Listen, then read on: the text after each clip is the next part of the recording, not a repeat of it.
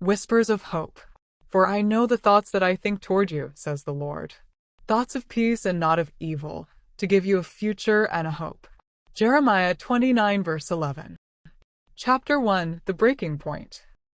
Layla Morrison stared at the computer screen, her eyes burning from hours of staring at the same rejection email. Thank you for submitting your story, but it's not quite right for us at this time. The words mocked her, a cruel reminder of her failed attempts to break free from the monotony of her corporate job in the heart of Chicago. The bustling city outside her window, filled with the sounds of honking cars and chattering pedestrians, felt like a world away from her cramped office. At 28, Layla had always dreamed of becoming a published writer, but with each passing year, her hope faded a little more. She glanced around the open office space, filled with colleagues who seemed content with their safe, predictable lives. Layla, on the other hand, felt trapped, her creativity stifled by the endless stream of paperwork and spreadsheets. As the clock struck 5, Layla gathered her things and headed out into the busy streets of Chicago. The towering skyscrapers and heavy traffic only added to her sense of confinement. In her small apartment in a working-class neighborhood, she collapsed onto the couch, her mind racing with thoughts of failure and disappointment. Layla had spent countless late nights pouring her heart into her writing, only to face rejection after rejection. The financial strain of pursuing her dream weighed heavily on her, but she couldn't shake the feeling that this was her true calling.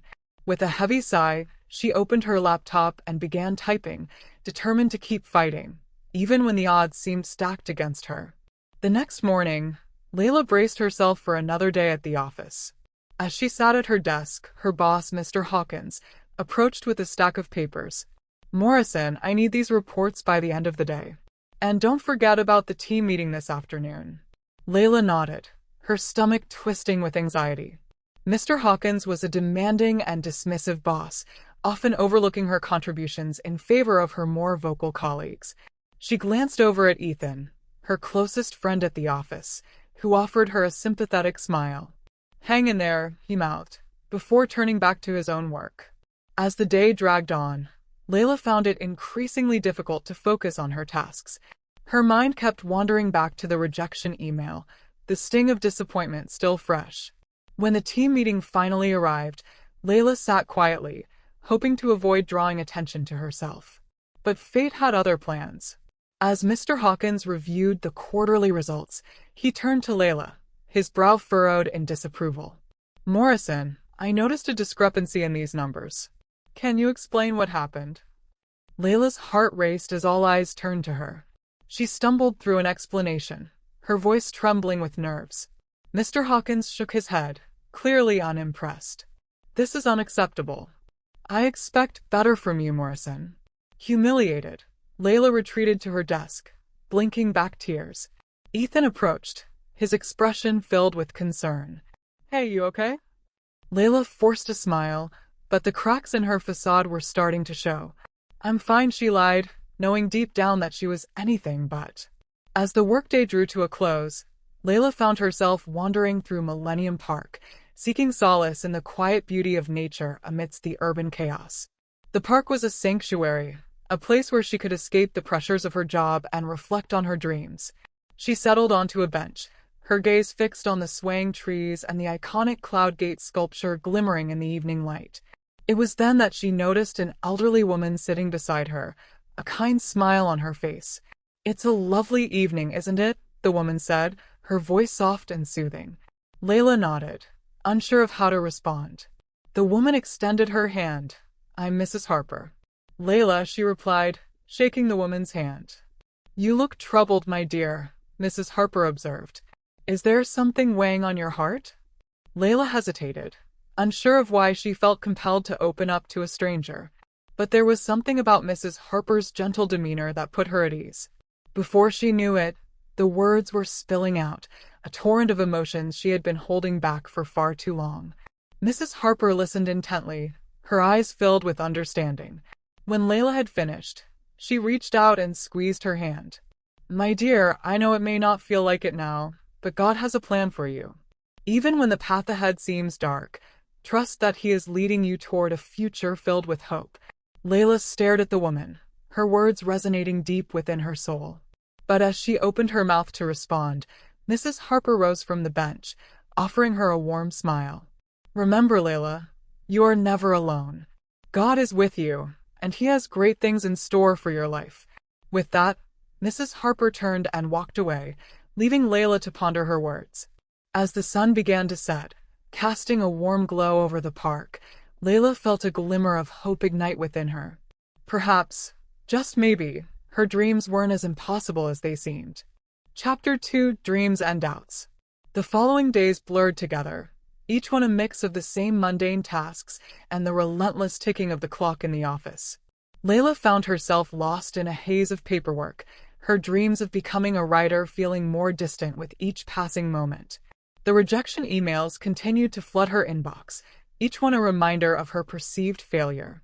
In the cramped confines of her apartment, Layla tried to write, but the words felt stuck, like a train derailed from its tracks.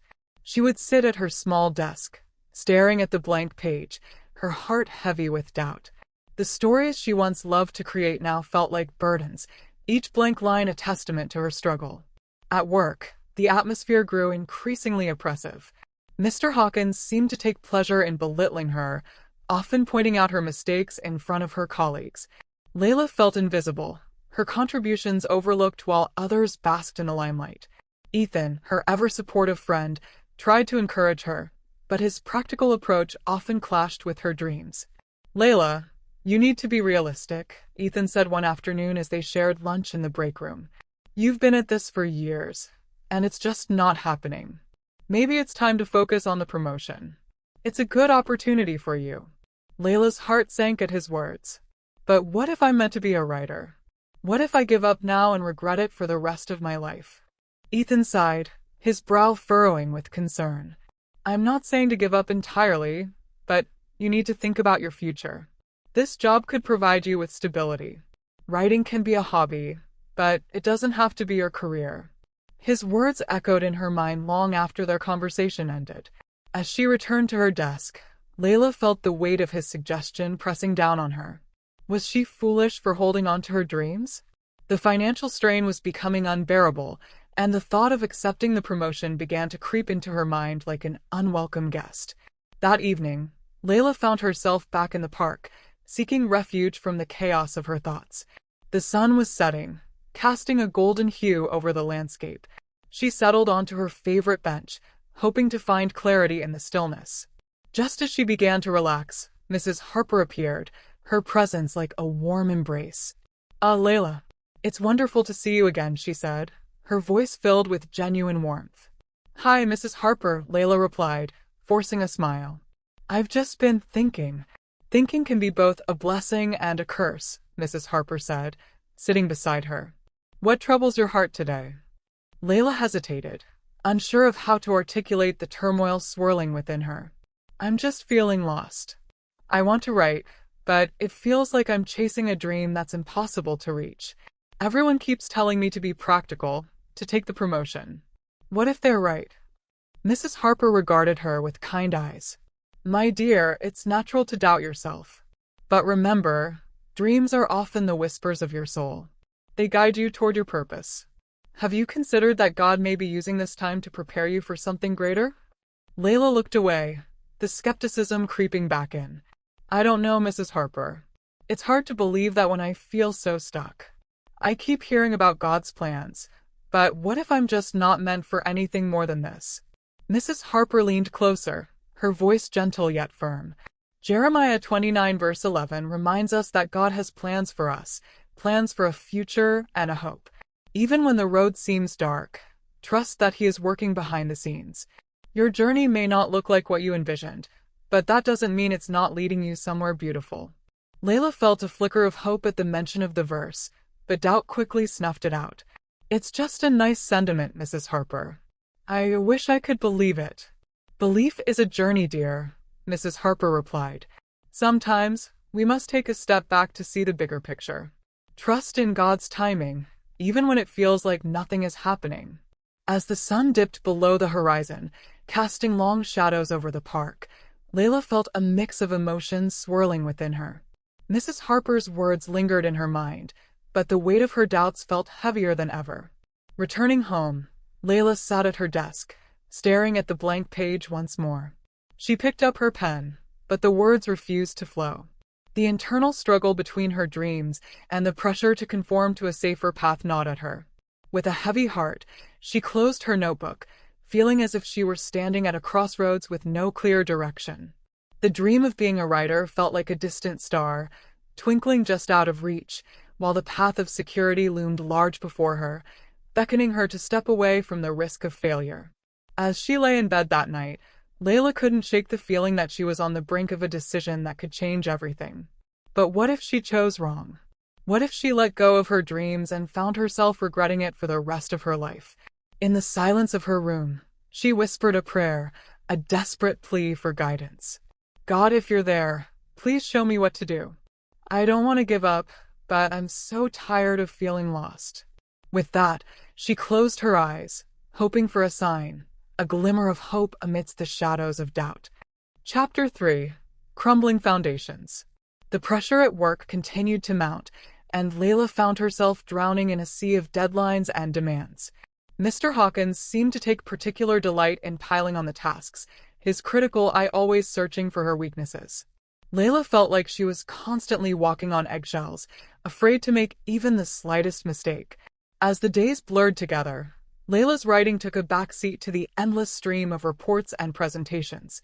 The guilt of neglecting her passion gnawed at her, but the fear of losing her job kept her tethered to her desk. Ethan, ever the voice of reason, continued to push her towards the promotion, his words laced with concern.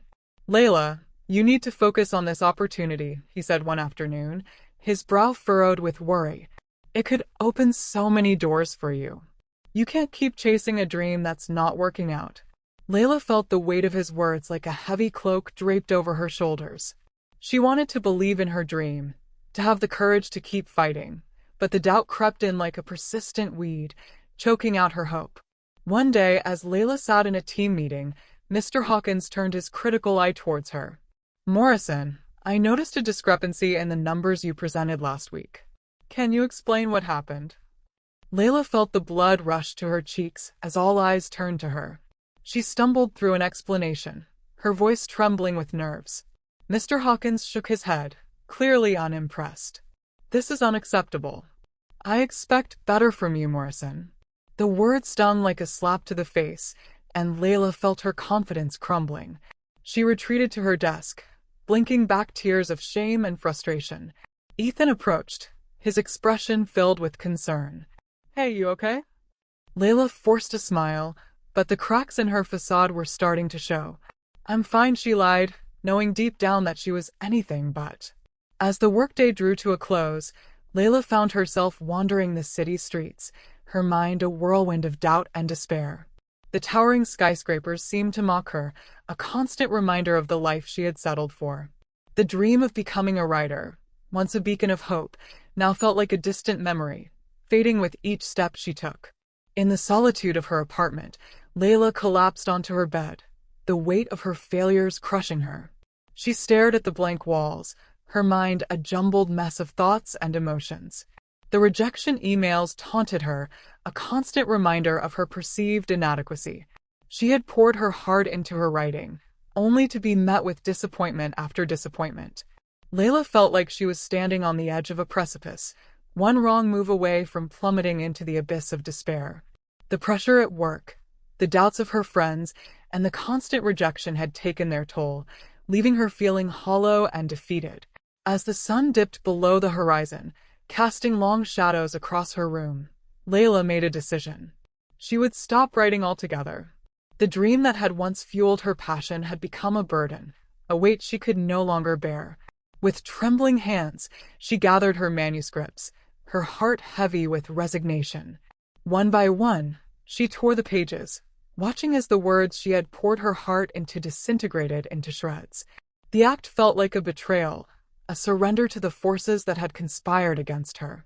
But as the last page fluttered to the floor, Layla felt a strange sense of relief wash over her. No more dreams. No more disappointment.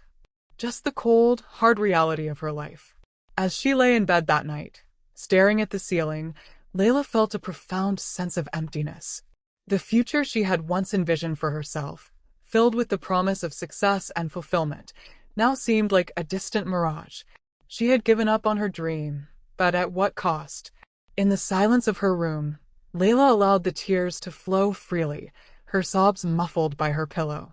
She had lost more than just a dream. She had lost a part of herself. The passion that had once burned brightly within her had been extinguished, leaving behind a hollow shell of a person. As the night wore on, Layla found herself drifting in and out of a restless sleep, haunted by the ghosts of her failures. The promotion that had once seemed like a lifeline now felt like a noose around her neck, choking the life out of her dreams. In the depths of her despair, Layla found herself longing for the park, for the comforting presence of Mrs. Harper. But the thought of facing the kind woman's gentle wisdom was too much to bear. How could she explain the depth of her failure, the extent of her surrender? As the first rays of dawn peeked through her curtains, Layla rose from her bed, her movements sluggish and heavy. She dressed for work, her mind numb to the task at hand. The future she had once envisioned for herself had crumbled, and she was left to pick up the pieces of a shattered dream. Chapter 4: The Black Moment. The weeks that followed were a blur of gray. Layla trudged through her days at the office, her spirit dulled by the crushing weight of her decision. She had stopped writing entirely, convinced that her dreams were nothing more than a foolish fantasy. The manuscripts she had once cherished lay torn and discarded in a box, a graveyard of lost hopes. At work, the atmosphere felt even more suffocating.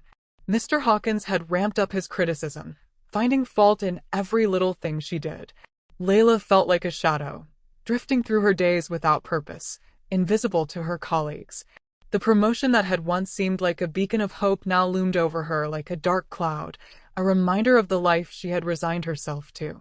Ethan continued to check in on her, his concern palpable. "Layla, you've been so quiet lately. Are you sure you're okay?" he asked one afternoon as they shared a brief lunch in the break room. "I'm fine really," she replied, forcing a smile that didn't quite reach her eyes. "Just busy with work."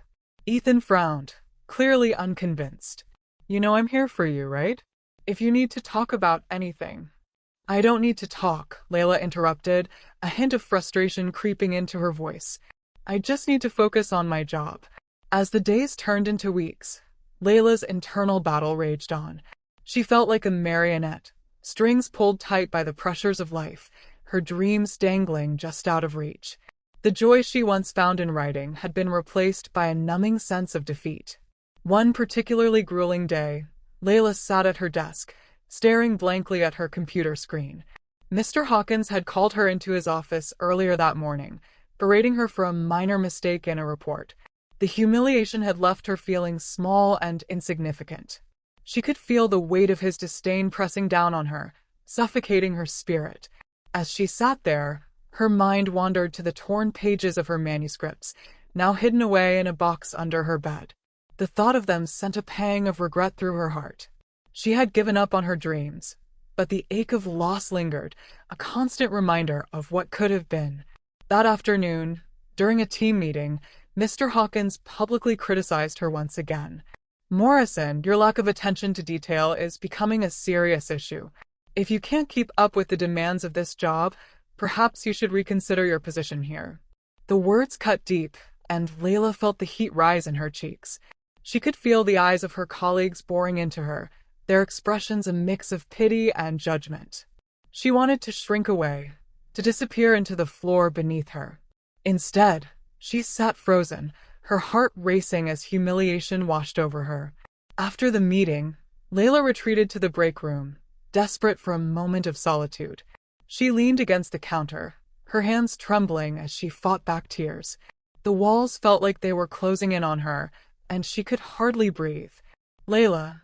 Ethan's voice broke through her haze, and she turned to see him standing in the doorway, concern etched on his face. "Are you all right?"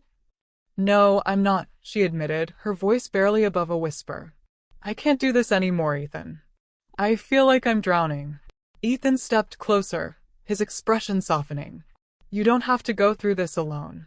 You're stronger than you think. Just take a day off, clear your head. You deserve it." Layla shook her head, the weight of despair heavy on her shoulders. What's the point? I've given up on everything. I'm just going to accept the promotion and settle for a life that feels empty. Ethan's eyes widened, and he reached for her hand. Layla, please don't say that. You have so much potential. You're a talented writer, and I know you can find your way back to it. Just give yourself a chance.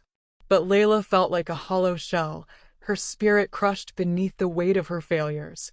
I don't believe that anymore, she whispered, pulling her hand away. I've lost my chance. As the day wore on, Layla felt increasingly isolated. The walls of the office closed in around her, and the laughter of her colleagues felt like a distant echo. She longed for the park, for the comfort of Mrs. Harper's wisdom, but the thought of facing the kind woman felt like an insurmountable task. That evening, Layla returned home, her heart heavy with despair. The apartment felt dark and lifeless, a reflection of her emotional state.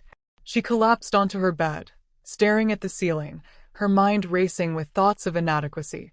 In her heart, she felt a deep sense of loss, not just for her dreams, but for the person she used to be. The passion that had once fueled her writing now felt like a distant memory, overshadowed by the weight of her failures. As the hours ticked by, Layla found herself spiraling deeper into darkness. The thought of never pursuing her dreams again broke her heart, but the fear of failure loomed larger than ever. She had convinced herself that she was not meant for anything more than this. In a moment of desperation, Layla picked up her phone and scrolled through her contacts until she found Mrs. Harper's number. Her fingers hovered over the screen, but doubt held her back. What could she possibly say? How could she explain the depth of her despair? Finally, she set the phone down, feeling utterly defeated. She had lost her way, and the thought of reaching out for help felt like an admission of failure. Instead, she lay in the darkness, tears streaming down her face, feeling as though she had abandoned everything she once held dear. In that moment, Layla felt utterly alone, trapped in a cycle of despair. The dreams that had once ignited her spirit now felt like ashes in her hands, and she couldn't shake the feeling that she had lost not only her passion but also her faith in a future filled with hope. Chapter 5: A Glimmer of Hope. The days that followed were a blur of monotony and self-doubt for Layla. She went through the motions at work, her mind numb to the endless stream of tasks and deadlines. The promotion that had once seemed like a lifeline now felt like a noose around her neck, choking the life out of her dreams. Ethan continued to check in on her, his concern palpable. But Layla brushed him off, unwilling to open up about the turmoil raging within her. She had lost faith in her dreams, and the thought of reaching out for help felt like an admission of defeat. One particularly grueling day, Layla found herself on the receiving end of yet another public humiliation from Mr. Hawkins. He had called her into his office, berating her for a minor mistake in a report, and then proceeded to criticize her in front of the entire team during a meeting. The words cut deep, and Layla felt the heat rise in her cheeks. She could feel the eyes of her colleagues boring into her, their expressions a mix of pity and judgment. She wanted to shrink away, to disappear into the floor beneath her. Instead, she sat frozen, her heart racing as humiliation washed over her. After the meeting, Layla retreated to the break room, desperate for a moment of solitude. She leaned against the counter, her hands trembling as she fought back tears. The walls felt like they were closing in on her, and she could hardly breathe. Layla.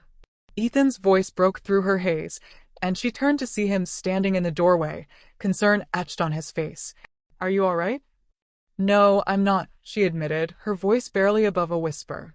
I can't do this anymore, Ethan. I feel like I'm drowning. Ethan stepped closer, his expression softening.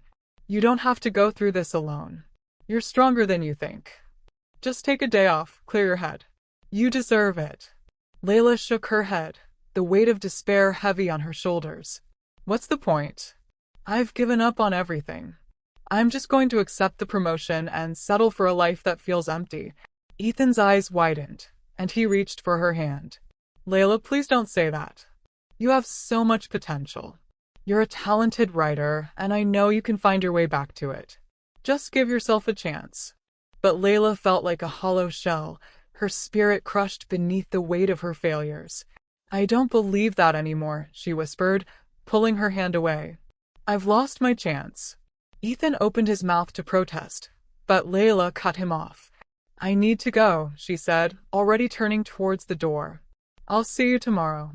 As she walked out of the office, Layla felt a sense of relief wash over her. The thought of facing another day in that suffocating environment was too much to bear. She needed to get away, to find a moment of peace amidst the chaos. Without a clear destination in mind, Layla found herself wandering the familiar streets towards the park.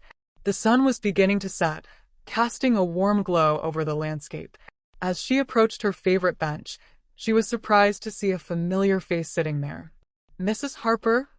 Layla said, her voice tinged with disbelief. The elderly woman looked up, a gentle smile spreading across her face. "Layla, my dear. What a pleasant surprise." Layla hesitated, unsure of how to respond. She had avoided the park for weeks, unwilling to face the kind woman's wisdom. But now, as she stood before her, she felt a glimmer of hope ignite within her. I'm sorry, I should go," she stammered, turning to leave. "Wait," Mrs. Harper said, her voice soft but firm. "Please sit with me for a moment." Layla hesitated, but something in Mrs. Harper's eyes compelled her to stay. She settled onto the bench, her body tense with uncertainty. "My dear, you look troubled," Mrs. Harper observed, her gaze filled with compassion. "What weighs so heavily on your heart?" Layla felt the walls she had built around herself begin to crumble. The words spilled out before she could stop them, a torrent of emotions she had been holding back for far too long. She told Mrs. Harper about the rejection, the pressure at work, and the overwhelming sense of failure that consumed her. As she spoke, Mrs. Harper listened intently, her eyes filled with understanding. When Layla had finished, she reached out and squeezed her hand. "My dear, I know it may not feel like it now, but God has a plan for you. Even when the path ahead seems dark, trust that He is leading you towards a future filled with hope." Layla felt a lump rise in her throat as Mrs. Harper quoted the familiar verse from Jeremiah 29 verse 11. "For I know the thoughts that I think toward you, says the Lord, thoughts of peace and not of evil, to give you a future and a hope." The words resonated within her, a glimmer of light piercing through the darkness. But doubt still lingered, a persistent weed in the garden of her heart. "How can you be so sure, Mrs. Harper?" Layla asked, her voice trembling. "What if I've lost my chance? What if I'm not meant for anything more than this?" Mrs. Harper regarded her with kind eyes. "My dear, God's timing is not our own. He sees the bigger picture, even when we feel lost in the details. Your dreams are not a mistake. They are the whispers of your soul, guiding you towards your purpose." Layla felt a flicker of hope ignite within her, but it was quickly extinguished by the weight of her fears. "I want to believe that, Mrs. Harper, but it's so hard. I feel like I've lost everything." "You haven't lost anything, Layla," Mrs. Harper said, her voice firm. "Your dreams are still there, waiting for you to embrace them. But first, you must embrace the truth of who you are, a beloved child of God, created for a purpose." Layla felt the tears well up in her eyes, and this time, she didn't try to hold them back. As the sun dipped below the horizon, casting long shadows across the park, she allowed herself to feel the full weight of her emotions. In that moment, Layla realized that she had been carrying the burden of her failures alone, unwilling to reach out for help. But as Mrs. Harper's words washed over her, she felt a sense of peace begin to settle within her. "Thank you, Mrs. Harper," she whispered, her voice thick with emotion. "I needed to hear that." Mrs. Harper smiled, her eyes twinkling with wisdom. "Remember, my dear, you are never alone. God is with you, and He has great things in store for your life. Trust in His timing and never lose hope." As Layla rose from the bench, she felt a renewed sense of purpose stirring within her. The road ahead was still uncertain, but she knew that she couldn't give up, not yet. There was still a glimmer of hope, a flicker of light that refused to be extinguished. With a deep breath, Layla turned and headed back towards her apartment, her steps lighter than they had been in weeks. As she walked, she felt a prayer rise up within her, a desperate plea for guidance and strength. "God, if you're there, please show me the way," she whispered into the night. "I need you now more than ever." The words hung in the air, a silent offering of her heart. And as Layla climbed the stairs to her apartment, she couldn't shake the feeling that something was about to change, that a new chapter was waiting to be written. Chapter 6: The Breakthrough. The following days were a whirlwind of emotions for Layla. After her heartfelt conversation with Mrs. Harper, a flicker of hope had ignited within her, urging her to reconsider her dreams. She still felt the weight of her doubts, but the words of encouragement echoed in her mind, reminding her that she was not alone in her struggles. Determined to reclaim her passion, Layla set aside time each evening to write, even if only for a few minutes. The blank page no longer felt like a daunting abyss. Instead, it became a canvas for her thoughts and emotions. She poured her heart into her stories, allowing the words to flow freely, unencumbered by the fear of rejection. But just as she began to feel a sense of purpose returning, the pressures of her job at the corporate office continued to mount. Mr. Hawkins was relentless, pushing her to her limits. He seemed to take pleasure in highlighting her mistakes, and the toxic atmosphere left Layla feeling drained and defeated. One particularly challenging day, Layla found herself in the break room, staring blankly at the coffee machine. She could hear the laughter of her colleagues in the distance, their camaraderie a stark contrast to her own sense of isolation. As she poured herself a cup, the weight of her circumstances pressed down on her like a heavy fog. "Layla." Ethan's voice broke through her thoughts, and she turned to see him approaching. "You've been quiet again. Is everything okay?" Layla forced a smile, but it felt strained. "I'm fine, just busy with work." Ethan studied her for a moment, concern etched on his face. "You know you can talk to me, right? I'm here for you." "I appreciate it, Ethan, really," she replied, her voice softening. "I'm just trying to focus on my writing again. It feels good to create, even if it's just for myself." Ethan's expression brightened. "That's great to hear. You should keep at it. You have a gift, Layla. Don't let anyone take that away from you." As the days passed, Layla found solace in her writing, but the pressures at work continued to weigh heavily on her. Mr. Hawkins's criticism reached a boiling point during a team meeting, where he publicly berated her for a minor oversight in a report. The humiliation stung, and Layla felt her confidence waver. After the meeting, she retreated to the park, seeking refuge in the familiar surroundings. The sun was setting, casting a golden hue over the landscape, and she settled onto her favorite bench, hoping for clarity amidst the chaos. As she sat there, lost in thought, she felt a familiar presence beside her. "Hello, Layla," Mrs. Harper greeted, her warm smile instantly bringing comfort. "Hi, Mrs. Harper," Layla replied, her heart swelling with gratitude. "I've been trying to write again, but work has been so overwhelming." Mrs. Harper nodded, her eyes filled with understanding. "Sometimes, the path to our dreams is fraught with challenges. But remember, it's in those moments of struggle that we often find our greatest strength." Layla sighed, the weight of her doubts still lingering. "I want to believe that, but it's hard when I feel like I'm constantly failing." "Failure is not the end, my dear. It's simply a stepping stone on the journey to success," Mrs. Harper said gently. "Have you considered that God may be using these challenges to prepare you for something greater?" Layla felt a flicker of hope ignite within her, but doubt still lingered. "I want to trust that, but it's difficult when I feel so lost." "Take a moment to reflect on your journey," Mrs. Harper suggested. "What have you learned through this process? What do you truly desire?" As Layla pondered the question, she realized that despite the setbacks, her passion for writing had never truly faded. It had been buried beneath the weight of her fears, but it was still there, waiting to be unearthed. That evening, Layla returned home with a renewed sense of purpose. She sat at her desk, the familiar blank page before her no longer felt intimidating.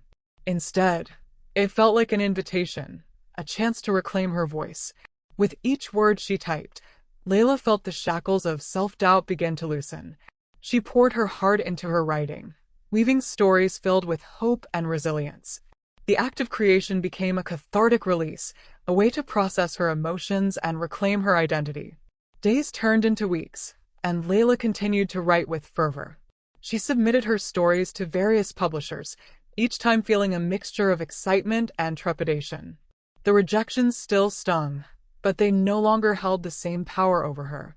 She was learning to embrace the journey, to find joy in the act of creation rather than the outcome. Then, one fateful afternoon, as Layla sat at her desk, she received an unexpected email. Her heart raced as she clicked it open, her breath catching in her throat as she read the words. Dear Layla, we are pleased to inform you that we would like to offer you a publishing contract for your latest story. We believe it has great potential and would love to work with you. Overwhelmed with joy, Layla felt tears of disbelief streaming down her face. She had done it. She had taken a leap of faith and it had paid off. The dream she had thought was lost was now within her grasp.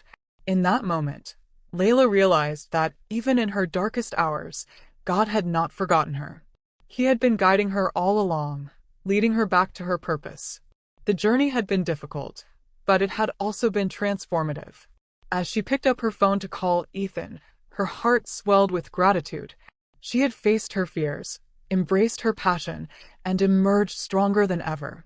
The road ahead was still uncertain, but for the first time in a long time, Layla felt a sense of peace wash over her. God, thank you, she whispered, her heart full of gratitude. Thank you for this gift, for reminding me of who I am. With renewed hope and determination, Layla prepared to embrace the next chapter of her life, knowing that she was finally walking in alignment with her purpose. The future was bright, and she was ready to face it head-on. Chapter 7. A Future and a Hope. The morning sun streamed through Layla's apartment window, casting a warm glow over the room. It felt like a new dawn, a fresh start. With her heart still racing from the news of her publishing contract, Layla sat at her desk, a sense of excitement bubbling within her. Today was the day she would meet with her publisher for the first time, and she could hardly contain her anticipation. As she prepared for the meeting, Layla reflected on how far she had come. Just a few months ago, she had felt lost and defeated, trapped in a cycle of doubt and despair. But now, she was on the brink of realizing her dreams, and the journey had taught her invaluable lessons about faith, resilience, and the importance of trusting in God's plan. After a quick breakfast, Layla dressed in her favorite outfit, a vibrant blue dress that made her feel confident and alive. She took a moment to look in the mirror, straightening her shoulders and reminding herself of the strength she had discovered within. She was no longer the woman who had felt shackled by her fears. She was a writer, ready to embrace her future. Arriving at the publisher's office, Layla felt a mix of nerves and excitement. The building was sleek and modern, a stark contrast to the cramped office where she had spent so many uninspired days. As she stepped inside, her heart raced with anticipation. Layla Morrison? A friendly voice called from behind the reception desk. Yes, that's me, she replied, her voice steady despite the butterflies in her stomach. Welcome. We're excited to have you here. Please follow me, the receptionist said, leading her to a conference room. As Layla entered the room, her eyes widened at the sight of the team gathered around the table. They greeted her with warm smiles, and she felt a wave of encouragement wash over her. This was it, her moment. After a brief introduction, the head editor, a woman named Sarah, spoke. Layla, we've read your story, and we absolutely love it. Your voice is fresh, and your characters are relatable. We believe it has the potential to resonate with readers. Layla's heart soared at the praise. Thank you so much. I can't tell you how much this means to me. As they discussed the details of the publishing process, Layla felt a sense of belonging that she had longed for. The team was passionate about her work, and they shared her vision for bringing her story to life. For the first time in a long while, she felt like she was exactly where she was meant to be. After the meeting, Layla stepped out into the bustling city streets, her heart light with joy. She couldn't wait to share the news with Ethan. He had been her rock throughout this journey, always encouraging her to pursue her dreams, even when she had doubted herself. Later that evening, Layla met Ethan at their favorite cafe. As she approached the table, she could see the excitement in his eyes. You look amazing. How did it go? He asked, his voice filled with enthusiasm. It was incredible, Layla exclaimed, her heart racing. They loved my story and offered me a publishing contract. I can't believe it's really happening. Ethan's face lit up with joy, and he jumped up to give her a celebratory hug. I knew you could do it. You've worked so hard for this, and you deserve every bit of it." As they settled into their seats, Layla shared the details of the meeting, her voice animated with excitement. She could see the pride shining in Ethan's eyes, and it filled her with gratitude. "Thank you for believing in me, Ethan. You never gave up on me, even when I was ready to throw in the towel," she said, her voice sincere. "I just knew you had it in you," he replied, a smile spreading across his face. "You're a talented writer, Layla. And now the world will get to see that." As they talked and laughed over coffee, Layla felt a sense of peace enveloping her. The journey had been fraught with challenges, but each obstacle had led her to this moment. She had learned to trust in God's timing, to embrace her passions, and to believe in herself. Later that evening, as Layla returned home, she felt a deep sense of fulfillment. She sat at her desk. The familiar blank page before her no longer felt daunting. It felt like a canvas waiting to be filled with stories yet to come. With a heart full of gratitude, she whispered a prayer of thanks. "God, thank you for guiding me through the darkness and leading me to this light. I trust that you have a plan for my future, and I'm ready to embrace it." As she opened her laptop and began to type, Layla felt a renewed sense of purpose. The words flowed effortlessly, and she poured her heart into her writing, knowing that this was just the beginning of her journey. Months later, as Layla held her first published book in her hands, she marveled at the transformation she had undergone. The cover was bright and inviting, a reflection of the hope and resilience that had carried her through the darkest moments. In that moment, she remembered the words of Jeremiah 29 verse 11. "For I know the thoughts that I think toward you, says the Lord, thoughts of peace and not of evil, to give you a future and a hope." Layla smiled, knowing that God's plans had always been greater than her own. She had faced her fears, embraced her dreams, and emerged stronger than ever. The future was bright, and she was ready to face it with an open heart, filled with hope and determination. As she stepped out into the world, book in hand, Layla felt a sense of excitement for what lay ahead. She was no longer just a dreamer. She was a writer, ready to share her stories with the world. And with each step she took, she knew that her journey had only just begun. Threads of purpose. And we know that all things work together for good to those who love God, to those who are called according to his purpose. Romans 8 verse 28. Chapter 1. The Struggle. The aroma of freshly brewed coffee and sizzling bacon wafted through the air as Emma Carter bustled around the small diner, her worn apron tied tightly around her waist. She juggled orders, refilled mugs, and managed the cash register with practiced efficiency, her mind racing a mile a minute. As the lunch rush began to subside, Emma found a moment to catch her breath. She leaned against the counter, her eyes scanning the room until they landed on her son, Noah, sitting at a table in the corner. He was hunched over his sketchpad, his tongue poking out in concentration as he brought his latest creation to life. Emma smiled fondly, her heart swelling with love and pride. Noah was her world, her reason for pushing forward every single day. But as she watched him, a familiar pang of guilt and worry gnawed at her stomach. She knew that providing for him as a single mother was no easy feat, and she often found herself questioning her ability to give him the life he deserved. "Hey, Emma, you look like you could use a break," a kind voice said, and Emma turned to see Martha Jensen, her elderly neighbor and closest friend, standing beside her. "Oh, Martha, I'm just so tired," Emma admitted, her shoulders slumping. "I feel like I'm barely keeping my head above water, and I'm terrified that I'm going to let Noah down." Martha reached out and squeezed Emma's hand, her eyes filled with understanding. "Child, you're doing an amazing job. Noah is a happy, healthy boy, and that's all that matters." Emma shook her head, tears stinging her eyes. "But it's not enough, Martha. I want him to have everything: a stable home, a good education, a future filled with possibilities. And sometimes, I feel like I'm just barely scraping by." Martha pulled Emma into a warm hug, her wrinkled hands stroking Emma's hair soothingly. "Emma, you have to trust that God has a plan for you and Noah.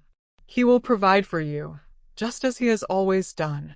Emma nodded, taking a deep breath to steady herself. "I know, Martha. It's just so hard sometimes. I feel like I've given up so much: my dreams, my independence, my freedom. And I worry that Noah will grow up resenting me for it. Nonsense, Martha scoffed, pulling back to look Emma in the eye. That boy adores you. He sees how hard you work, how much you sacrifice for him.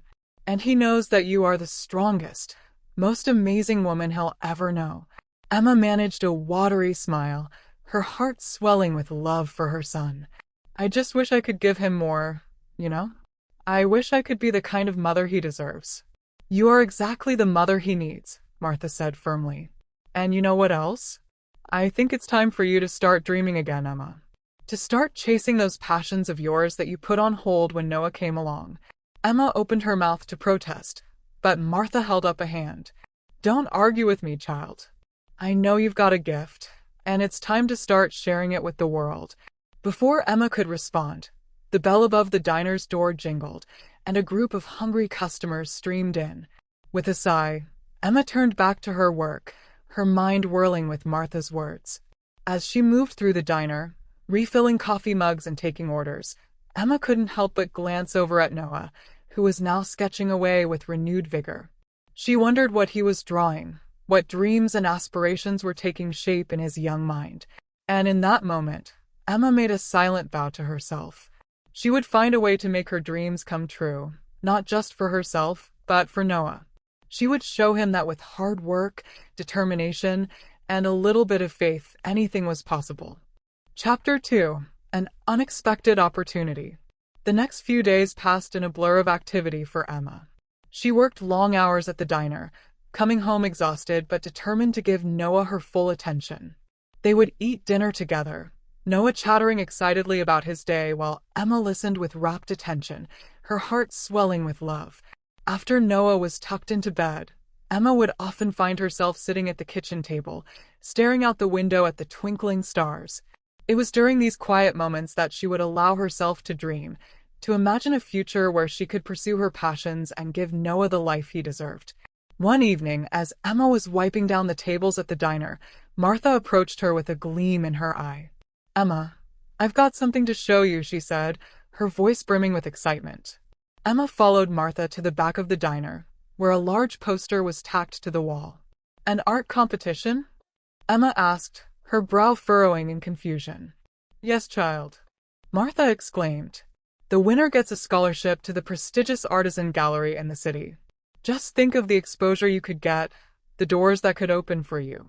Emma shook her head, her heart sinking. Martha, I can't enter a competition right now. I've got Noah to think about, bills to pay. I don't have time for this. Nonsense, Martha scoffed. This could be your big break, Emma. And think of the example you'll be setting for Noah, showing him that it's never too late to chase your dreams. Emma opened her mouth to protest, but Martha held up a hand. Just promise me you'll think about it, okay? The deadline is in 2 weeks. That's plenty of time to put together an amazing piece. Emma nodded reluctantly, her mind already whirling with possibilities. As she walked home that night, Noah by her side, she couldn't help but glance down at him, his small hand clasped in hers. Hey, Noah, she said, her voice soft. What do you think about Mommy entering an art competition? Noah's eyes lit up, and he bounced excitedly on the balls of his feet. That would be so cool, Mom. You're the best artist ever. You should totally do it. Emma smiled, her heart swelling with love and pride. But what about your activities, your schoolwork? I don't want to neglect you. Noah shook his head emphatically. You could never neglect me, Mom. You work so hard for me every single day. It's your turn to do something for yourself. Emma felt tears sting her eyes as she pulled Noah into a tight hug. When did you get to be so wise, huh? She murmured, pressing a kiss to the top of his head. As they walked the rest of the way home, Emma's mind was made up. She would enter the competition, not just for herself, but for Noah, to show him that dreams were worth chasing, no matter how impossible they seemed. And as she lay in bed that night, staring up at the ceiling, Emma couldn't help but whisper a silent prayer. Lord, I know that all things work together for good to those who love you, to those who are called according to your purpose. Please guide me. Give me the strength and courage to take this leap. I trust in your plan for my life. With those words echoing in her heart, Emma closed her eyes and drifted off to sleep, a small smile playing on her lips. Tomorrow, she would begin the journey to making her dreams a reality. Chapter 3. A Chance Encounter. The bell above the diner door jingled, announcing the arrival of a new customer. Emma glanced up from her notepad, ready to take the order, and was met with the sight of a tall man with tousled hair and a weary smile.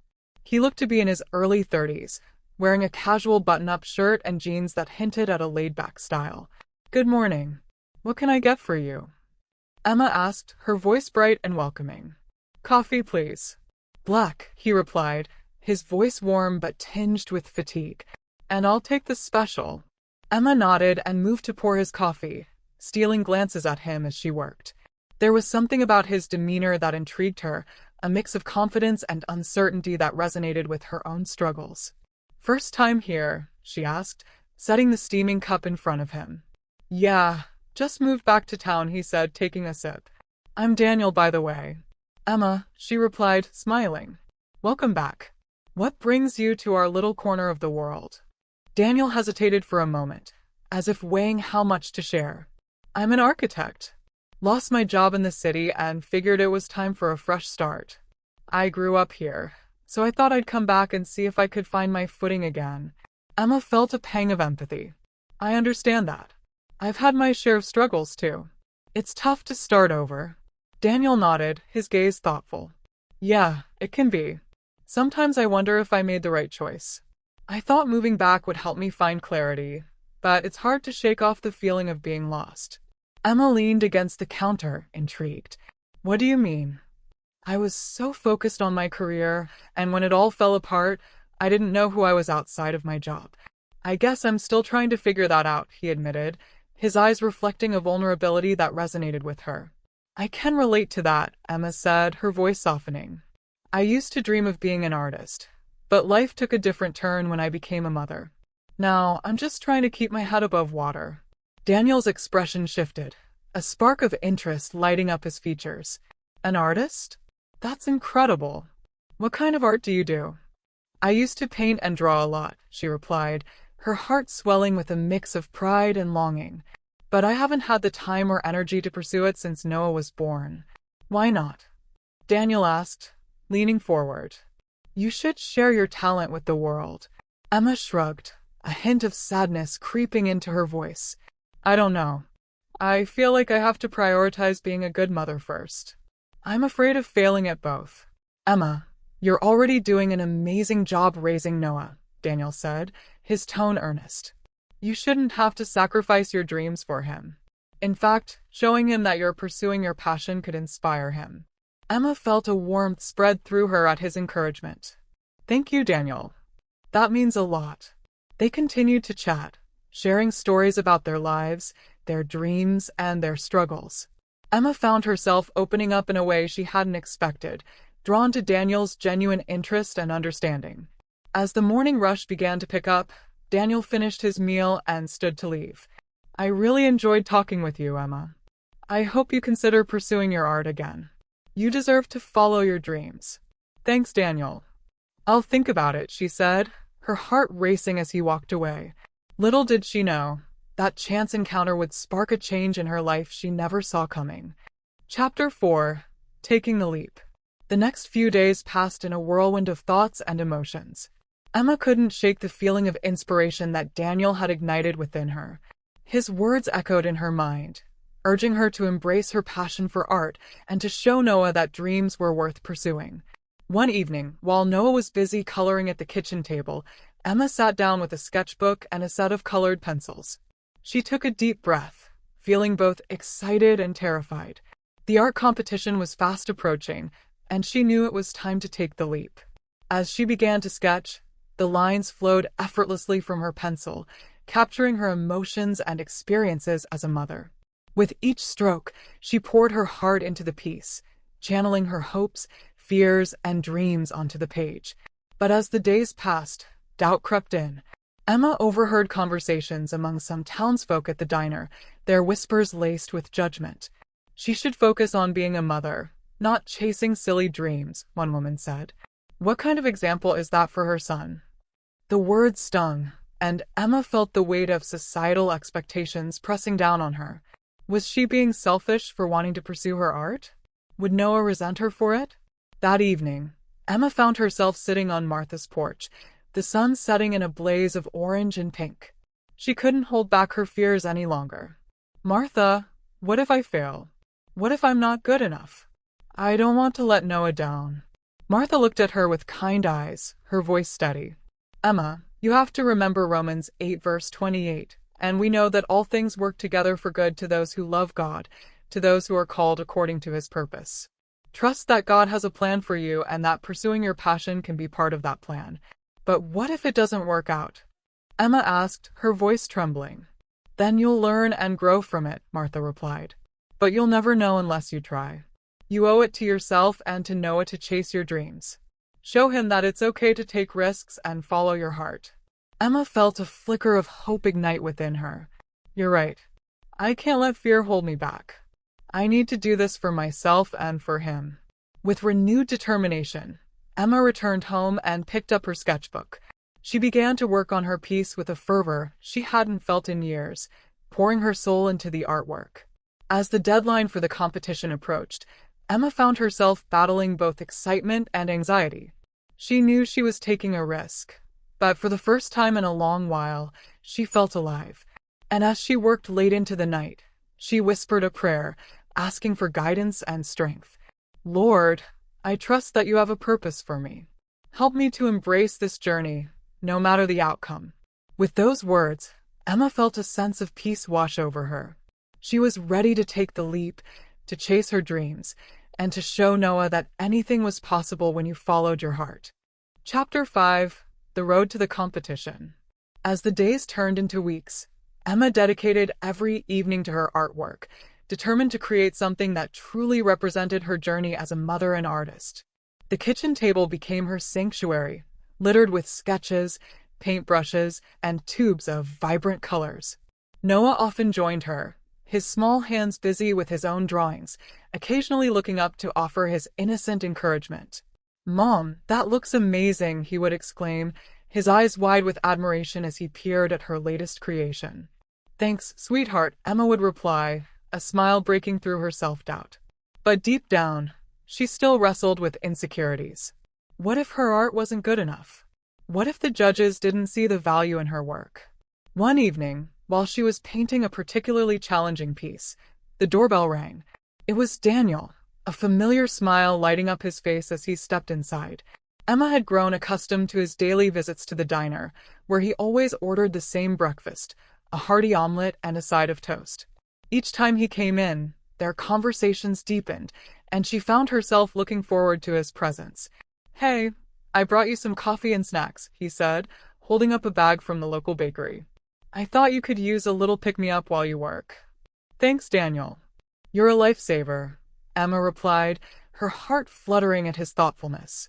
As they settled at the table, Daniel watched her paint, his expression thoughtful. "You know, I've been thinking about how to help you get your art out there. Have you considered showcasing your work at the local gallery or even on social media?" Emma hesitated, her brush pausing mid-stroke. "I don't know. I'm not sure if it's good enough for that. What if people don't like it?" "Emma, you have a gift, and it deserves to be shared," Daniel said, leaning forward earnestly. "Don't let fear hold you back. Art is subjective. What matters is that it comes from your heart." His words resonated with her, igniting a spark of hope. "You really think so?" she asked, her voice barely above a whisper. "I know so," he replied, his gaze steady. "You've poured so much of yourself into this. It's time to let the world see it." With Daniel's encouragement, Emma felt a renewed sense of purpose. She began to consider the idea of sharing her work beyond the competition. Perhaps this was her chance to not only pursue her dreams but to inspire others along the way. As the competition date approached, however, the pressure began to mount. Emma found herself second-guessing her abilities more than ever. Each brush stroke felt heavy with expectation, and the whispers of doubt crept in like shadows. One night, after a particularly long day at the diner, Emma sat on the couch, staring at her half-finished piece. Noah was asleep in his room, and the silence felt deafening. "What if I fail?" she murmured to herself, tears brimming in her eyes. What if I disappoint Noah? Just then, her phone buzzed with a message from Daniel. Asterisk, how's the painting coming along? Remember, you're doing this for you and for Noah. You've got this, asterisk. Emma took a deep breath, wiping her tears away. She typed back, asterisk, thanks for always believing in me. I'm trying to push through the doubts, asterisk. Asterisk, you're stronger than you think. Just keep going. I can't wait to see what you create, asterisk. His words wrapped around her like a warm embrace, reminding her that she wasn't alone in this journey. With newfound determination, Emma picked up her brush and continued painting, pouring her heart into every stroke. Chapter 6. The Competition. The day of the art competition dawned bright and clear, the sun casting a warm glow over the town. Emma felt a mix of excitement and anxiety as she prepared to present her piece. She had spent countless hours perfecting it, and now it was time to share her journey with the world. As she arrived at the gallery, the atmosphere buzzed with energy. Artists of all ages set up their works, each piece telling a unique story. Emma's heart raced as she found her designated space and carefully hung her painting, a vibrant depiction of a mother and child surrounded by swirling colors that represented love, hope, and resilience. Wow, Emma, this is incredible. Daniel's voice broke through her thoughts, and she turned to see him standing beside her, admiration shining in his eyes. Thank you. I'm so nervous, she admitted, her hands trembling slightly. You should be proud of what you've created. It's beautiful, he said, his gaze lingering on her artwork. It really captures the essence of your journey. As the judges began to circulate, Emma felt a wave of apprehension wash over her. She watched as they examined the other pieces, their expressions serious and contemplative. The pressure of the moment weighed heavily on her, and she couldn't shake the nagging fear that her work wouldn't measure up. But then, as she glanced at her painting, the vibrant colors and heartfelt emotions reflected her journey as a mother and artist. A flicker of pride ignited within her, reminding her of the countless hours she had dedicated to this moment. Just as she was starting to feel a sense of accomplishment, she overheard a group of competitors nearby, their voices dripping with disdain. Did you see that piece? It's so cliché, one woman scoffed. She's just another mom trying to be an artist. It's pathetic. Emma's heart sank, her confidence crumbling as their words echoed in her mind. Was she just a cliché? Had she made a fool of herself by entering this competition? Emma? Daniel's voice pulled her back to reality. He noticed the change in her demeanor and stepped closer. What's wrong? I overheard them, she said, her voice trembling. What if they're right? What if I'm just wasting my time? Daniel placed a reassuring hand on her shoulder. Remember, it's not about winning. It's about expressing yourself and sharing your story. You've put your heart into this, and that's what matters. Emma looked into his eyes, searching for reassurance. But what if my story isn't good enough?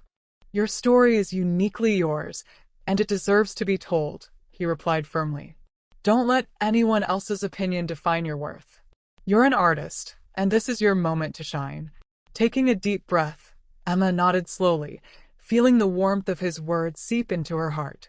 She turned back to her painting, her gaze softening as she took in the colors and emotions captured on the canvas. This was her story, her journey, and it was worth sharing. As the judges approached her piece, Emma felt a renewed sense of determination. She would embrace her vulnerability and let her art speak for itself. No matter the outcome, she knew that she had already won by taking this leap of faith. And as the judges began to deliberate, Emma stood tall, ready to face whatever came next, knowing that all things truly worked together for good when she followed her heart. Chapter 7. The Results. As the judges gathered to announce the winner, Emma's heart raced in her chest. She stood among the other competitors, her hands trembling slightly as she clutched her sketchbook. The gallery buzzed with anticipation, and she could feel the weight of their gazes upon her. Thank you all for participating in this year's art competition, the head judge began, his voice booming through the room. We were truly impressed by the talent and creativity displayed in each piece. However, there can only be one winner. Emma held her breath, her mind racing with thoughts of self-doubt. What if she didn't win? What if her art wasn't good enough? The whispers of the other competitors echoed in her mind, threatening to drown out her confidence. And the winner of the scholarship to the Artisan Gallery is Emma Carter. The room erupted in applause, and Emma's heart soared. She stood frozen for a moment, disbelief washing over her. Had she really just won? "Emma, come on up," the judge urged, and the crowd cheered as she made her way to the front. As she accepted the award, a wave of relief and joy washed over her. The applause felt like a warm embrace, and she couldn't help but smile through her tears. She had done it. She had faced her fears and emerged victorious. "Congratulations!" Daniel called out from the crowd, his voice filled with pride. Emma caught his eye, and he gave her a thumbs up, his smile infectious. "Thank you," she managed to say, her voice shaky with emotion. "This means so much to me." As she stood at the podium, Emma took a moment to reflect on her journey. Winning the competition was a validation of her talent, but the true victory lay in overcoming her fears and pursuing her dreams. She had taken a leap of faith, and it had paid off. After the ceremony, Emma rushed to find Daniel, her heart racing with excitement. "I can't believe I won," she exclaimed, her eyes shining. "Thank you for believing in me." "I knew you could do it," he replied, his gaze steady and warm. "Your passion is inspiring, Emma. You've shown me that it's never too late to follow your dreams." Emma felt a flutter in her chest at his words, and they shared a moment of connection that hinted at something deeper. "I couldn't have done this without your support, Daniel. You've been such a great friend." "Anytime," he said, a smile playing on his lips. "I'm excited to see where this takes you." As they stood together, the noise of the gallery faded into the background. In that moment, Emma felt a sense of hope and possibility blooming within her. She was ready to embrace this new chapter of her life, and she knew that with Daniel by her side, anything was possible. Chapter 8. A New Beginning. With the scholarship secured, Emma dove headfirst into her new role as an artist.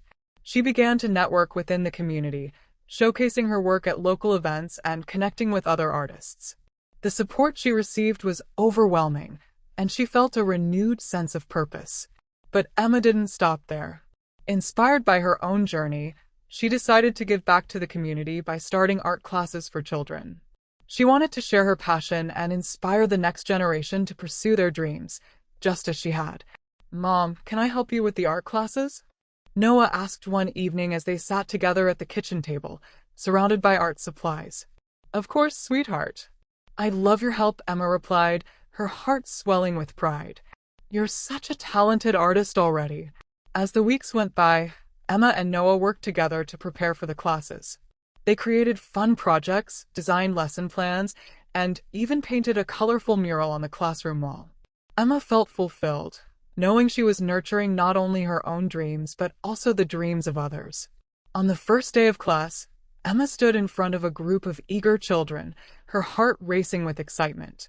"Welcome, everyone. Today we're going to explore the wonderful world of art together. Remember, there are no limits to your creativity."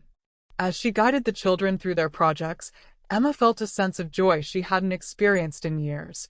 She watched as their faces lit up with inspiration, and she knew she was exactly where she was meant to be. In the evenings, after the classes, Emma would reflect on her journey. She realized how her struggles had shaped her into the person she was today.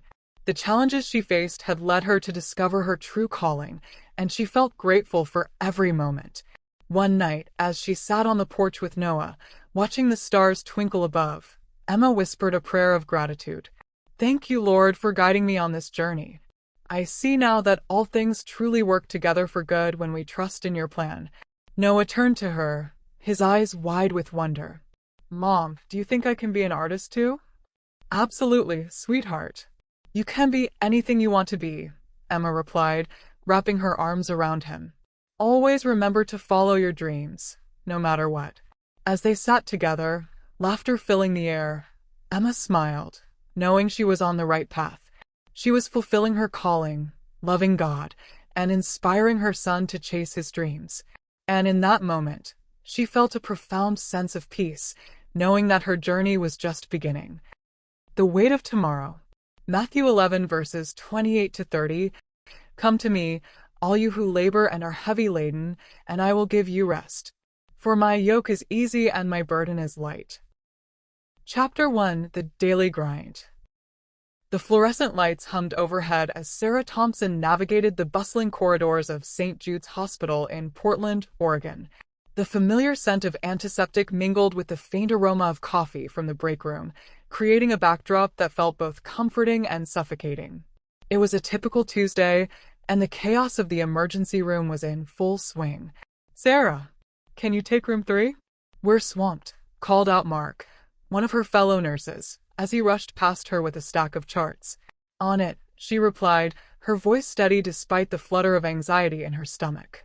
She had always thrived in high-pressure situations, finding purpose in the frantic pace of hospital life. But lately, the weight of responsibility felt heavier, pressing down on her shoulders like an unwelcome burden. Entering room 3, she was greeted by the sight of a frail, elderly man lying on the bed, his face etched with pain. "Good morning, Mr. Davis," she said with a warm smile that masked her fatigue. "How are we feeling today?" "Like I've been run over by a truck," he replied with a weak chuckle. "But I suppose that's just part of getting old." Sarah chuckled softly, adjusting his foreline and checking his vitals. "Well, let's see if we can get you feeling a bit better today." As she worked, she engaged him in light conversation about his favorite baseball team, trying to distract him from his discomfort. Throughout the day, Sarah moved from patient to patient, each encounter a reminder of why she had chosen this path. She loved being a nurse. It was her calling. Yet, as she glanced at the clock and realized how quickly time slipped away, a familiar pang of exhaustion settled in her chest. During her brief break in the staff lounge, Sarah sank into a chair and closed her eyes for a moment. The sounds of laughter and chatter filled the air around her, but she felt distant from it all. Her colleagues shared stories about their weekends and upcoming plans while she sipped her lukewarm coffee, feeling increasingly isolated. "Hey Sarah, you coming to trivia night this Friday?" Mia, her best friend and fellow nurse, asked as she plopped down beside her. "Maybe," Sarah replied noncommittally, avoiding Mia's gaze. The thought of socializing felt overwhelming. She couldn't remember the last time she had truly enjoyed herself outside of work. "Come on. It'll be fun." "You need to unwind," Mia urged with an encouraging smile. "You've been working non-stop lately." "I know," Sarah sighed, rubbing her temples. "I just have so much on my plate right now." Mia frowned slightly but nodded in understanding. "Just remember to take care of yourself, too." With that, Mia stood up and rejoined the group, leaving Sarah alone with her thoughts. As the day wore on and night fell over Portland, Sarah found herself back in the emergency room. The pace quickened as more patients arrived, accidents from the rain-soaked streets and illnesses that had festered during the week. Each new case added to her mental checklist: medications to administer, charts to update, families to reassure. By midnight, fatigue clung to Sarah like a heavy cloak. She glanced at Mrs. Jenkins' room, her favorite patient, who had been battling cancer for months, but still managed to share stories that brought warmth into their sterile surroundings. "Hey there," Sarah said softly as she entered Mrs. Jenkins' room. My favorite nurse." Mrs. Jenkins beamed from her bed. "How are you holding up?" "I'm good," Sarah lied easily as she checked Mrs. Jenkins' vitals. "Just busy as usual." Mrs. Jenkins studied her for a moment before speaking again. "You know, dear, it's okay to feel overwhelmed sometimes." Her voice was gentle yet firm. "I appreciate that," Sarah replied with a small smile, but quickly changed the subject back to Mrs. Jenkins' treatment plan. As she wrapped up for the night and prepared to head home through the rain-soaked streets of Portland, Sarah couldn't shake off an unsettling feeling deep within her, a sense that something was amiss beneath her practiced facade of strength and resilience. She stepped into her apartment and closed the door behind her with a sigh. The silence enveloped her like an old friend. It was comforting yet lonely all at once. She tossed her bag onto the couch and stared out at the rain streaking down the window. In that moment of solitude, Sarah felt an overwhelming urge to cry but held it back instead, a habit she'd perfected over years of nursing where vulnerability seemed like a luxury she could not afford. Tomorrow would be another busy day at St. Jude's Hospital, another chance to make a difference. But tonight she couldn't shake off the feeling that something needed to change before it was too late. Chapter 2: A Heavy Heart. The following morning dawned gray and drizzly, typical for Portland in the fall. Sarah awoke to the sound of rain tapping against her window, a steady rhythm that matched the unease swirling in her chest. She dragged herself out of bed, forcing herself to prepare for another long shift at St. Jude's. As she arrived at the hospital, the familiar sights and sounds enveloped her. Nurses bustled about, doctors exchanged quick greetings, and the scent of coffee wafted through the air. Yet, a sense of heaviness settled over Sarah as she made her way to the break room for a quick cup before starting her rounds. "Hey, Sarah," Mark called out as she entered. "You ready for another wild day?" "Always," she replied with a forced smile, trying to mask her growing anxiety. The morning passed in a blur of activity, but Sarah felt disconnected from it all. She moved through her tasks mechanically, checking on patients and administering medications while her mind wandered back to Mrs. Jenkins. The elderly woman had become a beacon of light for Sarah amid the chaos of the hospital. Their conversations often lifted Sarah's spirits. When lunchtime rolled around, Sarah found herself drawn to Mrs. Jenkins' room again. She knocked softly before entering, hoping to find her friend in good spirits. "Good afternoon, dear." Mrs. Jenkins greeted her with a bright smile that lit up her frail face. "I was just thinking about you." "Really? What were you thinking?" Sarah asked, settling into the chair beside the bed. "I was wondering if you'd bring me some of that delicious soup they serve in the cafeteria." Mrs. Jenkins chuckled softly. "You know how I love it." Sarah laughed lightly, grateful for the momentary distraction from her own worries. "I'll see what I can do." As they chatted about trivial things, Mrs. Jenkins' favorite television shows and family stories, Sarah felt a warmth spreading through her heart. But as she glanced at Mrs. Jenkins' pale complexion, a pang of dread washed over her. Later that afternoon, Sarah was called into a meeting with Dr. Patel, the head of oncology. The atmosphere in the room was somber as he shared updates on Mrs. Jenkins' condition. "Sarah," Dr. Patel began gently, "I need to discuss Mrs. Jenkins with you." Her heart sank as she listened to Dr. Patel explain that despite their best efforts, Mrs. Jenkins' cancer had progressed significantly. The prognosis was grim. She might only have weeks left. "Are you sure?" Sarah's voice trembled as she spoke, disbelief flooding her mind. "I'm afraid so," Dr. Patel replied softly, his eyes filled with compassion.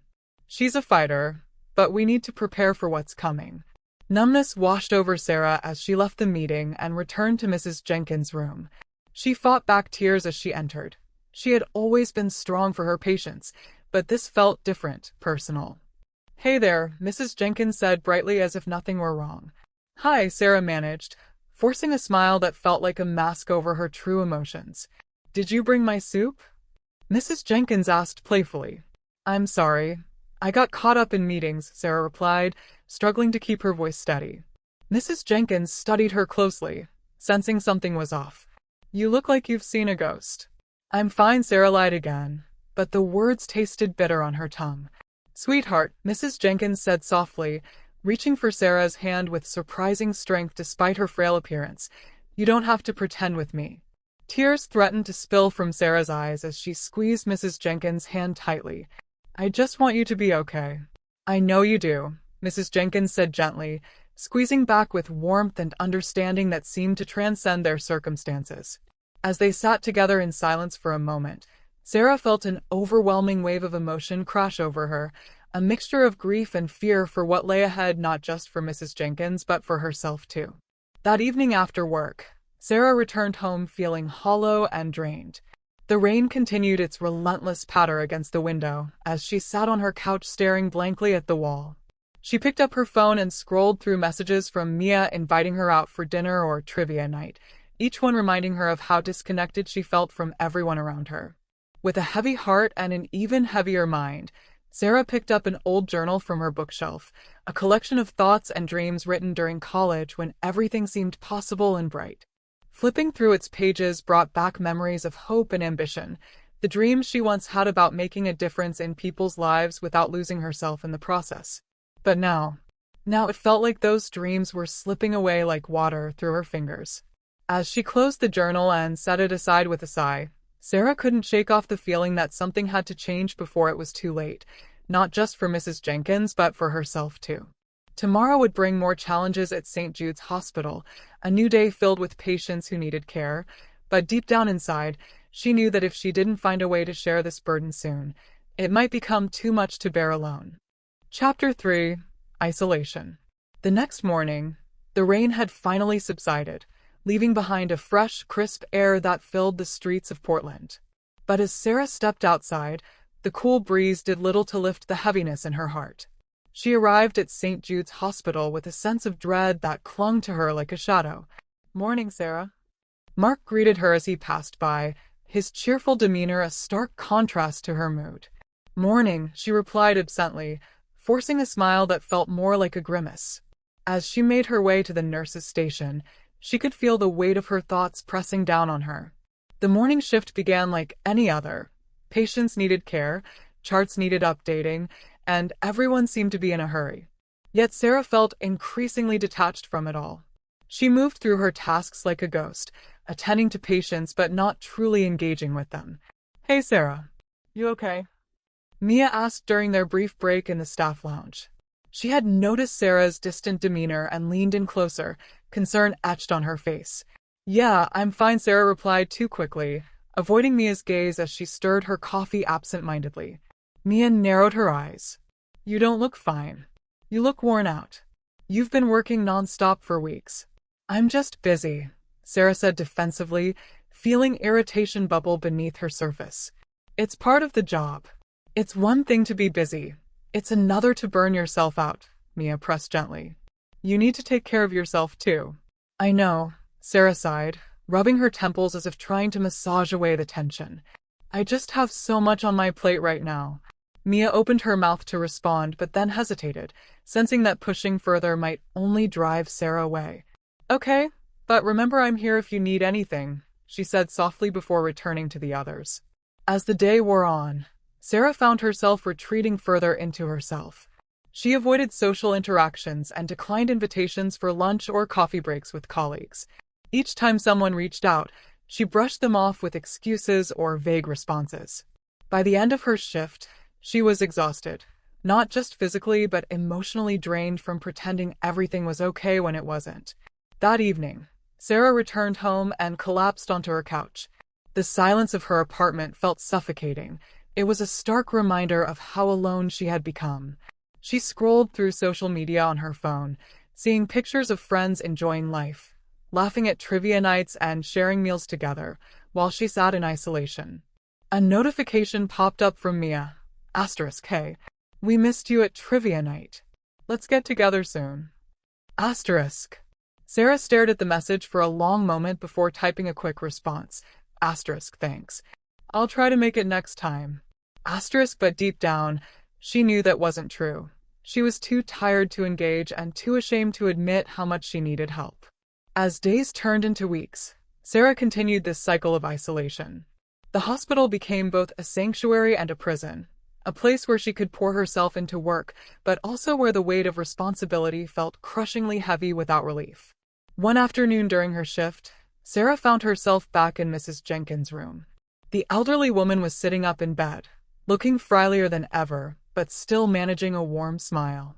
"Hello again, dear," Mrs. Jenkins greeted with genuine warmth that momentarily lifted Sarah's spirits. "Hi, Mrs. Jenkins," Sarah replied softly as she checked the four-line and adjusted pillows for comfort. "You look like you're carrying the weight of the world on your shoulders," Mrs. Jenkins observed keenly. "I'm fine," Sarah insisted automatically, but felt a pang of guilt at lying to someone who had always been honest with her. Mrs. Jenkins studied her for a moment longer before speaking again. "You know it's okay to ask for help when you need it." Sarah swallowed hard, fighting back tears that threatened to spill over as she looked into Mrs. Jenkins' wise eyes, eyes that had seen so much yet still held kindness and understanding. I don't want to burden anyone else," Sarah admitted quietly. "You're not a burden," Mrs. Jenkins said firmly. "We all need each other in this life, especially in times of trouble." As they talked about lighter topics for a while, favorite movies and family memories, Sarah felt herself relax slightly under Mrs. Jenkins' gentle encouragement. But as their conversation shifted back toward health updates and treatment plans, the reality of their situation loomed over them like dark clouds gathering on the horizon. When it was time for Sarah to leave for the day, she felt an ache in her heart as Mrs. Jenkins reached out and grasped her hand tightly. "Promise me you'll take care of yourself too," Mrs. Jenkins said earnestly.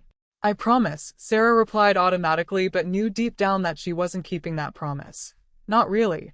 As she walked out into the cool evening air after another long shift filled with emotional turmoil and isolation, Sarah couldn't shake off the feeling that something had to change before it was too late, not just for Mrs. Jenkins, but for herself too. But how? The question echoed in her mind as she made her way home through the dimly lit streets of Portland, a city bustling with life while she felt increasingly invisible within it. Chapter 4: Breaking Point. The following day dawned with a heavy fog that clung to the streets of Portland like a shroud, mirroring Sarah's mental state. She trudged through her morning routine, each task feeling like an insurmountable obstacle. The weight of her responsibilities pressed down on her, and the familiar hum of the hospital felt more like a cacophony of demands than a symphony of care. As she clocked in for her shift at St. Jude's, Sarah felt a sense of dread wash over her. The emergency room was already buzzing with activity, and she could sense the urgency in the air. Nurses rushed past her, their faces etched with determination, while doctors barked orders to one another. It was a whirlwind she had once thrived in, but today it felt like a storm she could barely weather. "Sarah, we need you in trauma," Mark shouted as he rushed by, barely pausing to acknowledge her. "On my way," she called back, forcing herself to move forward despite the heaviness in her chest. She entered the trauma bay, where chaos reigned. A young man lay on a stretcher, blood seeping through his shirt from a deep laceration on his side. The team worked swiftly, and Sarah joined them, focusing on the task at hand. But as she assisted with the procedures, applying pressure to the wound and monitoring vital signs, her mind began to drift. Thoughts of Mrs. Jenkins flooded her consciousness, and she couldn't shake off the image of her frail body and fading spirit. The juxtaposition of life and death felt overwhelming as she fought to keep herself grounded. Hours passed in a blur of adrenaline and urgency. Sarah moved from patient to patient, but with each new case, she felt more detached from reality. She was there physically but emotionally miles away, trapped in a cycle of self-doubt and exhaustion. By lunchtime, Sarah's head throbbed painfully, and her stomach twisted with anxiety. She stepped into the break room for a moment of respite, but found it crowded with colleagues laughing and sharing stories over their meals. The sound felt jarring against her growing sense of isolation. "Hey, you made it," Mia exclaimed as she spotted Sarah standing awkwardly by the door. "Just for a minute," Sarah replied, forcing a smile that didn't quite reach her eyes. "Come join us. We're just talking about our plans for Halloween," Mia urged, gesturing toward an empty seat. "I really can't," Sarah insisted, shaking her head. "I need to check on my patients." Mia's expression shifted from enthusiasm to concern. "You've been working nonstop, Sarah. You need to take a break." "I'm fine," Sarah snapped before she could stop herself. The words hung in the air like an accusation against herself. Mia looked taken aback but quickly recovered. "I'm just worried about you." "I appreciate it," Sarah said curtly before turning away from the group and leaving the break room behind. As she walked through the hospital corridors, frustration bubbled within her, a mix of anger at herself for pushing people away and at others for not understanding how much she had to carry alone. With each step toward Mrs. Jenkins' room, that frustration morphed into an overwhelming sense of despair. When she finally reached Mrs. Jenkins' room, she paused outside the door, taking a deep breath to steady herself before entering. But as soon as she stepped inside and saw Mrs. Jenkins lying there, pale and fragile, the dam broke. "Sarah, there you are." Mrs. Jenkins smiled brightly despite her condition. But instead of responding with warmth, tears streamed down Sarah's face unbidden as she sank into the chair beside the bed. "I can't do this anymore," she sobbed, feeling raw and exposed. Mrs. Jenkins' smile faltered as concern filled her eyes. "What do you mean?" "I'm so tired," Sarah admitted between sobs. "I feel like I'm drowning at work, and I can't keep pretending I'm okay when I'm not." Mrs. Jenkins reached out weakly and took Sarah's hand in hers, offering comfort despite her own frailty. "It's okay to feel overwhelmed," she said gently. "You're human. But I'm supposed to be strong for you." Sarah cried out in frustration. You can be strong by allowing yourself to feel, Mrs. Jenkins replied softly but firmly. Strength isn't just about carrying burdens, it's also about sharing them. As they sat together in silence for a moment, Sarah felt an ache in her heart, a longing for connection that had been missing for too long. She realized how much she needed someone to lean on but had pushed everyone away instead. Suddenly, an alarm blared from outside the room, a frantic sound that jolted both women back into reality. I have to go, Sarah said reluctantly as she wiped her tears away hastily. Promise me you'll talk to someone, Mrs. Jenkins urged as Sarah stood up. I will, Sarah lied again, knowing deep down that she wasn't ready yet. As she rushed back into the whirlwind of hospital life, attending to patients and managing crises, Sarah felt like a puppet on strings pulled taut by expectations and responsibilities that were becoming increasingly unbearable. By the end of her shift that night, exhaustion washed over her like a tidal wave. Every muscle in her body screamed for relief as she clocked out and stepped outside into the cool night air. But instead of feeling refreshed by the crisp breeze or comforted by the familiar sounds of Portland nightlife, all Sarah felt was emptiness, a hollow ache that echoed inside her chest. That night as she lay in bed staring at the ceiling above her, a million thoughts racing through her mind, she finally acknowledged what had been building inside. She was at breaking point. Something had to give before it was too late, not just for Mrs. Jenkins or for anyone else, but for herself too. Chapter 5: The Fall. The next morning, the sun broke through the clouds, casting a golden hue over Portland. But for Sarah, the light felt distant, almost mocking. She dragged herself out of bed, her body heavy with fatigue and her mind clouded with worry. The events of the previous day replayed in her mind like a broken record, and she couldn't shake the feeling of impending doom. As she arrived at St. Jude's Hospital, the familiar sights and sounds felt muted. Nurses bustled about, doctors barked orders, and patients called for assistance. But Sarah moved through it all like a ghost, present yet completely detached. She forced herself to check in with her patients, but her heart wasn't in it. Sarah, we need you in room 6. Mark called out as he passed her in the hallway. On my way, she replied automatically, though her feet felt like they were stuck in quicksand. Room 6 was occupied by a middle-aged woman suffering from severe abdominal pain. As Sarah assessed her condition and prepared to administer medication, she felt a wave of dizziness wash over her. She blinked rapidly, trying to clear the fog from her mind. Are you okay? The patient asked, concern etched on her face. Yeah, just a little tired, Sarah managed to say, forcing a smile that didn't reach her eyes. But as she continued to work, the dizziness intensified. The room began to spin slightly, and she gripped the edge of the bed to steady herself. I'll be right back, she said abruptly before stepping out into the hallway. The bustling sounds of the hospital faded into a dull roar as she leaned against the wall for support. Her heart raced as panic set in. She had never felt this way before. Taking deep breaths, she tried to calm herself down but found it increasingly difficult. Sarah? Mia's voice broke through the haze as she approached. What's going on? You look pale. I'm fine, Sarah insisted again, but her voice wavered. Mia narrowed her eyes in disbelief. You're not fine. You need to sit down. Before Sarah could respond, darkness began to creep into her vision. The last thing she remembered was Mia's worried expression before everything went black. When Sarah came to, she found herself lying on a gurney in a small exam room. The bright lights above hurt her eyes as she blinked against them. Panic surged through her as she tried to sit up. Easy there, a nurse said gently, placing a hand on her shoulder to keep her down. You fainted. I'm fine, Sarah protested weakly, but the nurse shook her head. You're not fine. You've been pushing yourself too hard, the nurse replied firmly but kindly. Mia appeared at the doorway, relief flooding her features when she saw that Sarah was awake. Thank goodness. I was so worried about you. What happened? Sarah asked, still feeling disoriented. You collapsed in the hallway, Mia explained softly as she stepped closer. You haven't been taking care of yourself. I'm just tired, Sarah said defensively. No, Mia said firmly. You're overwhelmed and exhausted, emotionally and physically, and it's catching up with you. The nurse nodded in agreement. You need rest and some time off to recuperate.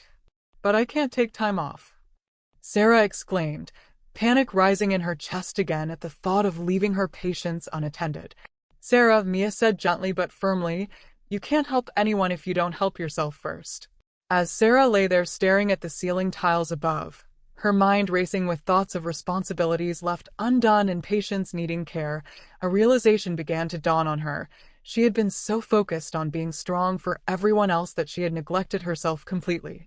I can't do this anymore, Sarah admitted quietly, tears welling up in her eyes as vulnerability washed over her like a wave. Mia reached for Sarah's hand and squeezed it tightly. You don't have to do it alone, she said softly. Let us help you. After what felt like an eternity of silence filled with unspoken fears and doubts, Sarah finally nodded slowly, an acknowledgement that perhaps it was time to let go of some control and allow others to support her. The nurse smiled gently at them both before stepping out to give them some privacy while they talked. I'm scared, Sarah confessed once they were alone again. What if I can't handle everything? What if I let everyone down? You won't let anyone down by taking care of yourself first, Mia reassured her. You're human. We all have limits. But even as Mia spoke those words of comfort, doubt lingered in Sarah's heart, an echo of years spent pushing through pain without asking for help or admitting weakness. Eventually, after discussing plans for recovery with both Mia and the nurse who returned periodically to check on her vitals, they decided that Sarah would take a few days off work, a decision that felt monumental yet necessary. As she left St. Jude's Hospital later that day, supported by Mia on one side and a sense of relief mixed with anxiety coursing through her veins, Sarah realized that this was just the beginning of a long journey toward healing, not only for herself but also for those around her who cared deeply for her well-being. But for now, rest was not just an option, it was essential, a lifeline thrown into turbulent waters threatening to pull her under if she didn't learn how to swim again soon enough before it was too late. Chapter 6. A Glimmer of Hope. The following morning, sunlight streamed through the window of Sarah's apartment, illuminating the dust motes that danced lazily in the air. For the first time in weeks, she allowed herself to linger in bed, cocooned in the warmth of her blankets.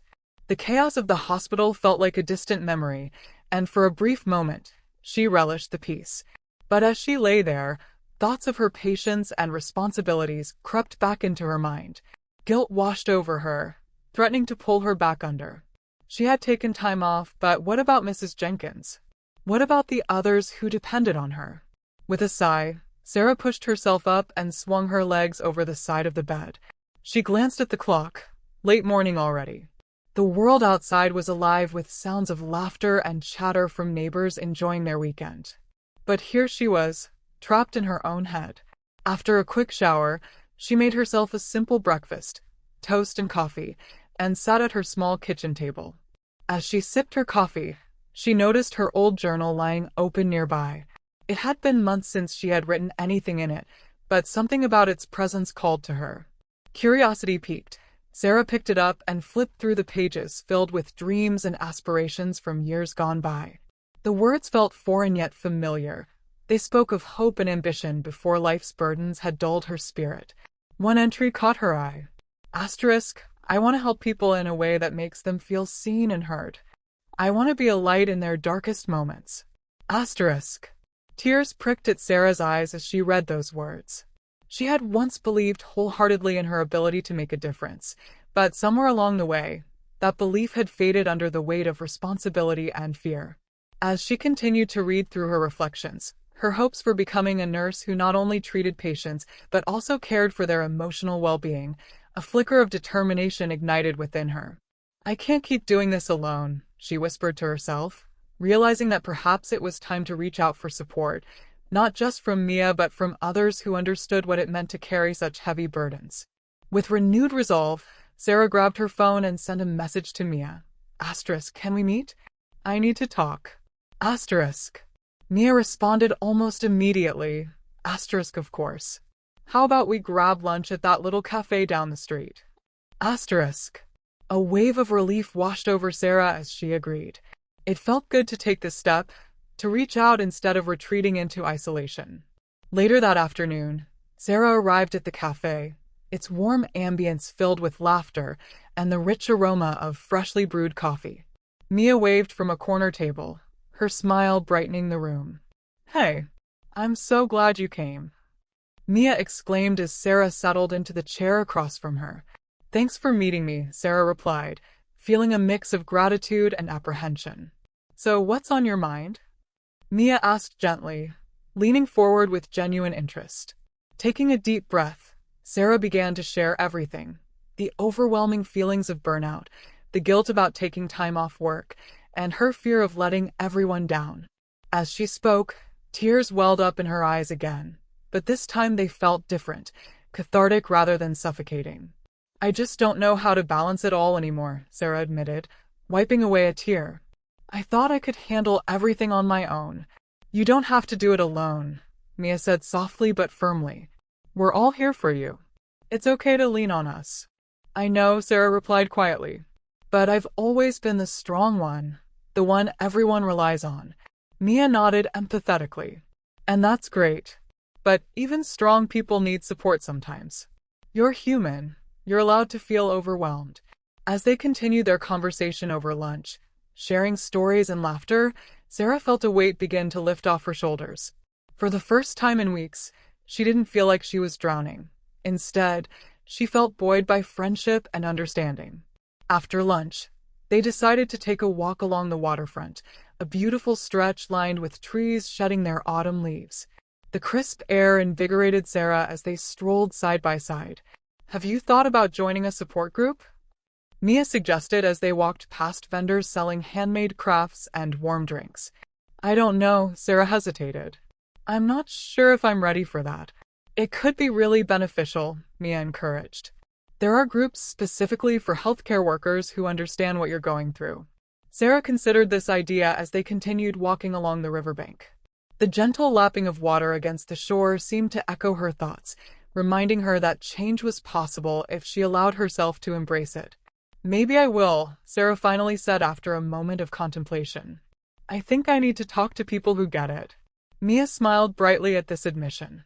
"That's a great step. You're not alone in this. You have so many people who care about you." As they reached a park bench overlooking the water, Sarah sat down and took a deep breath, feeling lighter than she had in weeks. For so long, she had carried everything alone, fighting battles silently while feeling like an imposter in her own life. But now there was hope, a glimmer shining through the clouds that had hung over her for too long. In that moment of clarity amidst laughter with Mia by her side, the weight began to shift ever so slightly off her shoulders, a reminder that healing was possible if she took those first steps toward connection instead of isolation. As they watched ducks glide across the surface of the water under the warm afternoon sun, Sarah felt an unfamiliar sense of peace settle within her, a promise that perhaps tomorrow would be brighter than today if only she allowed herself to believe it once more. Chapter 7. Reaching Out. The following week unfolded slowly, each day a blend of reflection and newfound determination. Sarah spent her mornings in quiet contemplation, journaling her thoughts and feelings as she began to process the whirlwind of emotions that had consumed her for so long. The act of writing felt liberating, a way to untangle the knots in her mind. After a few days of rest, she finally gathered the courage to look into support groups for healthcare workers. With Mia's encouragement still fresh in her mind, Sarah found a local group that met weekly at a community center not far from her apartment. As the day of the meeting approached, anxiety bubbled within her. What if she didn't fit in? What if she couldn't share her story? But deep down, she knew that this was a necessary step toward healing. On the evening of the meeting, Sarah stood in front of the mirror, adjusting her hair and taking deep breaths. She wore a simple but comfortable outfit, a soft sweater and jeans, and tried to quell the storm of nerves swirling in her stomach. "Just be yourself," she whispered to her reflection before grabbing her bag and heading out the door. The community center was warm and inviting, with soft lighting and cheerful decorations. As she entered the room where the support group was held, Sarah felt a wave of apprehension wash over her. A circle of chairs was set up in the center, and several people were already seated, some chatting quietly while others looked lost in thought. "Hi there." A friendly voice broke through her hesitation. A woman with curly hair and an easy smile approached Sarah. "You must be new." "I'm Lisa." "Hi, I'm Sarah," she replied, feeling a little more at ease. "Welcome. We're glad you're here," Lisa said warmly. Feel free to grab a seat anywhere. Sarah nodded and chose a chair near the back of the circle. As more people trickled in, she observed them. Nurses, paramedics, and doctors, all wearing expressions that mirrored her own feelings of exhaustion and vulnerability. Once everyone was settled, Lisa introduced herself as the facilitator for the group. Thank you all for being here tonight. This is a safe space where we can share our experiences and support one another. As Lisa spoke about the importance of connection and understanding within their profession, Sarah felt herself relax slightly. It was comforting to know that everyone in this room shared similar struggles.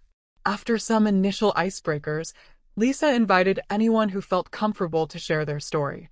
The first person to speak was a nurse named Tom who worked in the ER. He shared his experience with burnout after losing several patients in quick succession during a particularly busy month. I thought I could handle it all, Tom admitted, his voice thick with emotion. But I realized I needed help when I started feeling numb to everything around me. As he spoke, Sarah felt tears prick at her eyes. His story resonated deeply with her own struggles, the weight of responsibility that had become unbearable. One by one, others shared their experiences, stories filled with heartache, loss, and resilience. Each person's vulnerability peeled back layers of isolation that Sarah had carried for so long. When it was finally Sarah's turn to speak, she took a deep breath and began to share her own journey. The pressures of nursing, her bond with Mrs. Jenkins, and how she had pushed everyone away out of fear and pride. I just felt like I had to be strong all the time, she said softly as tears streamed down her cheeks. But I realized that strength isn't just about carrying everything alone, it's also about allowing others to help you. The group listened intently as she spoke, nodding in understanding. When she finished sharing, there was a moment of silence before Lisa offered words of encouragement. Thank you for sharing that with us, Sarah, Lisa said gently. It takes courage to open up about our struggles. As others chimed in with supportive comments, offering advice or simply expressing empathy, Sarah felt an overwhelming sense of relief wash over her. In this room filled with strangers who understood her pain, she felt seen for the first time in months. After the meeting concluded, several members approached Sarah to offer their support and exchange contact information. She left feeling lighter, like a weight had been lifted from her shoulders. Over the next few weeks, Sarah continued attending the support group regularly.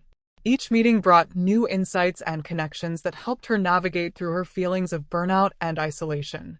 She began practicing self-care more intentionally, taking walks along the waterfront, journaling regularly, and even trying yoga classes with Mia on weekends. The small changes began to add up. Slowly but surely, she started feeling more like herself again.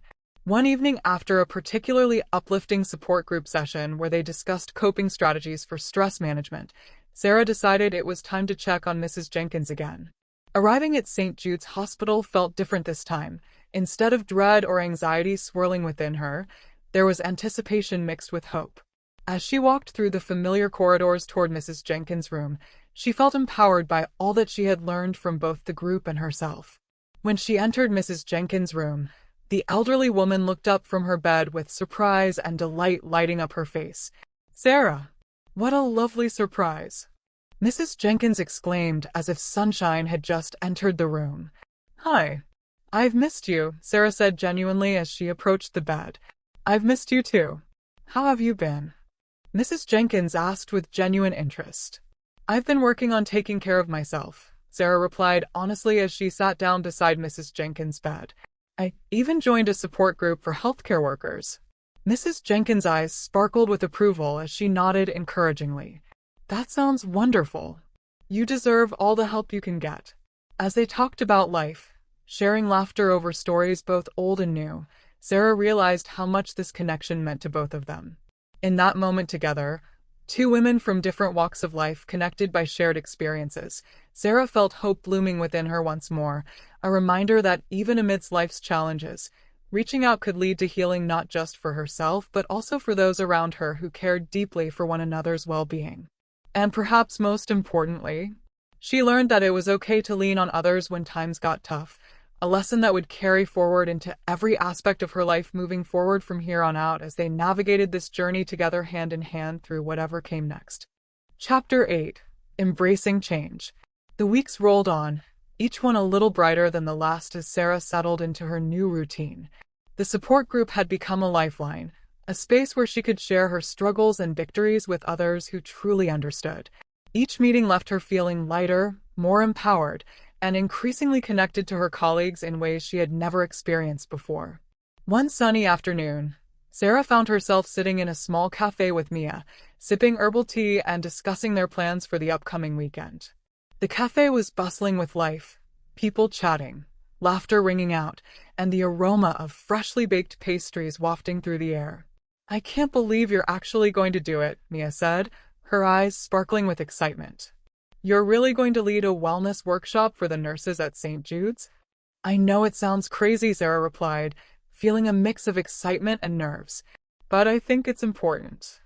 We all need to talk about self-care and mental health, especially in our line of work." "It's not crazy at all. It's brilliant," Mia encouraged. "You've been through so much, and you have so much wisdom to share."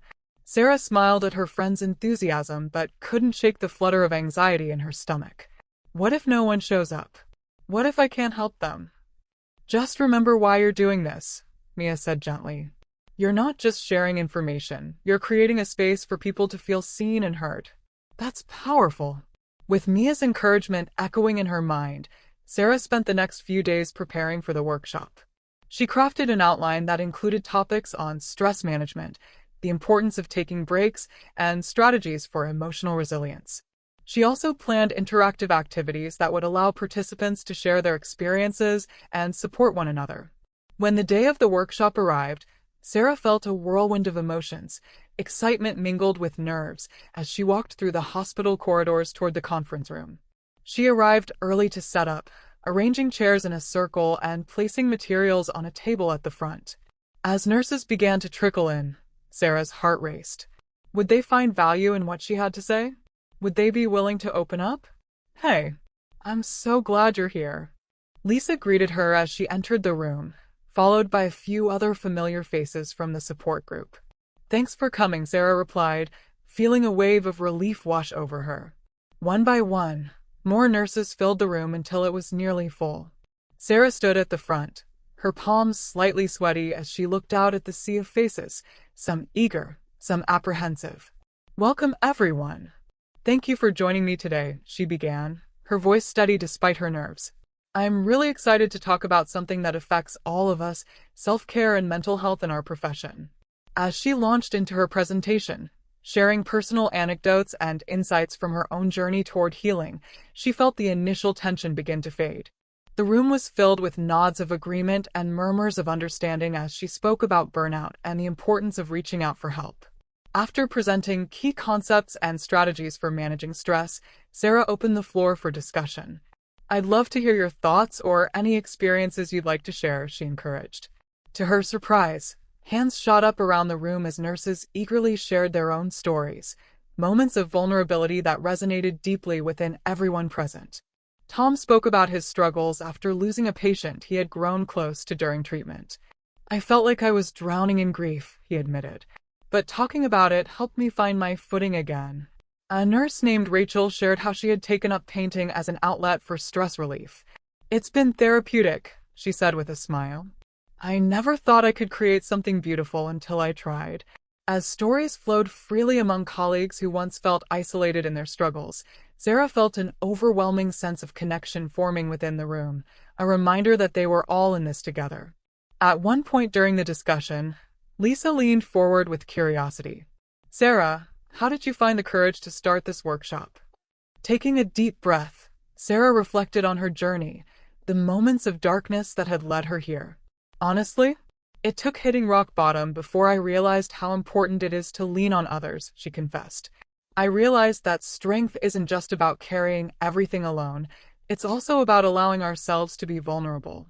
The room fell silent for a moment before Lisa spoke again. "Thank you for being brave enough to share that." As they continued sharing stories and strategies throughout the afternoon, laughter mingling with tears, Sarah felt an incredible sense of purpose wash over her. This was what she had longed for: connection, understanding, and community among those who shared similar experiences. By the time they wrapped up the workshop with closing remarks and gratitude exchanged all around, The atmosphere was charged with positivity and hope. "Thank you all for being here today," Sarah said as they prepared to leave. "Remember that taking care of yourselves is just as important as taking care of your patients." As everyone filed out of the room with smiles on their faces, a tangible sense of camaraderie lingering in the air, Sarah felt an overwhelming surge of joy flood through her heart. In that moment, she realized how far she had come, from feeling isolated and overwhelmed to standing confidently among colleagues who understood her journey. As she packed up materials from the workshop, her heart swelling with pride, Sarah knew this was only the beginning of something beautiful.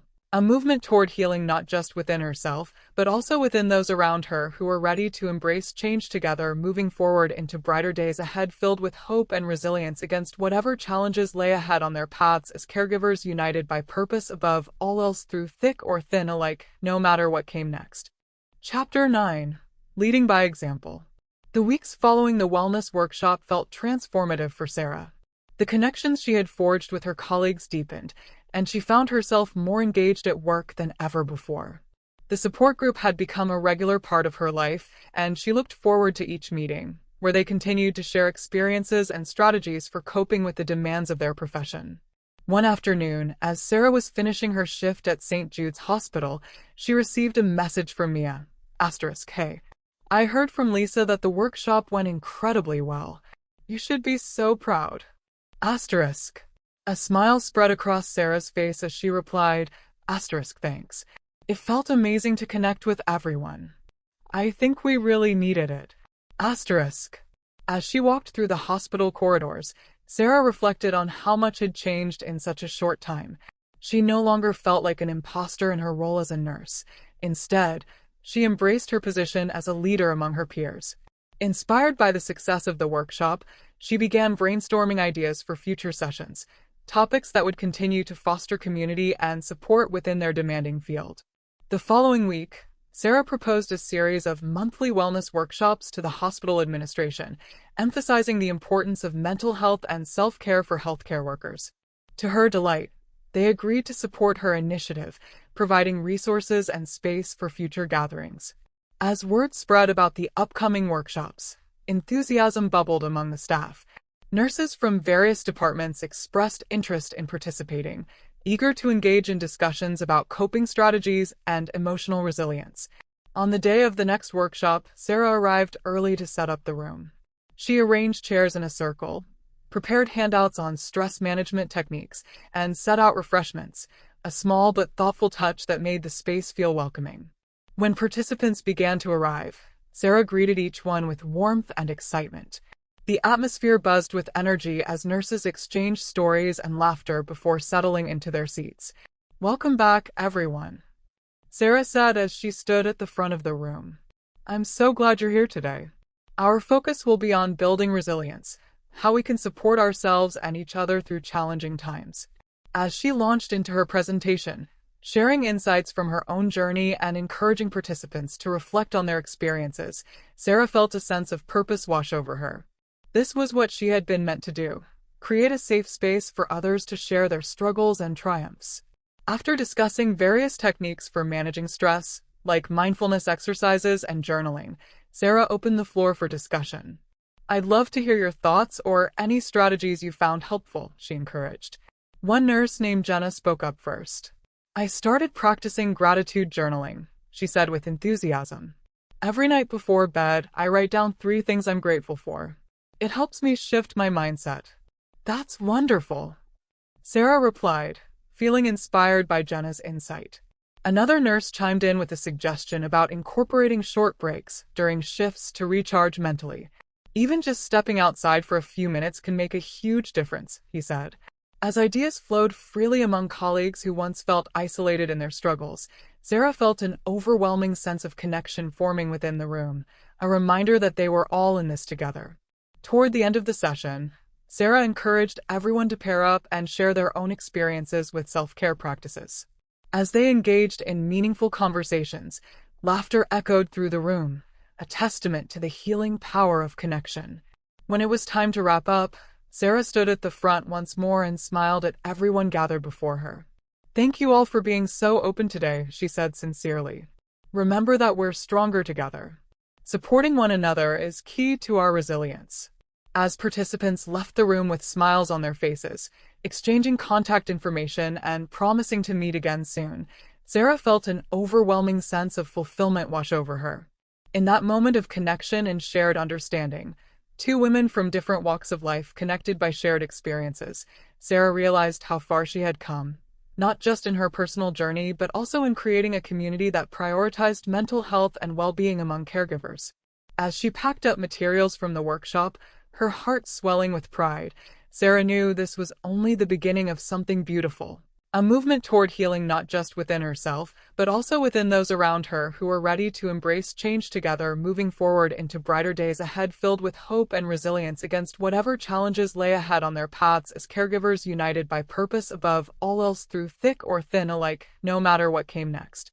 With renewed energy coursing through her veins after another successful workshop behind them all, the next chapter awaited them all filled with promise, a reminder that even amidst life's challenges, reaching out could lead to healing not just for themselves, but also for those around them who cared deeply for one another's well-being as they navigated this journey together hand in hand through whatever came next.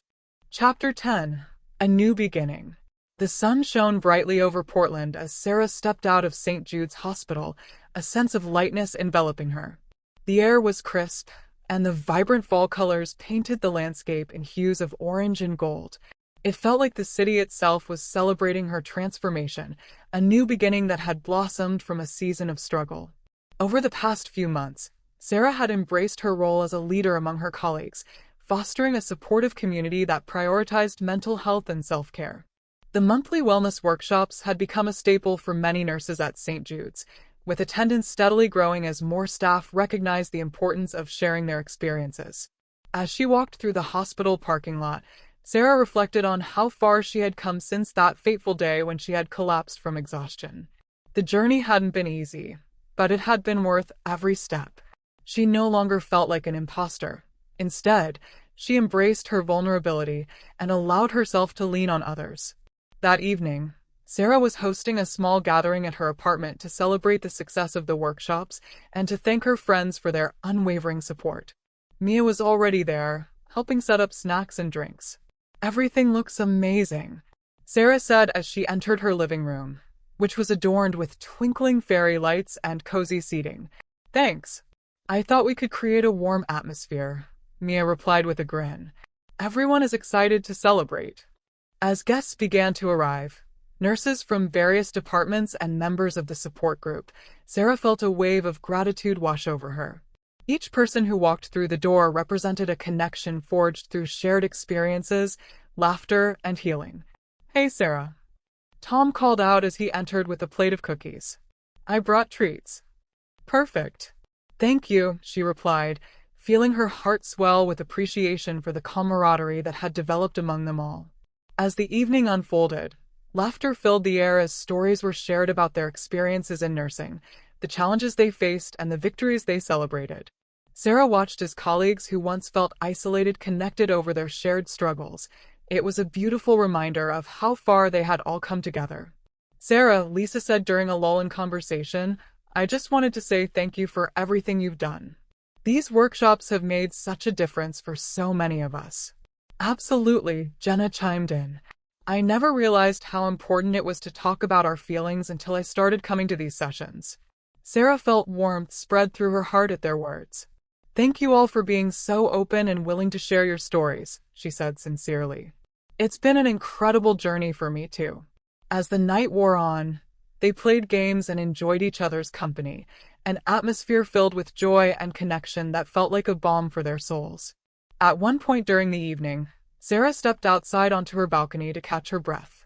The cool night air felt refreshing against her skin as she gazed out at the city lights twinkling below. Mia joined her moments later, leaning against the railing beside her. "You did it," she said softly. "You created something beautiful here." "I couldn't have done it without you," Sarah replied gratefully. "Your support has meant everything to me." Mia smiled knowingly. "We all need each other more than we realize." As they stood together in comfortable silence, Sarah reflected on how much had changed in such a short time, not just within herself, but also within her community of nurses who had come together to support one another through life's challenges. Later in the evening, as guests began to leave, Sarah felt an overwhelming sense of fulfillment settle within her, a realization that this was just the beginning of something greater. As she hugged each friend goodbye, expressing gratitude for their presence in her life, she knew that they would continue to support one another moving forward into whatever challenges lay ahead. When Mia was finally ready to leave, she turned to Sarah with a smile. "You've come so far, my friend. I'm proud of you." "Thank you," Sarah said sincerely. "I'm proud of us all." As Mia headed out into the night, Sarah closed the door behind her and took a moment to absorb everything that had transpired, the growth, the connections forged, and the resilience discovered within herself and others. With renewed energy coursing through her veins after another successful gathering filled with laughter and love, the next chapter awaited them all, filled with promise, a reminder that even amidst life's challenges, reaching out could lead to healing, not just for themselves, but also for those around them who cared deeply for one another's well-being as they navigated this journey together hand in hand through whatever came next. As she turned off the lights and settled onto her couch, surrounded by remnants of joy from the evening, Sarah felt an overwhelming sense of hope wash over her, a promise that tomorrow would be brighter than today if only she continued to embrace vulnerability and connection, moving forward into this new beginning filled with endless possibilities ahead. The colors of courage. Deuteronomy 31:6. Be strong and of good courage. Do not fear nor be afraid of them, for the Lord your God, He is the one who goes with you. He will not leave you nor forsake you. Chapter 1: The Aftermath. Rachel sat on the edge of her bed in her small, dimly lit apartment in Seattle, her gaze fixed on the peeling paint of the ceiling above her.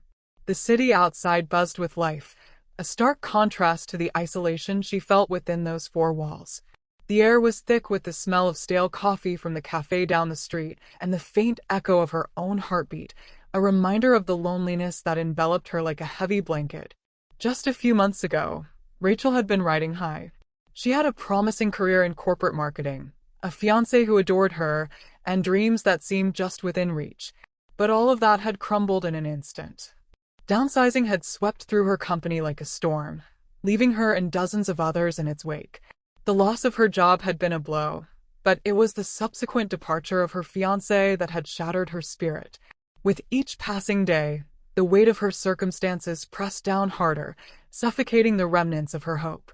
Now she found herself in a cheap apartment, working as a barista at a local coffee shop. The job was a far cry from the conference rooms and strategy meetings she had once thrived in. Instead, she spent her days steaming milk and serving lattes to customers who barely glanced her way. Each shift felt like a reminder of how far she had fallen, and the clinking of cups and the hum of conversation only amplified her sense of isolation. As Rachel prepared for another day at the coffee shop, she caught a glimpse of herself in the mirror. The reflection staring back at her was one she barely recognized. Disheveled hair, dark circles under her eyes, and a look of defeat that seemed etched into her features. She sighed, pulling her hair back into a messy bun, trying to shake off the feeling of despair that clung to her. The morning shift dragged on, the hours blending into one another as she mechanically took orders and crafted drinks. The cafe was filled with the usual crowd, students tapping away on laptops, parents chatting over pastries, and couples sharing quiet moments. But amidst the chatter and laughter, Rachel felt like an outsider looking in, trapped in her own world of sorrow. During a brief lull, Rachel's best friend Lily burst through the door, her bright smile cutting through the gloom like a ray of sunshine. Lily's energy was infectious, and Rachel couldn't help but feel a flicker of warmth at her presence. "Hey you!" Lily exclaimed, wrapping Rachel in a tight hug. "How are you holding up?" Rachel forced a smile, but it didn't reach her eyes. "I'm surviving, I guess. Just trying to get through each day." Lily's expression softened. "You know, I've been thinking about you a lot. I know things are tough right now, but I want you to remember something important." Rachel raised an eyebrow, curiosity piqued. "What's that?" Lily leaned in closer, her voice earnest. "You're stronger than you think. You've always been strong. You just need to tap into that strength again." Rachel shrugged, the weight of her doubts pressing down on her. It's hard to feel strong when everything feels so broken. I just don't know how to move forward. Lily reached across the table, her hand resting on Rachel's. You're not alone in this. You have me, and you have God. Remember what we used to talk about. He's with you, even in the darkest moments. Rachel's heart sank at the mention of faith. She had once held her beliefs close, a source of comfort and guidance. But now, in the midst of her struggles, she felt abandoned, as if the very foundation of her faith had crumbled alongside her dreams. I don't know, Lily. It's hard to believe that when everything feels so hopeless. Lily's eyes sparkled with determination. You have to hold on to hope, Rachel. It's what will guide you through this. You can't let fear win. As the conversation continued, Rachel listened, but a part of her remained distant, trapped in a spiral of self-doubt. She appreciated Lily's encouragement, but the shadows of her circumstances loomed large, blocking out any light of hope. When Lily finally left, Rachel returned to her duties, the cafe buzzing with life around her. But inside, she felt like a ghost, wandering through a world that no longer felt like her own.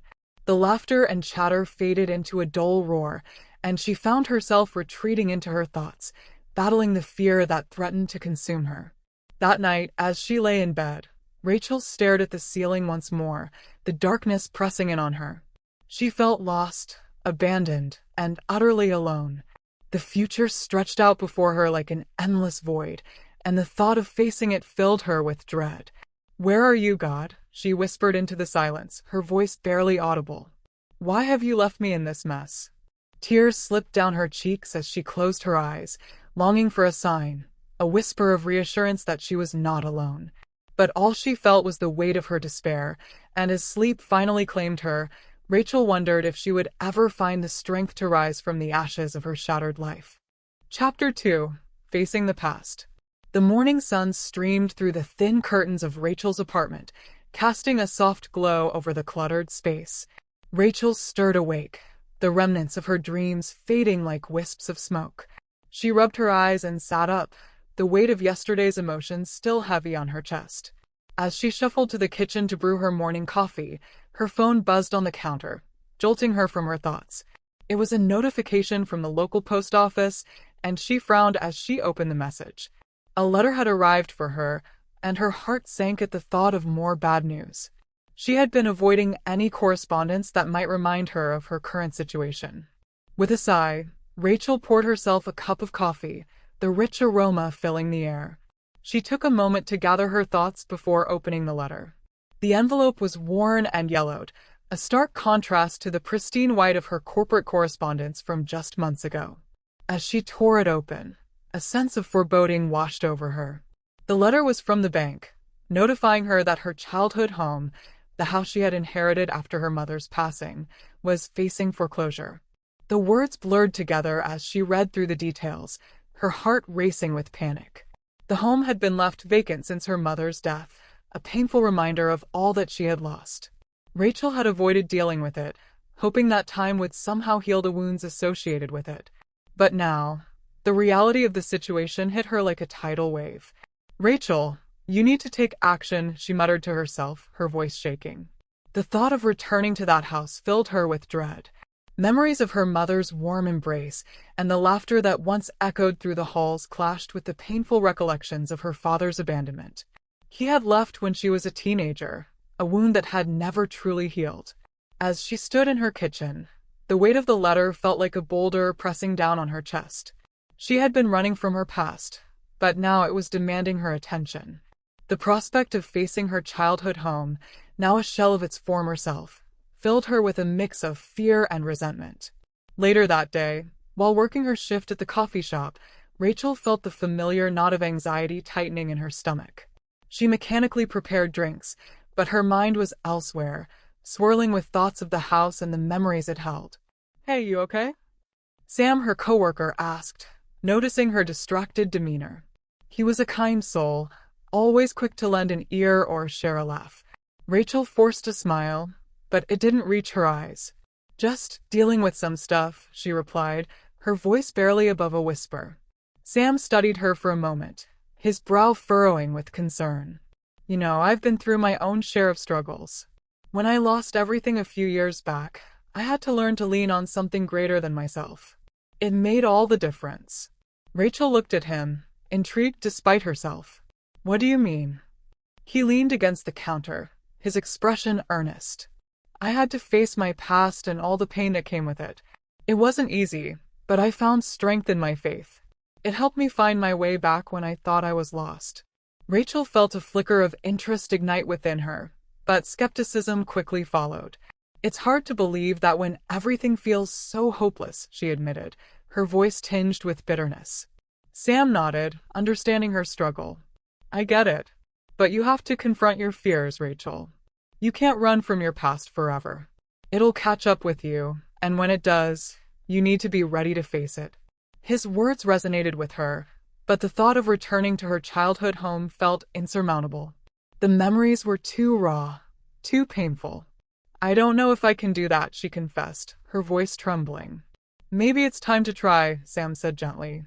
"You might be surprised by what you find." Sometimes, facing the past can lead to healing.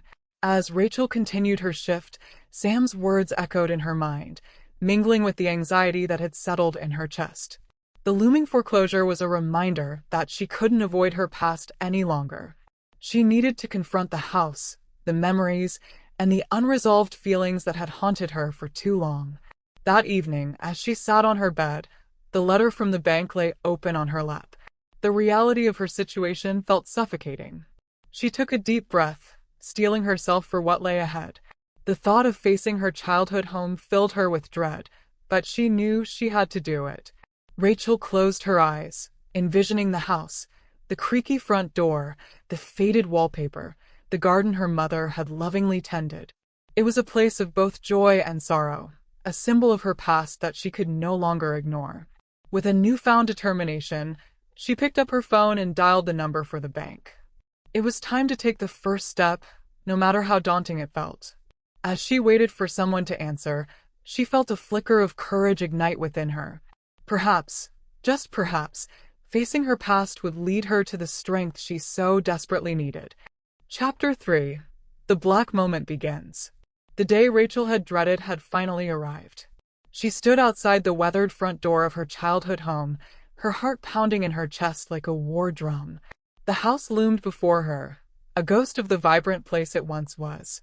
Once filled with laughter and love, it now felt like a mausoleum, a reminder of everything she had lost.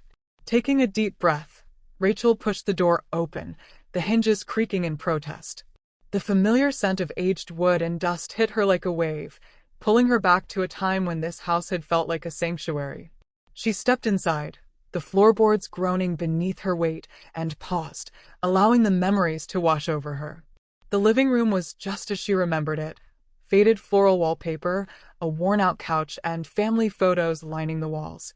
But now, the colors seemed muted, the warmth replaced by a chilling emptiness. Rachel felt a lump form in her throat as she walked further in, her fingers brushing against the surfaces that had once been filled with life. As she moved through the house, each room held a different memory. The kitchen where her mother had baked cookies on rainy afternoons, the dining room where they had shared countless meals, and her bedroom, where she had spent countless hours dreaming of the future. But now, all she could feel was the weight of her father's absence, a shadow that darkened every corner of her mind. Rachel stepped into her old bedroom, the walls still adorned with posters of her favorite bands, and the shelf lined with trophies from her school days. She felt a pang of nostalgia mixed with bitterness. How had everything changed so drastically? How had she gone from a bright-eyed girl with dreams to a woman paralyzed by fear and uncertainty? As she began to sift through the remnants of her past, Rachel stumbled upon a dusty box tucked away in the corner of her closet. Curiosity piqued. She pulled it out and opened the lid. Inside lay a collection of letters, their edges yellowed with age. Her heart raced as she recognized her father's handwriting, the letters he had written but never sent. With trembling hands, Rachel pulled out one of the letters and began to read. The words flowed like a river of emotion, revealing her father's struggles and regrets. He wrote about his love for her and her mother, his desire to be a better man, and the pain of leaving them behind. But as she read, Anger bubbled to the surface. How could he say these things now, after all these years? Why hadn't he fought to stay? Tears streamed down Rachel's cheeks as she continued to read, each letter unraveling the tightly wound ball of resentment in her heart. Her father's words were filled with longing and sorrow, but they did little to ease the ache of abandonment. She felt trapped in a whirlwind of conflicting emotions, anger, sadness, and a desperate longing for closure. As she reached the last letter, Rachel's breath caught in her throat. The final words were a plea for forgiveness, a hope that one day she would understand why he had left. But all Rachel could feel was the weight of betrayal. How could she forgive someone who had walked away when she needed him the most? In a fit of rage, she crumpled the letter in her hand and shouted into the empty room, "Why did you leave us?"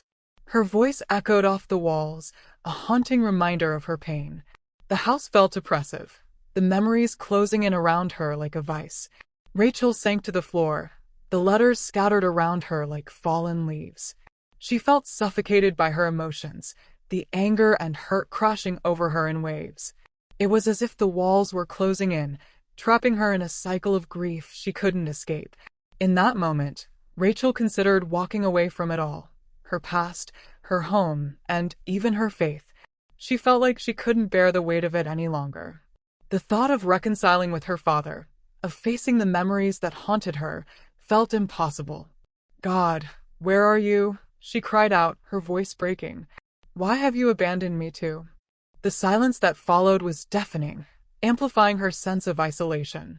As she sat there, surrounded by the remnants of her childhood, Rachel felt as though she was drowning in despair. The memories of her father's absence and her mother's death loomed large, and she couldn't see a way forward. The courage to face her past seemed to slip further away, leaving her feeling more lost than ever. In that dark moment, Rachel felt the weight of her fears pressing down on her, suffocating her spirit.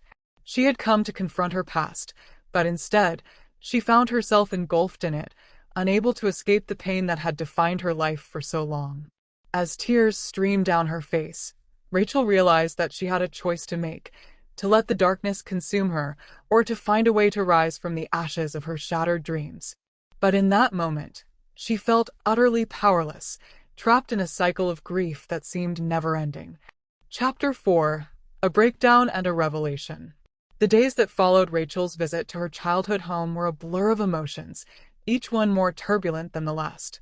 She found herself caught in a cycle of anger and despair, unable to shake the memories of her father's letters and the pain they had unearthed. Each night, she lay in bed, staring at the ceiling, replaying the moments of her past and the choices that had led her to this point. Rachel's shifts at the coffee shop became a refuge, a place where she could lose herself in the rhythm of making drinks and serving customers. But even there, the weight of her emotions loomed large. She felt like a ghost, moving through life without truly engaging with it.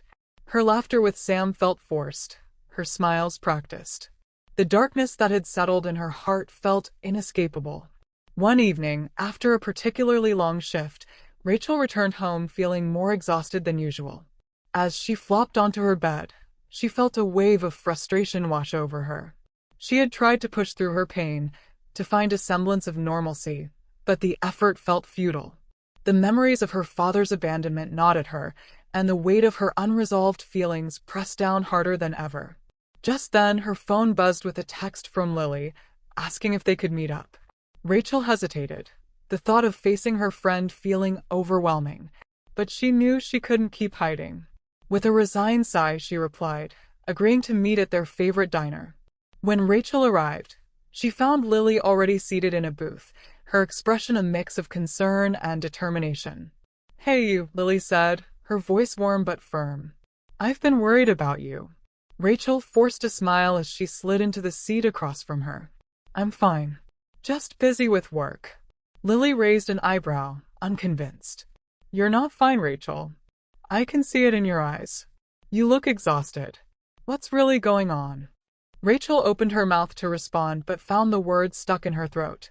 The floodgates threatened to burst open, and before she knew it, she was spilling everything. The letters, the memories, the anger she felt toward her father, and the suffocating weight of her grief. I just don't understand how he could leave us, Rachel said, her voice trembling. How could he walk away and then write letters filled with regret? It feels so selfish. I don't know how to forgive him. Lily listened intently, her eyes filled with empathy. It's okay to feel angry, Rachel. You've been through so much. But holding on to that anger is only going to hurt you in the long run. Rachel shook her head, frustration bubbling to the surface. But how can I let it go?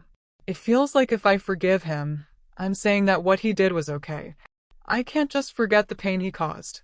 Lily reached across the table, her hand resting gently on Rachel's. Forgiveness isn't about forgetting or excusing someone's behavior. It's about freeing yourself from the burden of that pain. It's about choosing to let go for your own sake. Rachel felt tears prick at her eyes, the weight of her emotions threatening to spill over. I don't know if I can do that, she whispered, her voice breaking. I feel so abandoned and alone. It's like God has left me too. The words hung heavy in the air, and Rachel felt a wave of vulnerability wash over her. She had been holding on to her pain for so long, and now it felt like a dam had broken. The tears flowed freely, and she couldn't stop them. Lily's expression softened as she leaned closer. You're not alone, Rachel. You have me, and you have God. I know it feels dark right now, but He's with you, even when it doesn't feel like it. Rachel shook her head, her heart aching. I don't know if I believe that anymore. I feel so lost.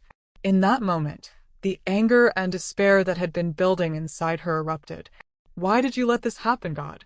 Why did you let my father leave? Why did you take my mother away? I'm so tired of feeling abandoned. Her voice rose, drawing the attention of nearby diners, but she didn't care. The release felt cathartic, even if it was painful. Lily watched her with a mixture of concern and compassion. It's okay to be angry. It's okay to question. But don't let that anger turn you away from him. He wants to walk with you through this pain. Rachel took a deep breath, her heart racing. The words resonated within her, but she felt a wall of doubt still standing strong. I just don't know how to move forward. I feel like I'm stuck in this cycle of grief. Lily leaned in closer, her voice soft yet firm. You have to take the first step. It won't be easy, but you can't keep running from your past. You need to confront it to find closure. And that starts with forgiveness. Rachel looked down at her hands, the weight of Lily's words sinking in. It felt like a daunting task, one she wasn't sure she was ready for. But deep down, she knew that holding on to her anger was only hurting her more. As they talked, Rachel felt the walls around her heart begin to crack, letting in a sliver of light. For the first time in a long time, she felt a glimmer of hope. Maybe, just maybe, she could find a way to confront her past without it consuming her. After their conversation, Rachel returned home feeling emotionally drained but strangely lighter. As she lay in bed that night, she closed her eyes and whispered a prayer, asking for strength and guidance. It was the first time in months that she had reached out, and though her faith felt fragile, she sensed a flicker of something deep within her, a desire to find healing, to let go of the pain that had held her captive for so long. At that moment, Rachel realized that the journey ahead would be challenging, but she was ready to take the first step. It was time to face her past, to confront the memories that haunted her, and to begin the process of healing. And as she drifted off to sleep, she felt a sense of peace wash over her, a quiet assurance that she was not alone in this fight. Chapter 5: The Turning Point. The days that followed Rachel's emotional breakdown were a blur of reflection and resolve. She had spent countless hours sorting through her mother's belongings, wrestling with the memories that haunted her. Each item she touched seemed to carry the weight of her unresolved feelings, but she was determined to confront her past rather than run from it. One rainy afternoon, as Rachel rummaged through an old trunk in the attic, she stumbled upon a stack of letters tied with a faded ribbon. Her heart raced as she recognized the handwriting, her father's. She hesitated, a rush of anger and sadness flooding her, but curiosity won out. With trembling hands, she carefully untied the ribbon and began to read. The letters were filled with a mixture of longing and regret. Her father wrote about his struggles, his attempts to reach out, and the pain of leaving. He spoke of his love for Rachel and her mother, expressing a desire to be a better man, to make amends. The words poured out like a river, revealing the depth of his remorse. As Rachel read, a whirlwind of emotions engulfed her. Anger surged within her, but it was quickly followed by a profound sadness. She had spent so long resenting her father for his absence, but now she was confronted with the reality that he had been fighting his own battles. The letters painted a picture of a man torn between his demons and his love for his family. Tears streamed down Rachel's cheeks as she continued to read. With each letter, the walls she had built around her heart began to crumble. She had always seen her father's departure as a betrayal, a choice that had left her feeling abandoned and unloved. But now, she was beginning to see the complexities of his situation. He had not just left. He had struggled, and in his struggle, he had lost his way. As she reached the final letter, Rachel's breath caught in her throat. It was a heartfelt plea for forgiveness, a hope that one day she would understand why he had left. The words resonated deeply within her, and for the first time, she felt a flicker of compassion for the man she had long blamed for her pain. Sitting in the attic, surrounded by memories of her childhood, Rachel felt an overwhelming sense of clarity wash over her. She realized that holding on to her anger was only hurting her. It was time to let go, to forgive, not for her father's sake, but for her own. She couldn't continue to carry the burden of resentment if she wanted to heal. With newfound determination, Rachel made her way downstairs, her heart racing with the weight of her decision. She picked up her phone and dialed Sam's number, her fingers trembling as she waited for him to answer. "Hey, Rachel. How's it going?" Sam's voice was warm and inviting. "I found something," Rachel said, her voice shaky. "I found letters from my dad. I think I need to talk about it." "Of course," Sam replied, his tone shifting to one of concern. "Do you want to meet up?" "Yes, please. I could really use a friend." They agreed to meet at the coffee shop, and as Rachel drove there, her mind raced with thoughts of her father. She felt a mix of anxiety and hope, unsure of what the future held but certain that she needed to take the step. When she arrived, Sam was already seated at their usual table, a steaming cup of coffee in front of him. He looked up and smiled, but his expression quickly turned serious as he noticed the turmoil in Rachel's eyes. "What's going on?" he asked gently. Rachel took a deep breath, her heart pounding. "I found my father's letters. He wrote about his struggles and how much he loved us. It's complicated. I've been so angry at him for leaving, but now I see things differently." Sam nodded, encouraging her to continue. "That's a big realization, Rachel. How do you feel about it?" "I feel torn," she admitted. "I want to forgive him, but I don't know if I can. I've held on to this anger for so long. It's like I don't know who I am without it." "Forgiveness is a process," Sam said, his voice steady. "It doesn't mean you have to forget what happened or excuse his actions. It's about freeing yourself from the pain. You deserve to let go of that burden." Rachel nodded, tears welling in her eyes. "I want to let go. I want to move forward, but I'm scared. What if he doesn't want to reconnect? What if he's still the same man who left?" "Then you'll deal with it," Sam replied, his tone firm but compassionate. "But you won't know until you try. You've already taken the first step by acknowledging your feelings. That's huge." Rachel felt a flicker of hope ignite within her. "You're right. I can't keep running from this. I need to reach out to him." As they talked, Rachel felt a sense of clarity wash over her. The fear that had paralyzed her for so long began to dissipate, replaced by a determination to face her past head-on. She realized that forgiveness was not just a gift for her father, but a gift for herself, a chance to reclaim her life and her happiness. That evening, as Rachel returned home, she felt a newfound sense of purpose. She sat down at her kitchen table, her heart racing as she pulled out her laptop. With trembling fingers, she began to type a message to her father, expressing her desire to reconnect and share her journey of healing. As she hit send, a wave of relief washed over her. It was a leap of faith, a step into the unknown, but Rachel felt ready to embrace whatever came next. The journey ahead would be challenging, but she was no longer afraid. In that moment, Rachel understood that healing was not a straight path, but a winding road filled with ups and downs. She was ready to face the challenges, to confront her past, and to embrace the possibility of a brighter future. The flicker of hope within her had transformed into a flame, and she was determined to nurture it as she moved forward on her journey of rebuilding. Chapter 6. Rebuilding. Rachel awoke the next morning with a sense of anticipation buzzing in her chest. The message she had sent to her father lingered in her mind, a tangible step toward healing that felt both exhilarating and terrifying. She had taken the plunge, and now all she could do was wait for a response. Determined to channel her nervous energy, Rachel decided to dive back into the renovations of her childhood home. She had spent the past few weeks transforming the space, and today she felt inspired to tackle the garden, a place that had once been a vibrant sanctuary for her mother. As she stepped outside, the sun greeted her with warmth, illuminating the overgrown weeds and tangled vines that had taken over the flower beds. Rachel knelt down and began to pull out the weeds, feeling the cool earth beneath her fingers. Each root she uprooted felt like a small victory, a symbol of her commitment to reclaiming her past. As she worked, memories of her mother flooded back. Rachel remembered the afternoons spent planting flowers, her mother's laughter ringing through the air as they tended to the garden together. It had been a place of joy, a space filled with love and nurturing. With every weed she pulled, Rachel felt a sense of connection to her mother, a reminder that she was still with her in spirit. Hours passed as Rachel lost herself in the rhythm of gardening.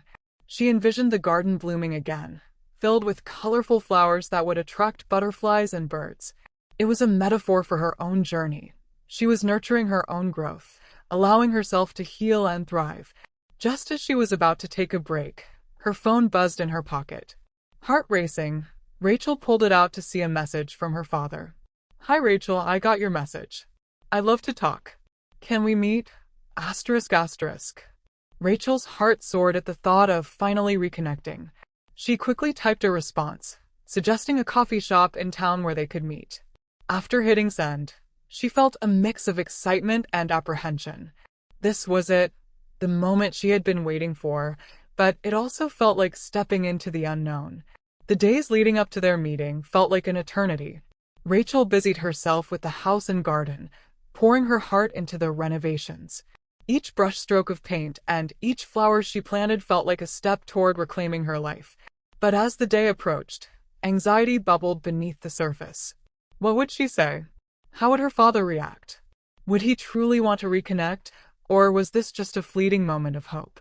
When the day finally arrived, Rachel dressed carefully, choosing a simple yet comfortable outfit. She wanted to feel confident but also true to herself. As she made her way to the coffee shop, her heart raced with anticipation.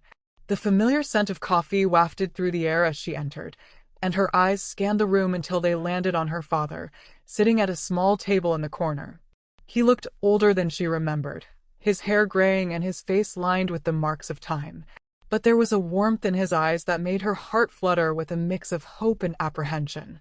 Taking a deep breath, Rachel approached the table, her palms sweaty but her resolve steady. "Hi, Dad," she said softly, her voice barely above a whisper. "Rachel," he replied, his voice thick with emotion as he stood to embrace her. The hug felt awkward at first, but as they held each other, Rachel felt a flood of emotions wash over her. It was a moment of reconnection, a bridge built over years of pain and misunderstanding. They sat down, and for a moment, silence enveloped them. Rachel could feel the weight of unspoken words hanging in the air, and she knew they needed to address the elephant in the room. "I've been reading your letters," Rachel began, her voice steady despite the tremor in her heart. "I never knew how much you struggled. I've held on to my anger for so long, but now, I see things differently." Her father's eyes widened with surprise, and he nodded slowly. "I'm glad you found them. I wrote those letters hoping one day you would understand. I never wanted to hurt you or your mother. I was fighting my own demons, and I didn't know how to ask for help." Rachel felt a mixture of sadness and compassion. It hurt, Dad. It hurt to feel abandoned. I didn't understand why you left, and I blamed you for everything. "I understand," he replied, his voice thick with emotion. "I can't change the past, but I want to make things right. I want to be a part of your life again, if you'll let me." Tears pricked at Rachel's eyes as she absorbed his words. It was a daunting proposition, but she felt a flicker of hope igniting within her. I want that too, but it's going to take time. I need to work through my feelings. Of course, he said, his expression earnest. I'm willing to do whatever it takes. I want to rebuild our relationship, even if it's one small step at a time. As they talked, Rachel felt the walls she had built around her heart begin to crumble. They shared stories, laughter, and even moments of vulnerability. It was a slow process, but with each passing minute, Rachel felt a sense of connection growing between them, a bond that had been fractured but was now beginning to mend. After their meeting, Rachel returned home feeling lighter, as if a weight had been lifted from her shoulders. She knew the road ahead would be filled with challenges, but for the first time in a long time, she felt hopeful about the future. In the following weeks, Rachel continued to work on the house and garden, pouring her heart into the renovations. She and her father began to communicate more regularly, sharing updates about their lives and slowly rebuilding their relationship. Each conversation brought them closer, and Rachel felt the anger and resentment that had once consumed her begin to fade. One afternoon, as she stood in the garden, planting new flowers, Rachel reflected on her journey. She had faced her past, confronted her fears, and opened her heart to the possibility of forgiveness. The garden was beginning to bloom, a vibrant tapestry of colors that mirrored the growth she was experiencing within herself. As she knelt in the dirt, Rachel whispered a prayer of gratitude. She felt her mother's presence in the gentle breeze, a reminder that love could transcend even the deepest pain. With each flower that blossomed, Rachel knew she was not just rebuilding her childhood home, she was rebuilding her life. And as she looked around at the beauty she was creating, Rachel understood that healing was a journey, not a destination. She was ready to embrace whatever came next, knowing that she had the strength to face it head-on.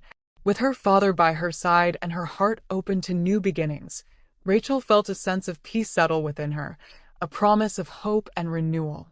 Chapter 7. A New Beginning. The sun rose over Rachel's childhood home, casting a warm glow that illuminated the vibrant flowers blooming in the garden. It had been several months since she had first stepped through the front door, a time filled with challenges, revelations, and unexpected joy. Today, as Rachel stood at the threshold, she felt a profound sense of peace settle within her. The house had transformed from a place of pain and abandonment into a home filled with warmth and love. Each room reflected her journey, painted walls that whispered stories of hope, a garden bursting with color, and memories of laughter that echoed through the halls. Rachel had poured her heart into every corner, and now it felt alive, as if it were breathing alongside her. Today was particularly special. Rachel had invited her father over for a family dinner, a small but significant step in their journey of reconciliation. She had spent the day preparing a meal, filling the house with the comforting aromas of her mother's favorite recipes. As she set the table, she felt a mix of excitement and nervousness. This was their first official gathering as a family since they had begun to rebuild their relationship, and she wanted it to be perfect. When the doorbell rang, Rachel's heart raced. She took a deep breath and opened the door to find her father standing there, a bouquet of fresh flowers in hand. His smile was warm, and for the first time, she saw the glimmer of hope in his eyes. "Hi, Rachel," he said, his voice filled with emotion. "These are for you." "Thank you, Dad," she replied, accepting the flowers and feeling a swell of gratitude. "Come in." As they moved to the dining room, Rachel felt a sense of nervous anticipation. They sat down at the table, and as they began to eat, the conversation flowed easily. They shared stories, laughter, and even a few moments of vulnerability as they reminisced about the past. Rachel felt the walls between them continue to crumble, replaced by a growing sense of connection. "Rachel, I just want to say how proud I am of you," her father said, his voice sincere. "You've done an incredible job with this house and the garden. It's beautiful." "Thank you," Rachel replied, her heart swelling with pride. "It's been a journey, but I've learned so much about myself along the way." As the meal continued, Rachel felt a sense of healing wash over her. They talked about their hopes for the future, their dreams, and the lessons they had learned through their struggles. It was a conversation filled with honesty and openness, a stark contrast to the silence that had once defined their relationship. After dinner, Rachel suggested they take a walk in the garden. The evening air was cool and fragrant, and as they strolled among the blooming flowers, Rachel felt a sense of tranquility enveloping them. "Do you remember when we used to plant flowers together?" Rachel asked, glancing at her father. He smiled, his eyes filled with nostalgia. "I do. Your mother had a way of making everything feel magical. She loved that garden." Rachel nodded, her heart aching with the memory. "I wanted to bring it back to life for her. It feels like a tribute to everything she gave us." Her father's expression softened. "She would be so proud of you, Rachel. You've shown incredible strength and resilience." They paused by a patch of daisies, and Rachel felt a wave of emotion wash over her. "Dad, I've been thinking a lot about forgiveness. I know it's a process, but I want you to know that I'm working on it. I want to let go of the anger I've held on to for so long." Her father looked at her, his eyes filled with gratitude. "That means the world to me. I know I can't change the past, but I want to be here for you now. I want to be a part of your life." Rachel felt a sense of relief wash over her. "I want that too. It's going to take time, but I believe we can rebuild our relationship." As they stood together in the garden, surrounded by the beauty of nature, Rachel felt a sense of closure begin to settle in her heart. She had faced her past, confronted her fears, and taken steps toward healing. The journey had been difficult, but it had also been transformative. In the weeks that followed, Rachel and her father continued to spend time together, slowly rebuilding their relationship. They shared meals, worked in the garden, and even took family walks, each moment strengthening the bond between them. Rachel felt a sense of joy that she hadn't experienced in years, and with every passing day, the weight of her past grew lighter. One evening, as they stood in the garden, Rachel looked up at the sky, the stars twinkling above them. "You know, I used to think that I was alone in all of this," she said, her voice thoughtful. "But I've realized that I've never truly been alone. My mother's love is still with me, and I feel like she's cheering us on." Her father nodded, his expression filled with understanding. "I believe that too. She would want us to find happiness and healing." As they stood together, Rachel felt a profound sense of gratitude for the journey they had taken. She had learned that healing was not just about forgiving others, but also about forgiving herself. She had allowed herself to feel the pain, to confront her fears, and to embrace the possibility of love and connection. In the months that followed, Rachel continued to nurture her garden and her relationship with her father. The house became a home filled with laughter, love, and the promise of new beginnings. Rachel had rediscovered her passion for writing, pouring her heart into stories that reflected her journey of healing and resilience. As she stood in the garden one sunny afternoon, surrounded by blooming flowers and the laughter of children playing in the distance, Rachel realized that she was no longer defined by her past. She had reclaimed her life, her faith, and her sense of self. With a heart full of hope, Rachel whispered a prayer of gratitude into the warm breeze, knowing that she was on the path to a brighter future. She had faced her fears, embraced forgiveness, and opened her heart to the beauty of new beginnings. And as she looked around at the vibrant garden, she understood that life, like the flowers, could bloom anew even after the harshest winters. In that moment, Rachel felt truly free, ready to embrace whatever came next, knowing that she was not alone. God had walked with her through the darkness, and now, with her father by her side and her heart open to love, she was ready to step boldly into the light. The leap of faith. Proverbs 3:5-6. Trust in the Lord with all your heart, and lean not on your own understanding. In all your ways acknowledge him, and he shall direct your paths. Chapter 1: The Crossroads. The sun dipped low in the sky, casting a golden hue over the bustling streets of downtown Chicago. Emma Hartley stood at the corner of State and Adams, her heart pounding in her chest as she clutched her phone tightly. The screen glowed with 2 emails, each representing a life-altering decision. One was from a prestigious marketing firm, offering her a stable position with a generous salary and benefits. The other, a startup company focused on eco-friendly products, promised a role that aligned perfectly with her passion for sustainability but came with significant risk. "Why is this so hard?" she muttered under her breath, her frustration spilling over. She had always been the one to follow her heart, to chase after dreams. But now, standing at this metaphorical crossroads, doubt crept in like a shadow. As the city buzzed around her, Emma felt utterly alone. She had just graduated with honors, and the world was supposed to be her oyster. Instead, she felt like she was drowning in choices, each one pulling her in a different direction. The weight of her family's expectations loomed large, particularly her mother's voice echoing in her mind. Stability is key, Emma. You need to think about your future. But stability felt suffocating, like a cage. The thought of spending her days in a corporate office, crunching numbers and attending endless meetings, made her stomach churn. On the other hand, the startup was a gamble, one that could either lead to her dream career or leave her jobless and broke. Emma. A voice broke through her thoughts.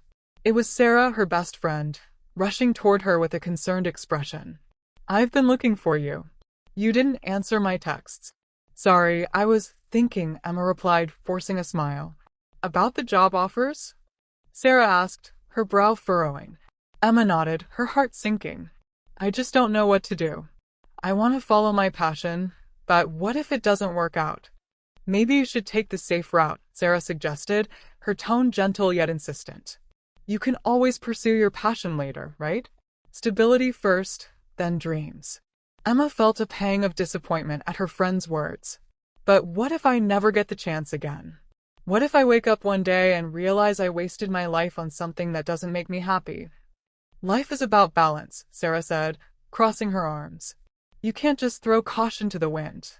Think about your bills, your student loans. I know. Emma interrupted, her voice rising. But I can't just lean on what makes sense. I need to trust my heart, even if it's scary. As Sarah opened her mouth to respond, Emma felt a wave of emotion wash over her. She pulled out her phone, scrolling through the messages again. Her fingers hovered over the screen, and she closed her eyes, whispering a silent prayer. God, please guide me. I want to trust in you with all my heart, but I'm scared. Help me to know what to do. The city around her continued to pulse with life, but in that moment, she felt a flicker of peace. She opened her eyes, looking at Sarah, who was watching her with a mix of concern and support. Maybe I just need to take a leap of faith, Emma said, her voice steadier now. I'll take the riskier job.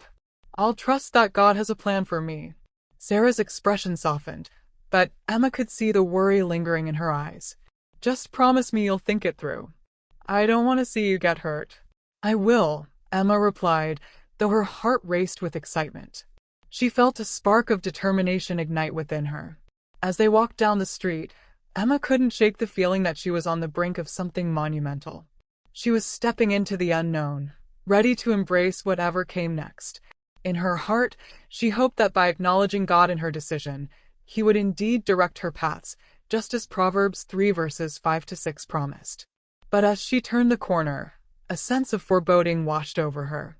What if she was making the biggest mistake of her life? The thought lingered like a dark cloud, but Emma pushed it aside, focusing instead on the thrill of possibility that lay ahead. Little did she know, the journey she was about to embark on would test her faith in ways she could never have imagined. Chapter 2. The Leap of Faith. Emma sat in her apartment, staring at the email on her laptop screen. The words, "We're thrilled to offer you the position of marketing coordinator," stared back at her, a testament to her hard work and dedication. But instead of feeling elated, she felt a sense of unease. She had made her decision. The startup was where she belonged. It was a risk, but one she was willing to take. Still, the doubt lingered, a persistent whisper in the back of her mind. A knock at the door interrupted her thoughts. Emma opened it to find Sarah standing on the other side, a concerned expression on her face. Hey, Sarah said, pulling her into a hug. I heard about the job offer. Congratulations. Emma managed a weak smile. Thanks. I actually turned it down. Sarah's eyes widened. What? Why? Emma led her friend inside and gestured for her to sit on the couch. I took the job at the startup, she said, bracing herself for Sarah's reaction. But Emma, that's crazy. Sarah exclaimed. That place is a mess, and the pay is terrible. How are you going to survive? Emma felt a pang of hurt at her friend's words. It's my dream job, Sarah. I can't just ignore that. But what about your family? Sarah pressed. They're going to freak out when they find out you turned down a stable position for some risky startup. Emma sighed, running a hand through her hair. I know. But I have to follow my heart, even if it's scary. Sarah shook her head. I don't understand you sometimes, Why can't you just play it safe for once? Because safe doesn't make me happy, Emma replied, her voice rising. I want to do something that matters, something that makes a difference. And what if it all falls apart? Sarah asked, her tone laced with concern. What if you lose everything? Emma thought about the verse she had clung to in her prayers, the one that had given her strength to make this decision. I'm trusting that God has a plan for me, she said, her voice steady. I'm leaning on Him, not my own understanding. Sarah looked at her for a long moment, her expression unreadable. I hope you know what you're doing, she said finally. I don't want to see you get hurt. Emma reached out and squeezed her friend's hand. I know, Sarah, but this is something I have to do. I need you to support me, even if you don't agree. Sarah sighed and nodded. Okay, I'm here for you no matter what. Just promise me you'll be careful, okay? Emma smiled and pulled her friend into another hug. I promise. As Sarah left, Emma felt a mix of emotions swirling inside her. She was excited, terrified, and hopeful all at the same time. She knew that the road ahead would be challenging, but she was determined to trust in God's plan for her life. Little did she know, the challenges she was about to face would test her faith in ways she had never imagined. Chapter 3: The Unexpected Twist. Emma's first day at the startup was a whirlwind of activity. She was introduced to the small team, each member passionate and driven in their own way. The office was a far cry from the sleek, corporate spaces she had envisioned, with mismatched furniture and whiteboards covered in scribbles. Despite the chaos, Emma felt a sense of excitement. This was her chance to make a real difference, to put her skills to use in a way that mattered. She dove headfirst into her work, determined to prove herself and justify her decision to take the leap. But as the weeks passed, Emma began to notice strange things happening around the office. Files would go missing, projects would be derailed, and deadlines would be missed. At first, she brushed it off as the growing pains of a young company, but as the issues continued to mount, she couldn't shake the feeling that something more sinister was at play. One day, as she was working late, Emma stumbled upon a document that seemed to be a blueprint for their latest product launch. It was covered in notes and scribbles, but one word jumped out at her: sabotage. Emma's heart raced as she read through the document, her mind reeling. Someone was deliberately trying to undermine the company's success. But who and why? She confronted her boss, a passionate young woman named Olivia, about her findings. Olivia's face paled as Emma explained what she had discovered, and she quickly called a meeting with the rest of the team. Someone in this room is working against us, Olivia announced, her voice trembling with anger. We've been sabotaged, and it has to stop. The team erupted into chaos, with accusations flying and fingers pointing. Emma sat back, watching the scene unfold with a growing sense of dread. She had put her faith in this company, in this dream, and now it was all falling apart. As the meeting drew to a close, Olivia turned to Emma, her eyes filled with a mix of gratitude and concern. Thank you for bringing this to our attention, she said. But I'm afraid this puts you in a very dangerous position. Emma felt a chill run down her spine. What do you mean? The person behind this is clearly willing to go to extreme lengths to protect their interests, Olivia replied. And they won't hesitate to silence anyone who gets in their way. Emma's mind raced with the implications of Olivia's words. She had risked everything to be here, to pursue her passion, and now it seemed that her very life was in danger. She thought of the verse she had clung to, the one that promised God would direct her paths, and she felt a glimmer of hope. But as she lay awake that night, staring at the ceiling, she couldn't shake the feeling that her faith was being tested in ways she had never imagined. The road ahead was uncertain, and the stakes were higher than ever before. Chapter 4: The Turning Point. The following weeks were a blur of tension and uncertainty at the startup. Emma felt the weight of the atmosphere pressing down on her, and every time she entered the office, she scanned the room for signs of the saboteur. The team had become suspicious of one another, and trust was eroding faster than the deadlines they were trying to meet. One afternoon, Emma was working late again, poring over marketing strategies for their upcoming product launch. The office was quiet, the only sound the faint hum of the overhead lights. As she reviewed her notes, she heard a soft rustle behind her. She turned to see Lucas, a fellow team member with whom she had developed a friendly rapport, standing in the doorway. "Hey, Emma. Working late again?" he asked, his voice casual, but there was something in his eyes that made her uneasy.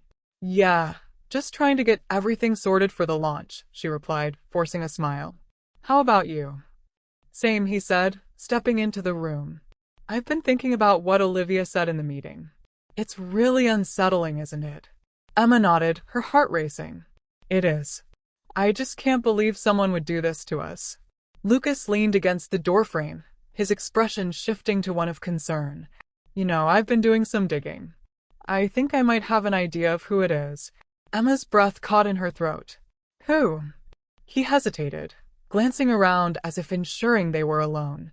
"I can't say for sure, but I've noticed some strange behavior from Jenna. She's been acting off lately, and I overheard her talking to someone on the phone about cleaning up loose ends." Emma felt a chill run down her spine. Jenna was one of the more experienced members of the team, someone who had been there since the start. "Are you sure?" "That seems extreme." "I know it sounds crazy," Lucas said, his voice lowering. "But I think we need to confront her. If she's the one behind this, we need to stop her before it's too late." Emma's heart raced at the thought of confrontation. What if we're wrong? What if we accuse her and it backfires? "Then we'll deal with it," Lucas replied, determination etched on his face. "But we can't just sit back and let this continue." Emma weighed her options, the tension in her chest mounting. She thought of the verse she had clung to during this tumultuous journey: "Trust in the Lord with all your heart." But trusting felt more complicated than ever. "Okay," Emma finally said, her voice steady. "Let's do it. But we need to be careful." The next day, they arranged to meet Jenna for coffee, under the pretense of discussing marketing ideas. Emma's heart raced as they sat across from her in a small cafe. Jenna was animated, her laughter filling the space, but Emma couldn't shake the feeling of dread that settled in her stomach. "Emma, Lucas. It's so great to see you both," Jenna said, her smile bright. "What's up?" Emma exchanged a glance with Lucas, who nodded slightly. "We wanted to get your thoughts on the upcoming launch," Emma said, forcing a smile. "There's been a lot of talk about the sabotage, and we thought it might be good to brainstorm together." Jenna's expression shifted slightly, a flicker of something, fear, perhaps, crossing her face before she masked it with a smile. "Oh, of course. I'm all in. We need to stay focused and not let anything distract us." As they discussed strategies, Emma couldn't shake the feeling that Jenna was hiding something. Lucas interjected with pointed questions, and Emma watched as Jenna's demeanor shifted from confident to defensive. "Why do you think this is happening?" Lucas asked, leaning in. "It feels like someone is intentionally trying to undermine us." Jenna's eyes darted around the cafe, and Emma noticed her hands tremble slightly as she took a sip of her coffee. "I don't know," she said, her voice shaky. "But we can't let it get to us. We just need to work harder." Emma felt a surge of adrenaline. "Jenna, we need to know who we can trust. If you have any information that could help us, now is the time to share." Jenna's eyes widened, and for a moment, Emma thought she saw panic flicker across her face. I don't know anything," she stammered, her voice rising. "You can't just accuse me like that." The tension in the air thickened, and Emma felt a knot form in her stomach. "We're not accusing you," she said carefully. "We just want to understand what's happening." "Let's just focus on the launch," Jenna said, her voice strained. "That's what really matters." As they parted ways, Emma's heart raced. The conversation had left her feeling more uncertain than ever. She had put her faith in this team, in this dream, and now it felt like everything was slipping through her fingers. That night, Emma lay in bed, staring at the ceiling. The weight of doubt pressed down on her, and she felt a familiar sense of despair creeping in. Had she made the wrong choice? Had her leap of faith led her into a trap? She closed her eyes, whispering a prayer for guidance. "God, I need you now more than ever. Help me to trust in you, even when I can't see the way forward." As she drifted off to sleep, she couldn't shake the feeling that the storm was far from over. The path ahead was fraught with danger, and she would need every ounce of faith she could muster to navigate the challenges that lay ahead. Chapter 5: The Black Moment. The days that followed the confrontation with Jenna felt like an endless cycle of anxiety and uncertainty. Emma arrived at the office each morning with a knot in her stomach, acutely aware of the tension that hung in the air. The team was fractured, suspicion simmering just beneath the surface, and productivity had plummeted. One afternoon, Emma and Lucas were huddled over their laptops, trying to salvage the marketing campaign for the upcoming product launch. The atmosphere was thick with unspoken fears and unacknowledged doubts. "Did you hear about the latest delay?" Lucas asked, his voice low. "The supplier just backed out, and we're running out of time." Emma sighed, rubbing her temples. "It feels like everything is falling apart. I thought taking this leap would lead to something amazing, but instead, it's like we're spiraling into chaos." Lucas looked at her, his eyes filled with concern. "You can't let this get to you, Emma. You believed in this place for a reason. Just keep pushing forward." But Emma felt her resolve wavering. As she stared at the screen, the weight of her decision pressed down on her. She had chosen this path, believing that trusting in God would lead her to success. Yet, with every setback, her faith felt more fragile. The verse she had clung to seemed distant, almost mocking in its promise. That evening, as Emma walked home, the city lights blurred around her. She was lost in thought, replaying every moment of the past few weeks. Had she misread the signs? Was she truly meant to be here, or had she been foolish to think she could make a difference? When she reached her apartment, she found a message from Olivia waiting for her. "Can we talk? I need to discuss something important," it read. Emma's heart raced as she replied, agreeing to meet at the office the next morning. The following day, Emma arrived early, her stomach churning with apprehension. Olivia was already there, pacing the floor, her expression grave. "Emma, thank you for coming," Olivia said, her voice tight. "I need to be honest with you. I've been hearing some troubling things." Emma's heart sank. "What do you mean?" "Jenna has been spreading rumors about you," Olivia said, her eyes darkening. "She's telling people that you're the one responsible for the delays and the sabotage. It's causing a rift in the team, and I'm afraid it's affecting your reputation." Emma felt the ground shift beneath her. "What? That's insane. I've been working hard to help this team succeed." "I know, and I believe you," Olivia said quickly. "But the damage is being done. People are starting to question your loyalty, and it's making it difficult for us to move forward." Emma's mind raced, her heart pounding in her chest. She had come to this company with hope and determination, and now it felt like everything was crumbling around her. "What do I do?" she asked, her voice barely above a whisper. "We need to confront Jenna," Olivia said firmly. "But we have to be careful. If she's willing to lie to protect herself, we need to tread lightly." Emma nodded, but the thought of confronting Jenna filled her with dread. What if Jenna turned the accusations back on her? What if this confrontation only made things worse? That night, Emma lay in bed, her mind racing. She felt like she was standing on the edge of a precipice, teetering between hope and despair. The weight of her decision pressed down on her, and she felt utterly alone. In the darkness, tears streamed down her face as she whispered another prayer. "God, I don't know what to do. I feel lost and afraid. Please guide me. Help me to trust in your plan, even when it feels impossible." But as she drifted off to sleep, a sense of foreboding settled over her. The next day would be crucial, and she couldn't shake the feeling that the confrontation with Jenna would change everything. The black moment loomed ahead, and Emma could only hope that her faith would be enough to carry her through the storm. Chapter 6: The Breakthrough. The following morning, Emma arrived at the office with a mix of determination and trepidation. She had spent the night wrestling with her thoughts, replaying every scenario in her mind. Today was the day she would confront Jenna, and she knew it would require all the courage she could muster. As she walked through the office, she could feel the weight of the atmosphere pressing down on her. Whispers followed her as she passed her coworkers, their expressions a mix of curiosity and suspicion. Emma took a deep breath, reminding herself of the verse that had guided her through this tumultuous journey: "Trust in the Lord with all your heart." She had to believe that she was not alone in this fight. When she reached her desk, she found Lucas waiting for her, his expression serious. "Are you ready for this?" he asked, concern etched on his face. "I have to be," Emma replied, her voice steady despite the fluttering in her stomach. "We need to put an end to this." They agreed to meet Jenna in the conference room, a neutral space that felt both intimidating and necessary. As they walked together, Emma felt a surge of adrenaline. She was tired of being on the defensive.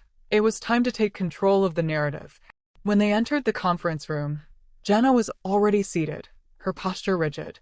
She looked up, surprise flickering across her face. "What's this about?" she asked, her voice tight. "Emma and I wanted to talk to you about the rumors going around," Lucas said, his tone firm but calm. "We need to clear the air." Jenna's eyes narrowed. "I don't know what you're talking about." Emma felt a rush of frustration but forced herself to remain composed. "Jenna, we know you've been spreading false information about me. It's affecting the team and our ability to work together. We need to address this."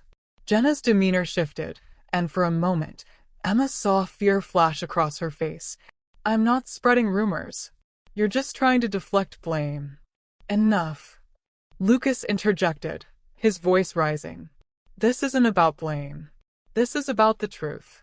We're all on the same team, and we need to work together to make this launch successful." Emma took a deep breath, feeling the weight of the moment. "Jenna, I've put my heart into this project. I believe in what we're doing, and I want to see us succeed. But we can't do that if we're tearing each other apart. If you're struggling, we can help you. But we need honesty." Jenna's expression softened slightly, and Emma could see the conflict in her eyes. I just thought I was protecting myself," she admitted, her voice trembling. "I didn't want to be the one blamed if things went wrong." Emma's heart ached at Jenna's vulnerability. "We're all feeling the pressure. But we can't let fear drive us apart. We need to trust each other." Silence hung in the air, thick with tension. Emma held her breath, praying for a breakthrough. She felt the weight of her decision to trust in God, and she hoped that this moment would lead to healing. Finally, Jenna looked down, her shoulders slumping. "You're right," she said quietly. "I've been scared, and I didn't know how to handle it. I didn't mean for it to go this far." Emma felt a surge of relief wash over her. "We can work through this together. Let's focus on the launch and put our energy into making it successful." Jenna nodded, her eyes glistening with unshed tears. "I'm sorry, Emma. I really am. I let my fear get the best of me." As they left the conference room, Emma felt a weight lift off her shoulders. The confrontation had been difficult, but it had led to a breakthrough that she hadn't dared to hope for. She and Lucas exchanged a glance, both of them feeling the shift in the atmosphere. Over the next few days, the team rallied together, working with renewed energy and purpose. Jenna became an ally rather than an adversary, and Emma felt the bonds of trust begin to rebuild. They collaborated on marketing strategies, brainstorming ideas, and sharing the workload. One afternoon, as they gathered around the conference table, Emma felt a sense of hope blooming within her.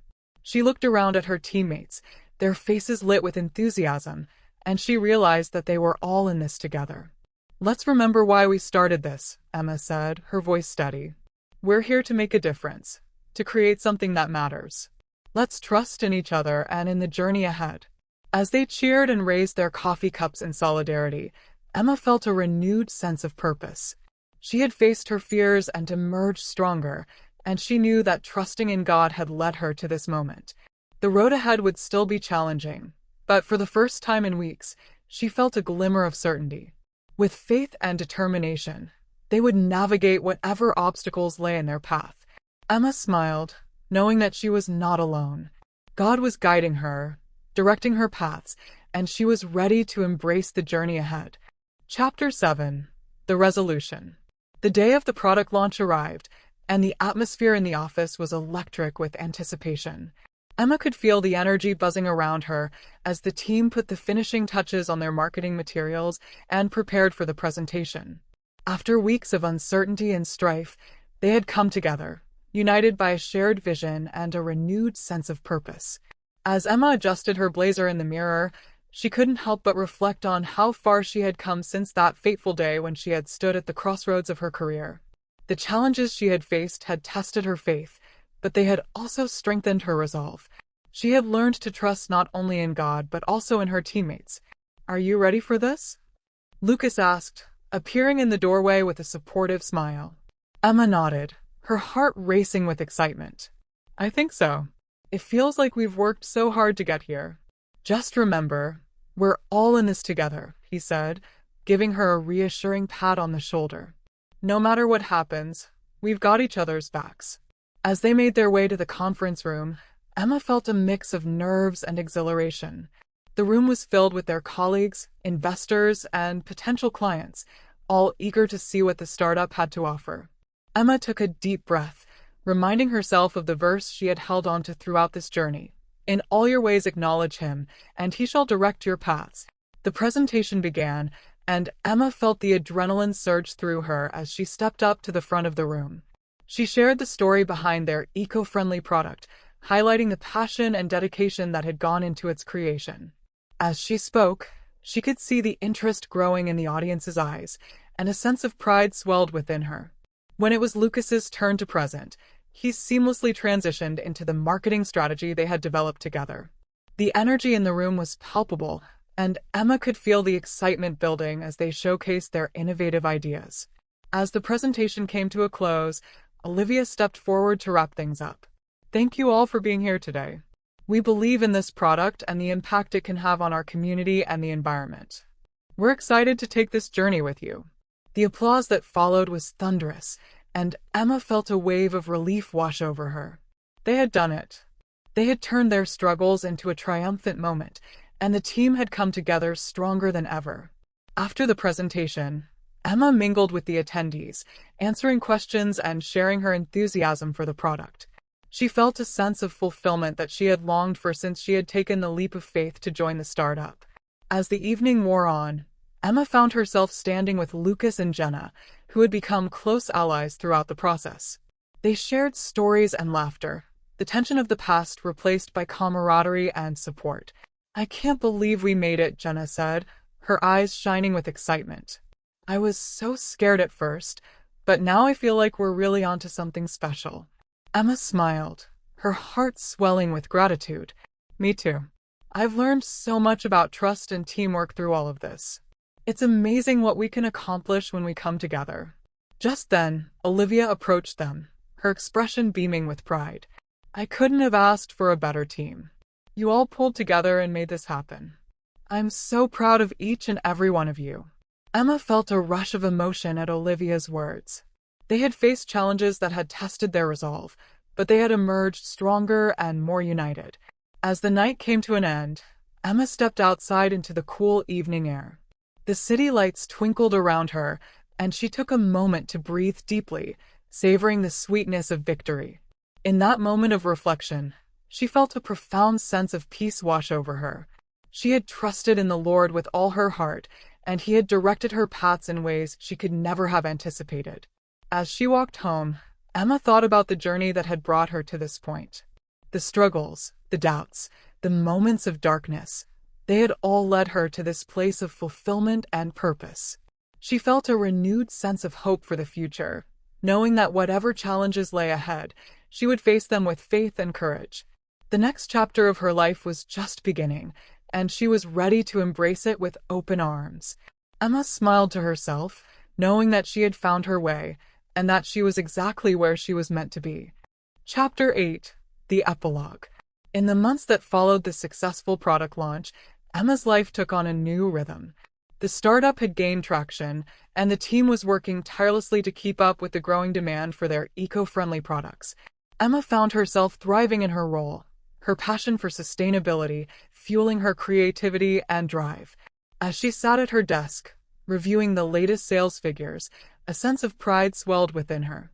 They had come so far, overcoming obstacles and doubts to create something truly meaningful. Emma thought back to the verse that had guided her through the darkest moments. "Trust in the Lord with all your heart, and lean not on your own understanding.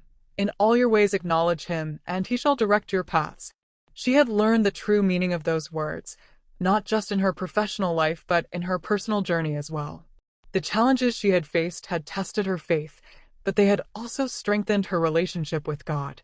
She had learned to trust in His plan, even when it didn't make sense, and to acknowledge His guidance in every aspect of her life. As Emma looked around the office, she saw the same transformation in her teammates. Jenna had blossomed into a confident leader, her fears replaced by a fierce determination to make a difference. Lucas, too, had grown, his once cautious nature giving way to a bold and innovative spirit. The startup had become more than just a workplace. It was a family bound together by a shared vision and a deep sense of purpose. Emma marveled at how far they had come, from a small team of dreamers to a thriving company making waves in the industry. One afternoon, as Emma sat in the park during her lunch break, she watched as a group of children played on the swings. Their laughter filled the air, and Emma couldn't help but smile. It was moments like these that reminded her of the impact their work was having on the world around them. As she walked back to the office, Emma felt a renewed sense of purpose. She knew that her journey had been far from easy, but she also knew that it had been worth it. She had found her calling, her passion, and her faith, all wrapped up in the pursuit of a dream. As she entered the office, she saw a familiar face waiting for her. It was Sarah, her best friend, who had been there for her through it all. Emma's heart swelled with gratitude as she pulled Sarah into a tight hug. "I'm so proud of you," Sarah whispered, her voice thick with emotion. "You never gave up, even when things got tough." Emma pulled back, her eyes shining with tears. "I couldn't have done it without you, Sarah. You've been my rock through it all." They talked for hours, catching up on each other's lives and sharing stories of triumph and growth. Emma marveled at how much had changed in such a short time, and she knew that she owed it all to the leap of faith she had taken. As the sun began to set, Emma stepped out onto the balcony, taking in the breathtaking view of the city's skyline. She thought about the verse that had become a mantra for her, a reminder of the power of trust and faith. "In all your ways acknowledge Him, and He shall direct your paths," she whispered, the words settling into her heart like a gentle embrace. Emma knew that her journey was far from over, that there would be more challenges and obstacles to face, but she also knew that she was not alone. God was with her, guiding her every step of the way, and she was ready to face whatever came next. As she turned to head back inside, Emma caught sight of a rainbow arching across the sky. She paused, taking in its vibrant colors, and felt a sense of wonder wash over her. It was a reminder that even in the darkest of times, there was always hope, always a promise of something better to come. Emma smiled, knowing that she had found her way, and that she was exactly where she was meant to be. She had trusted in the Lord with all her heart, and He had directed her paths, leading her to a place of fulfillment and purpose. As she walked back to her desk, Emma felt a renewed sense of determination. She was ready to take on the world, to make a difference, and to inspire others to do the same. With God by her side and her team at her back, she knew that anything was possible. The future was bright, and Emma couldn't wait to see what adventures lay ahead. Guided by grace. "Fear not, for I am with you. Be not dismayed, for I am your God. I will strengthen you, yes, I will help you. I will uphold you with my righteous right hand." Isaiah 41 verse 10. Chapter 1. A Quiet Storm. The distant hum of New York City buzzed through the narrow windows of Ava Reed's Bronx apartment. Sirens echoed faintly in the background, blending with the constant rhythm of car horns and busy streets below. The late afternoon light filtered through the worn curtains, casting long shadows across the room. Ava sat at the edge of her bed, staring blankly at the eviction notice in her hand, her heart heavy. Her fingers trembled as she read it again. The words blurred as the weight of her situation pressed down on her chest. She couldn't pay rent. There was no miracle in sight, and in 2 weeks, she and her daughter Mia would be homeless. The apartment was small and sparsely furnished, but Ava had always done her best to make it feel like a home, a sanctuary for her and Mia. Even though the walls were cracked and the kitchen was barely functional, it was theirs. But now it seemed even this fragile piece was slipping through her fingers. She had prayed so many times before. Every morning, every night, whispering desperate prayers, asking God to intervene. But right now, in this moment, she felt abandoned, as though her cries for help had only reached empty air. Asterisk, why, God? Why now? Asterisk, Ava's mind screamed as she crumpled the paper in her hand. She had been faithful. She had held on to her faith in Christ even when life fell apart. But now it felt like everything was collapsing again. First, her marriage to Michael had crumbled, and now even her home was on the verge of disappearing. Yet even in her despair, Ava knew deep down that she wasn't alone. Not truly. It was hard to feel it in the midst of the pain, but someone had always held her steady. She had survived every other storm because God had been her strength. Yet, in this moment, she struggled to remember that truth. Ava stood up and walked to the small kitchen table, cluttered with bills and reminders of what needed to be done. She took a deep breath and tried to focus on Mia's laughter echoing from the other room instead of the looming threat of eviction. Mia's joyful laughter broke the silence as she dashed into the room, clutching a bright painting in her small hands. "Mommy, look what I made." Mia beamed as she held out the picture, a drawing of their home with two stick figures standing side by side under a big yellow sun. Ava's heart clenched at the sight of Mia's innocence and joy contrasting sharply with her own despair. How can I tell her? The question gnawed at her. But instead of speaking her fears, Ava forced a smile. "It's beautiful, sweetheart." The weight of the eviction notice felt like 1,000 pounds as she looked into Mia's eyes filled with hope. As Mia settled into her after-school routine, Ava retreated to the kitchen. Her hands shook as she poured herself a cup of coffee, tears welling up in her eyes. She had always trusted that God would make a way, but lately, it felt like every door had been slammed shut. She wiped her tears and bowed her head over the steaming mug. "Lord, I need you. I can't do this alone. I know you said you'd help me, but I can't see a way out." Her voice broke as she continued. "Please, God, I'm holding on. Don't let me fall." It was a simple prayer, but all she had left. Surrendering everything to him felt like both a relief and an overwhelming burden. The sun dipped lower in the sky outside their window, casting an orange glow that illuminated Mia's drawing still pinned to the fridge, a reminder of hope amidst chaos. Ava took a deep breath and resolved that whatever happened next, she would fight for their little sanctuary and shield Mia from their reality for as long as she could. As night fell over the Bronx and darkness enveloped their apartment, Ava tucked Mia into bed and kissed her forehead gently. "Sweet dreams," she whispered before retreating to her own room where uncertainty loomed like an unwelcome guest. Lying awake in bed later that night, Ava stared at the ceiling while thoughts raced through her mind. Thoughts about bills piling up and how they would find another place if they lost this one. But somewhere beneath that fear lay a flicker of hope. Perhaps tomorrow would bring clarity or even a miracle. With that thought lingering in her mind like a fragile thread connecting her to faith, Ava drifted into restless sleep, caught between fear and hope, as outside their window, life continued unabated in the city that never sleeps. Chapter 2. The Hope Within. Mia's joyful laughter broke the silence, echoing in the hallway before the door swung open. Her energy seemed out of place in the gloom of the apartment, but it brought a sliver of light to Ava's heavy heart. Mia's dark brown curls bounced as she dashed into the room, clutching a bright painting in her small hands.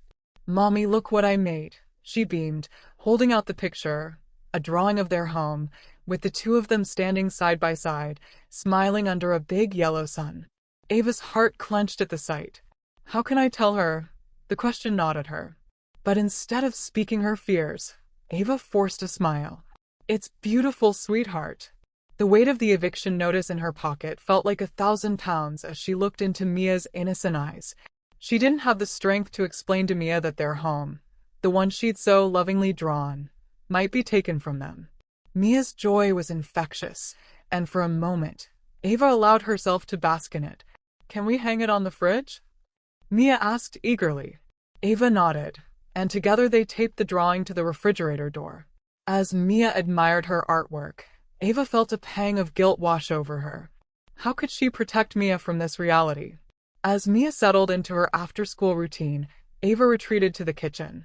She poured herself a cup of coffee, her hands shaking slightly as she tried to steady her thoughts. The bills piled high on the table loomed like dark clouds on an otherwise sunny day. She had always trusted that God would make a way, but lately, It felt like every door had been slammed shut. Sitting at the kitchen table, tears welled up in her eyes as she thought about their uncertain future. Wiping them away with the back of her hand, she bowed her head and whispered a prayer. Lord, I need you. I can't do this alone. I know you said you'd help me, but I can't see a way out. Her voice broke as she continued. Please, God, I'm holding on. Don't let me fall. It was a simple prayer, but it was all she had left. Surrendering everything to him felt both terrifying and liberating. After finishing her prayer, Ava took a deep breath and opened her eyes. She felt vulnerable but also strangely peaceful, like she had finally released some of the weight she had been carrying alone for so long. The fear didn't vanish entirely. It lingered in the corners of her mind like an unwelcome guest. But now there was also a flicker of hope, a reminder that God was still with her. Later that evening, as they prepared dinner together, Mia stirring pasta sauce while Ava chopped vegetables, the warmth of their shared laughter filled the small kitchen. In those moments, Ava found solace in their routine and in Mia's innocent joy. Mommy, Mia said suddenly, looking up with wide eyes, do you think we'll always live here? Ava paused for a moment, feeling that familiar knot tighten in her stomach. Of course we will, she replied with more confidence than she felt. This is our home. But what if we have to move? Mia pressed innocently. Ava knelt down to meet Mia's gaze. No matter where we go, we'll always have each other, she reassured her daughter with a smile that didn't quite reach her eyes. As they sat down to eat later that night, Ava couldn't shake off the feeling of dread creeping back in. She glanced at Mia across the table. Her daughter was happily recounting stories from school, and for a moment, Ava wished she could shield Mia from all worries and fears forever. After dinner and bedtime stories filled with fantastical adventures and happy endings, Ava tucked Mia into bed and kissed her forehead gently. Sweet dreams, she whispered before retreating to her own room where uncertainty loomed like an unwelcome guest. Lying awake later that night, Ava stared at the ceiling while thoughts raced through her mind. Thoughts about bills piling up and how they would find another place if they lost this one. But somewhere beneath that fear lay a flicker of hope. Perhaps tomorrow would bring clarity or even a miracle. As dawn broke over the Bronx the next morning, Ava woke up with renewed determination coursing through her veins. The sun streamed through their window as if heralding a new beginning, a reminder that each day was an opportunity for change.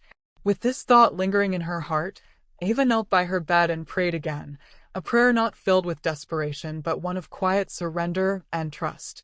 Lord, she breathed softly, I don't know what lies ahead for us or how we will get through this, but I trust you.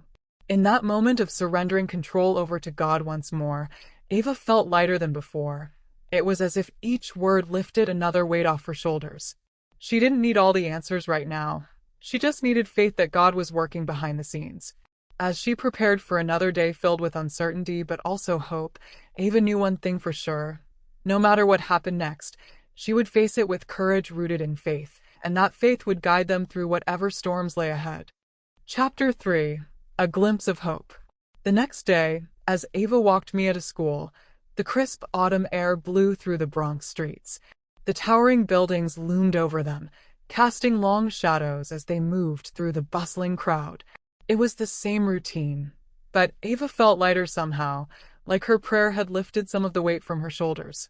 God hadn't given her an answer yet, but there was peace, a deep, quiet assurance that he was still with her. As she made her way back to their building, Mrs. Jenkins called out from her doorway. The elderly woman had always been a comforting presence in the apartment complex, her faith as steadfast as the sun rising each day. Ava dear, come in for a cup of tea, Mrs. Jenkins said, waving her over. Ava hesitated but felt an undeniable pull toward the warmth emanating from Mrs. Jenkins' home. She needed this, someone to talk to who understood the struggles of life and faith. Stepping into the older woman's apartment, she was enveloped by the familiar scent of cinnamon and fresh-baked bread, wrapping around her like a hug. Mrs. Jenkins moved about the kitchen with ease, humming a hymn under her breath.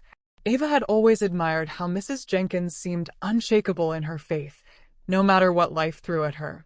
It was a quality Ava longed to embody herself. You know, Mrs. Jenkins began as she set the tea down on the table, I've been praying for you, Ava. I don't know what's going on, but I can see it on your face. Ava's eyes filled with tears at the kindness in Mrs. Jenkins' voice. I don't know what to do, Mrs. Jenkins. I've prayed, I've trusted God, but it feels like he's forgotten me. Mrs. Jenkins reached across the table and gently placed her hand over Ava's. Child, he hasn't forgotten you. When the night feels the darkest, that's when God is closest. Sometimes he's waiting for us to trust him fully, to stop relying on our own strength and lean entirely on him. Ava nodded slowly, feeling a flicker of hope igniting within her heart. But how do I keep trusting when everything feels like it's falling apart? Mrs. Jenkins smiled softly, her eyes twinkling with wisdom gained from years of experience. You remember Isaiah 41 verse 10, don't you? Do not fear, for I am with you. Do not be dismayed, for I am your God. I will strengthen you and help you. God promised that he would help you. And he will. You just have to keep walking one step at a time, even when you can't see the whole path. Ava breathed in deeply as Mrs. Jenkins' words washed over her like a balm for her weary soul. She didn't need all the answers right now. She just needed to trust that God was working, even when she couldn't see it. As they sipped their tea and talked about life in the neighborhood and memories of days gone by, Ava felt a renewed sense of peace settle within her heart. The warmth of Mrs. Jenkins' presence and wisdom reminded her that she was not alone in this journey. After their conversation drifted into comfortable silence, Ava rose to leave but felt compelled to share more about her situation. I'm scared about losing our home, she admitted quietly. I don't know how we'll manage if we have to move. Mrs. Jenkins nodded knowingly and leaned closer across the table. Ava, sometimes God allows us to go through difficult seasons so we can learn to rely on him more deeply. She paused for effect before adding gently, it's in those moments that we often find our greatest strength. Ava felt tears prick at her eyes again, but this time they were accompanied by something different, hope mingled with gratitude for Mrs. Jenkins' unwavering faith. Thank you, Ava said softly as she stood up to leave, feeling lighter than when she had entered. Remember, Mrs. Jenkins called after her as she walked toward the door, God is always working behind the scenes. Keep your heart open to his guidance. As Ava stepped back into the cool autumn air outside, she found herself reflecting on Mrs. Jenkins' words about God's presence and provision in times of trouble. She walked home slowly, allowing each step to ground her in faith rather than fear. That evening after dinner and bedtime stories filled with fantastical adventures and happy endings, Ava knelt by Mia's bed and prayed, not a desperate prayer this time, but one of quiet thanks and renewed determination. Lord, she whispered softly as she clasped her hands together beside Mia's sleeping form, I didn't know how it would work out, but you were with me the whole time. The silence that followed wasn't empty, it was filled with the presence of God, a reminder that he had never left her side. As Ava stood up from beside Mia's bed that night, she felt an undeniable shift within herself, a deep-seated conviction that no matter how stormy life became or how dark it seemed at times, God was there guiding her through every trial. With hope rekindled and faith strengthened by Mrs. Jenkins' wisdom and encouragement, Ava knew she could face whatever lay ahead, one step at a time, trusting fully in God's unfailing love and support as they navigated through this challenging season together. Chapter 4: The Help Unseen. The days passed, and though the eviction deadline loomed, Ava found her strength in God renewed. Every morning, she rose early, praying over their home and speaking words of faith about her and Mia's future. The fear didn't disappear overnight, but it no longer controlled her. She had handed her burden to Christ, trusting in his promise to sustain her. One afternoon, after another long shift at the diner, Ava's manager, Tom, approached her as she was gathering her things to leave. Ava, I've been meaning to talk to you, he began, rubbing the back of his neck. There's a new position opening up, assistant manager. It comes with better pay and benefits. I know things have been tough for you, and I wanted to offer it to you first. Ava blinked in disbelief. Assistant manager? Her heart raced at the thought of a stable income that could help them stay afloat. Are you serious? I don't know what to say, she stammered. Tom smiled warmly. You've earned it. You've been one of the most reliable workers we have. I see how hard you work every day, and I believe you'd be perfect for this role. Overwhelmed with gratitude and a flicker of hope igniting within her, Ava felt tears prick at the corners of her eyes. "Thank you so much, Tom. This means more than you know." As she walked home that evening, a sense of exhilaration washed over her. This opportunity felt like a lifeline thrown into turbulent waters, a glimmer of hope amidst the uncertainty that had clouded her life for so long. When she arrived home, Mia was sprawled on the floor with crayons and paper, deeply engrossed in her latest masterpiece. "Mommy, look," she exclaimed as Ava entered, holding up a colorful drawing of a rainbow with stick figures dancing beneath it. "That's beautiful, Mia," Ava said, kneeling beside her daughter to admire the artwork. In that moment, she felt a renewed sense of purpose. She wanted to create a brighter future for Mia, a future filled with stability and love. The next day at the diner was busy but invigorating. Ava moved through the familiar rhythm of serving customers and cleaning tables with newfound energy. Her coworkers noticed the change in her demeanor. She was more engaged and animated than she had been in weeks. During a break, Ava sat with her friend Lisa, who had been working alongside her for years. "You seem different today," Lisa remarked with a knowing smile. "What's going on?" Ava hesitated, but then decided to share the news about the assistant manager position. "Tom offered me a promotion. It's not just about the money. It feels like an opportunity to really grow." Lisa's eyes widened in excitement. "That's amazing. You deserve it. You work so hard. It's about time someone recognized that." Encouraged by Lisa's enthusiasm and support from her coworkers, Ava began to regain confidence in herself, something that had been eroded by months of struggle. Their camaraderie reminded her that she wasn't alone in this journey. They were all part of a community that supported one another through thick and thin. As days turned into weeks, Ava settled into her new role as assistant manager at the diner. The responsibilities were challenging but invigorating. She felt more empowered than ever before. She learned how to manage shifts, coordinate staff schedules, and even handle customer complaints with grace. One evening after closing up shop, Tom pulled Ava aside again. "You're doing great work," he said sincerely. "I knew you had it in you." His words filled Ava with warmth, a recognition that fueled her determination further. "Thank you," she replied earnestly. "I couldn't have done it without your support." As she continued to thrive at work, Ava also began to feel lighter at home. The burden of financial worry was still present but now felt manageable, like something they could overcome together rather than an insurmountable wall. One evening after dinner, while Mia played quietly in the living room, Ava knelt beside her bed and prayed, not out of desperation but from a place of gratitude and renewed faith. "Lord," she whispered softly as she clasped her hands together beside Mia's sleeping form, "thank you for this opportunity, and for my coworkers who have stood by me through all this." The silence that followed wasn't empty, it was filled with God's presence, a reminder that He had never left her side. As Ava stood up from beside Mia's bed that night, she felt an undeniable shift within herself, a deep-seated conviction that no matter how stormy life became or how dark it seemed at times, God was there guiding her through every trial. With hope rekindled and faith strengthened by the support of those around her, both seen and unseen, Ava knew she could face whatever lay ahead, one step at a time, trusting fully in God's unfailing love as they navigated through this challenging season together. Chapter 5: A Light in the Darkness.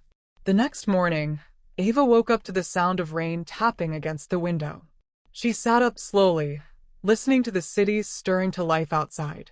The pressure on her chest had lessened over the last few days, but the reality of their situation still hung over her like a cloud. After getting Mia ready for school, Ava wrapped herself in a worn-out coat and stepped outside into the chilly fall air. The cold nipped at her skin, but today, she felt something different, a quiet resolve building inside her. She didn't know how, but deep down, she believed God was working behind the scenes. Later that afternoon, Ava was at the diner, wiping down tables after the lunch rush. She moved with the familiar rhythm of the day, but her mind was elsewhere. As she cleared a table near the window, she caught a glimpse of a man walking in, a tall figure, his face obscured by the brim of his hat and the collar of his coat pulled up against the rain. "Hey, Ava," Tom called from the back. "Can you take care of this one? I've got my hands full." Ava nodded and headed over to the man's table. As she approached, he looked up and smiled, removing his hat. It took her a moment to place him, but then her heart skipped a beat. It was Mr. Whitmore, an older gentleman who had frequented the diner when Ava first started working there. She hadn't seen him in years. "Mr. Whitmore." "It's been so long," Ava said, offering him a warm smile. "How have you been?" "Better now that I see a familiar face," he replied, his voice as kind and grandfatherly as she remembered. "I was in the area and thought I'd stop by for some coffee. Maybe a slice of pie if you have it." Ava's heart lightened at his words. She had always liked Mr. Whitmore. He had a gentle spirit and always tipped generously. But more than that, he had a way of making people feel seen. As they chatted, Ava learned that Mr. Whitmore had recently retired from his longtime business, a construction company that he'd grown from the ground up. He spoke fondly of his grandchildren, who were now running the business, and of the legacy he had left behind. But as they spoke, it wasn't just small talk. There was something else, an openness between them. Ava shared a little about her struggles, the challenges of being a single mother, and the uncertainty of her future. She didn't intend to pour out her heart to a customer, but somehow it just came out naturally. Mr. Whitmore listened intently, his eyes soft with understanding. When she finished, he sat back and looked at her for a long moment, as if weighing his next words carefully. "I've got an idea," he said finally. "I don't know if you're interested, but my granddaughter is expanding the company, and she's been looking for someone with management skills to help run the new office. You've always been good with people, Ava, and I think you'd be perfect for the job." Ava blinked, her breath catching in her throat. "Me? I don't know if I—" "Don't sell yourself short," he interrupted gently. "I've watched you work here, and you've got the skills. Plus, it's a steady job with good pay. If you're interested, I can put in a word for you." Ava's mind raced. She hadn't even thought about leaving the diner, but this opportunity sounded almost too good to be true. It wasn't just a job offer.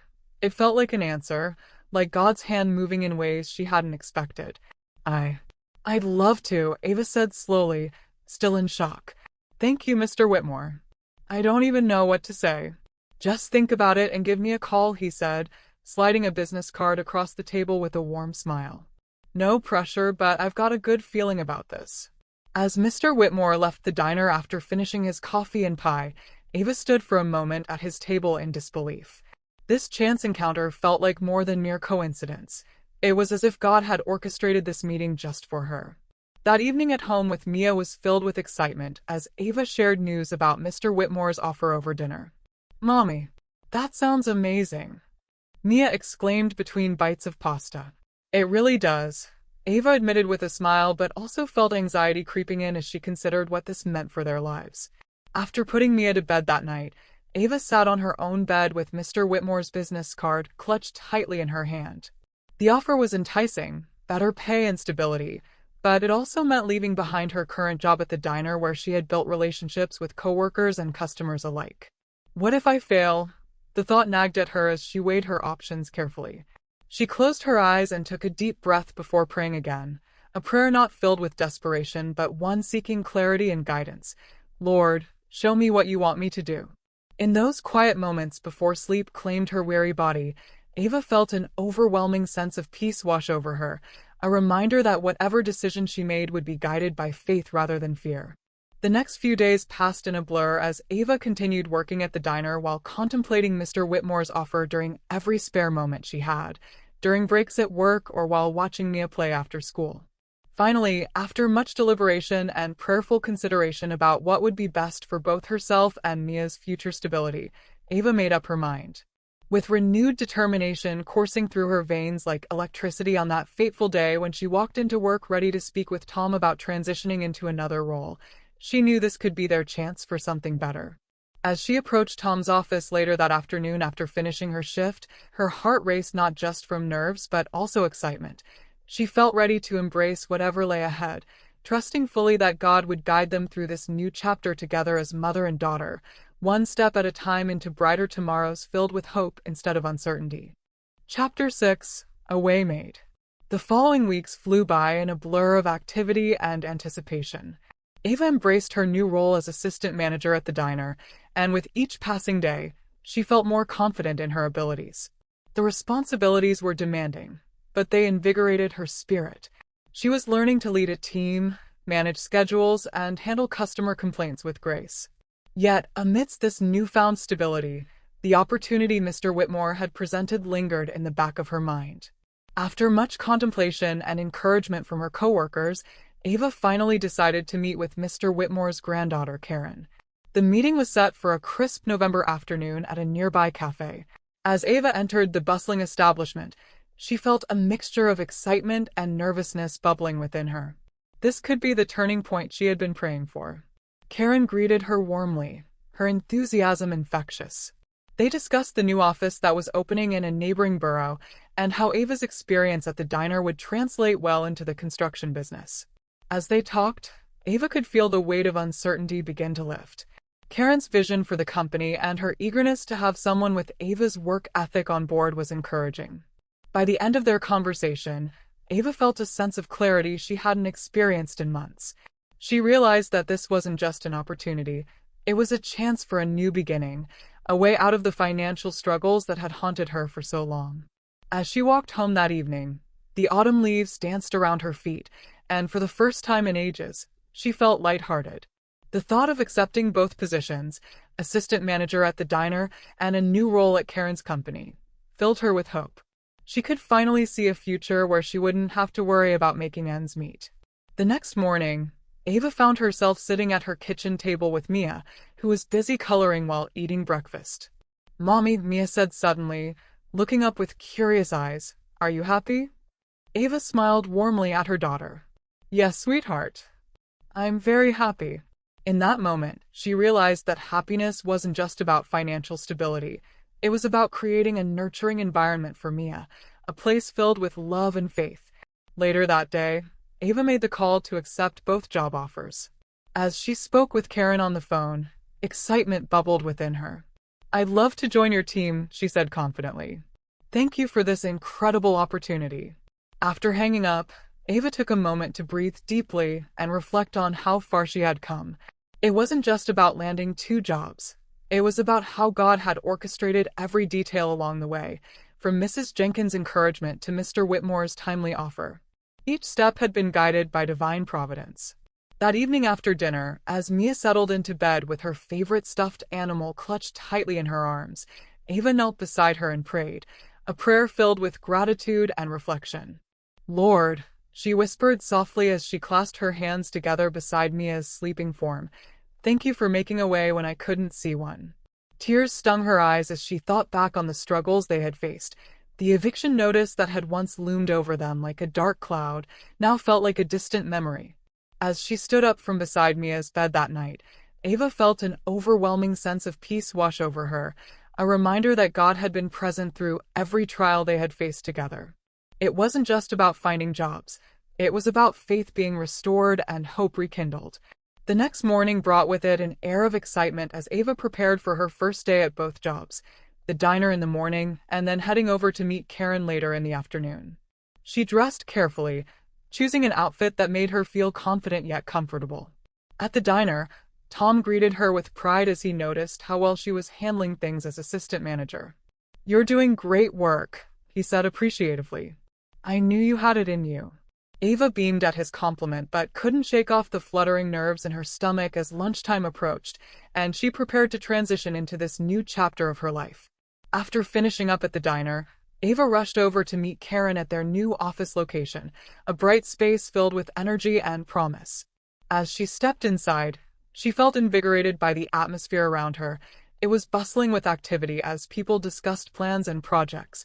Karen welcomed Ava warmly and introduced her to the team members who would be working alongside her. As they began discussing their goals for the upcoming projects, Ava felt a sense of belonging wash over her, a feeling that this was where God wanted her to be. With each passing hour spent in this new role filled with purpose and potential, Ava reflected on how far she had come since those dark days of despair when eviction notices haunted their home. She realized that every challenge they faced had led them here, to this moment filled with hope for tomorrow, a testament to God's unwavering faithfulness even amidst life's storms. As night fell over New York City that day, Ava returned home feeling accomplished yet humbled by all that lay ahead, ready to embrace whatever came next while trusting fully in God's plan for herself and Mia. one step at a time into brighter tomorrows filled with endless possibilities waiting just beyond the horizon. Chapter 7. Grace Unfolding. With newfound stability in her life, Ava found herself savoring the small moments with Mia that deepened their bond. The chaos that had once surrounded them began to fade, replaced by a gentle rhythm of daily life. They spent evenings together coloring, reading stories, and sharing laughter over simple dinners. Each moment felt like a celebration, an acknowledgement of how far they had come. One Saturday afternoon, as the sun streamed through their apartment window, Ava decided to take Mia to the park. It was a crisp fall day, and the leaves danced in vibrant hues of orange and gold. As they walked hand in hand, Ava felt a lightness in her heart that had been absent for so long. At the park, Mia ran ahead, her laughter ringing through the air as she chased after a group of children playing tag. Ava settled onto a nearby bench, watching her daughter with pride. This is what it's all about, she thought, feeling grateful for the opportunity to create joyful memories together. After a while, Mia returned, breathless and beaming. "Mommy, look at this." She held out a handful of colorful leaves she had collected. "Can we make a collage when we get home?" "Absolutely. That sounds like so much fun," Ava replied, her heart swelling with happiness. They spent the next hour gathering leaves and playing on the swings, each moment reinforcing their bond. Later that evening, as they sat at the kitchen table creating their leaf collage, Ava felt a wave of gratitude wash over her. This simple activity, a collage made from nature's beauty, was a reminder of how God had provided for them during such a challenging time. Each leaf represented not just a moment of joy, but also the grace that had unfolded in their lives.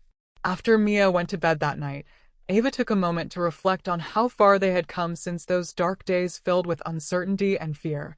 She knelt beside Mia's bed, her heart full as she whispered a prayer of thanks.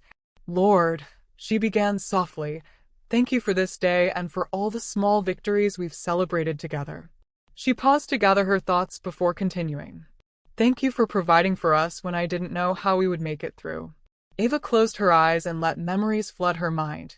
The eviction notice that once loomed over them, the supportive words from Mrs. Jenkins, Mr. Whitmore's timely offer, and finally accepting both jobs that had brought stability back into their lives. Each moment was woven together by God's hand. "I see now how you were with us every step of the way," she continued, tears glistening in her eyes. "Even when I felt lost and alone, you were there, guiding me toward this new beginning." The silence that followed wasn't empty, it was filled with God's presence, a reminder that He had never left her side. Ava stood up from beside Mia's bed feeling lighter than she had in months. As she prepared for bed herself, Ava reflected on how her prayers had shifted from desperation to gratitude. She no longer felt like she was merely surviving. She was thriving, and it was all thanks to God's unwavering love and support. The next morning brought with it an air of excitement as Ava prepared for another busy week ahead at both jobs.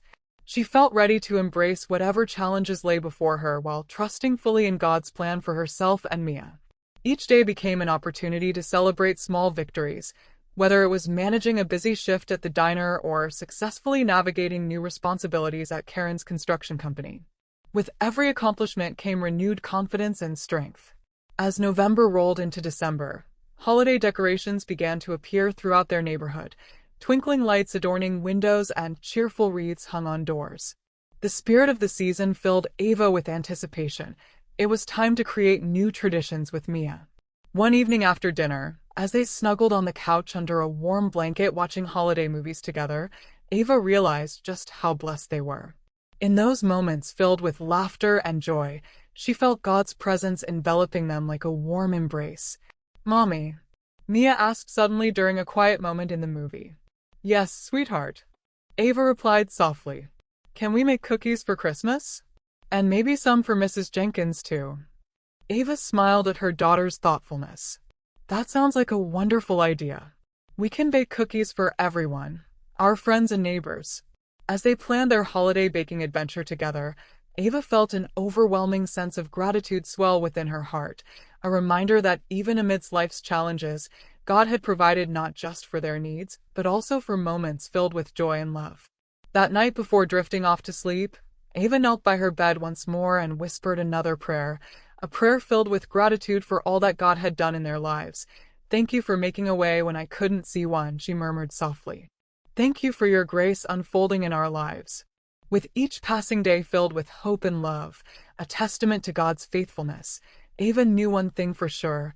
No matter what lay ahead, they would face it together, anchored by faith and surrounded by grace as they stepped boldly into whatever tomorrow might bring. Chapter 8: Trials and Triumphs.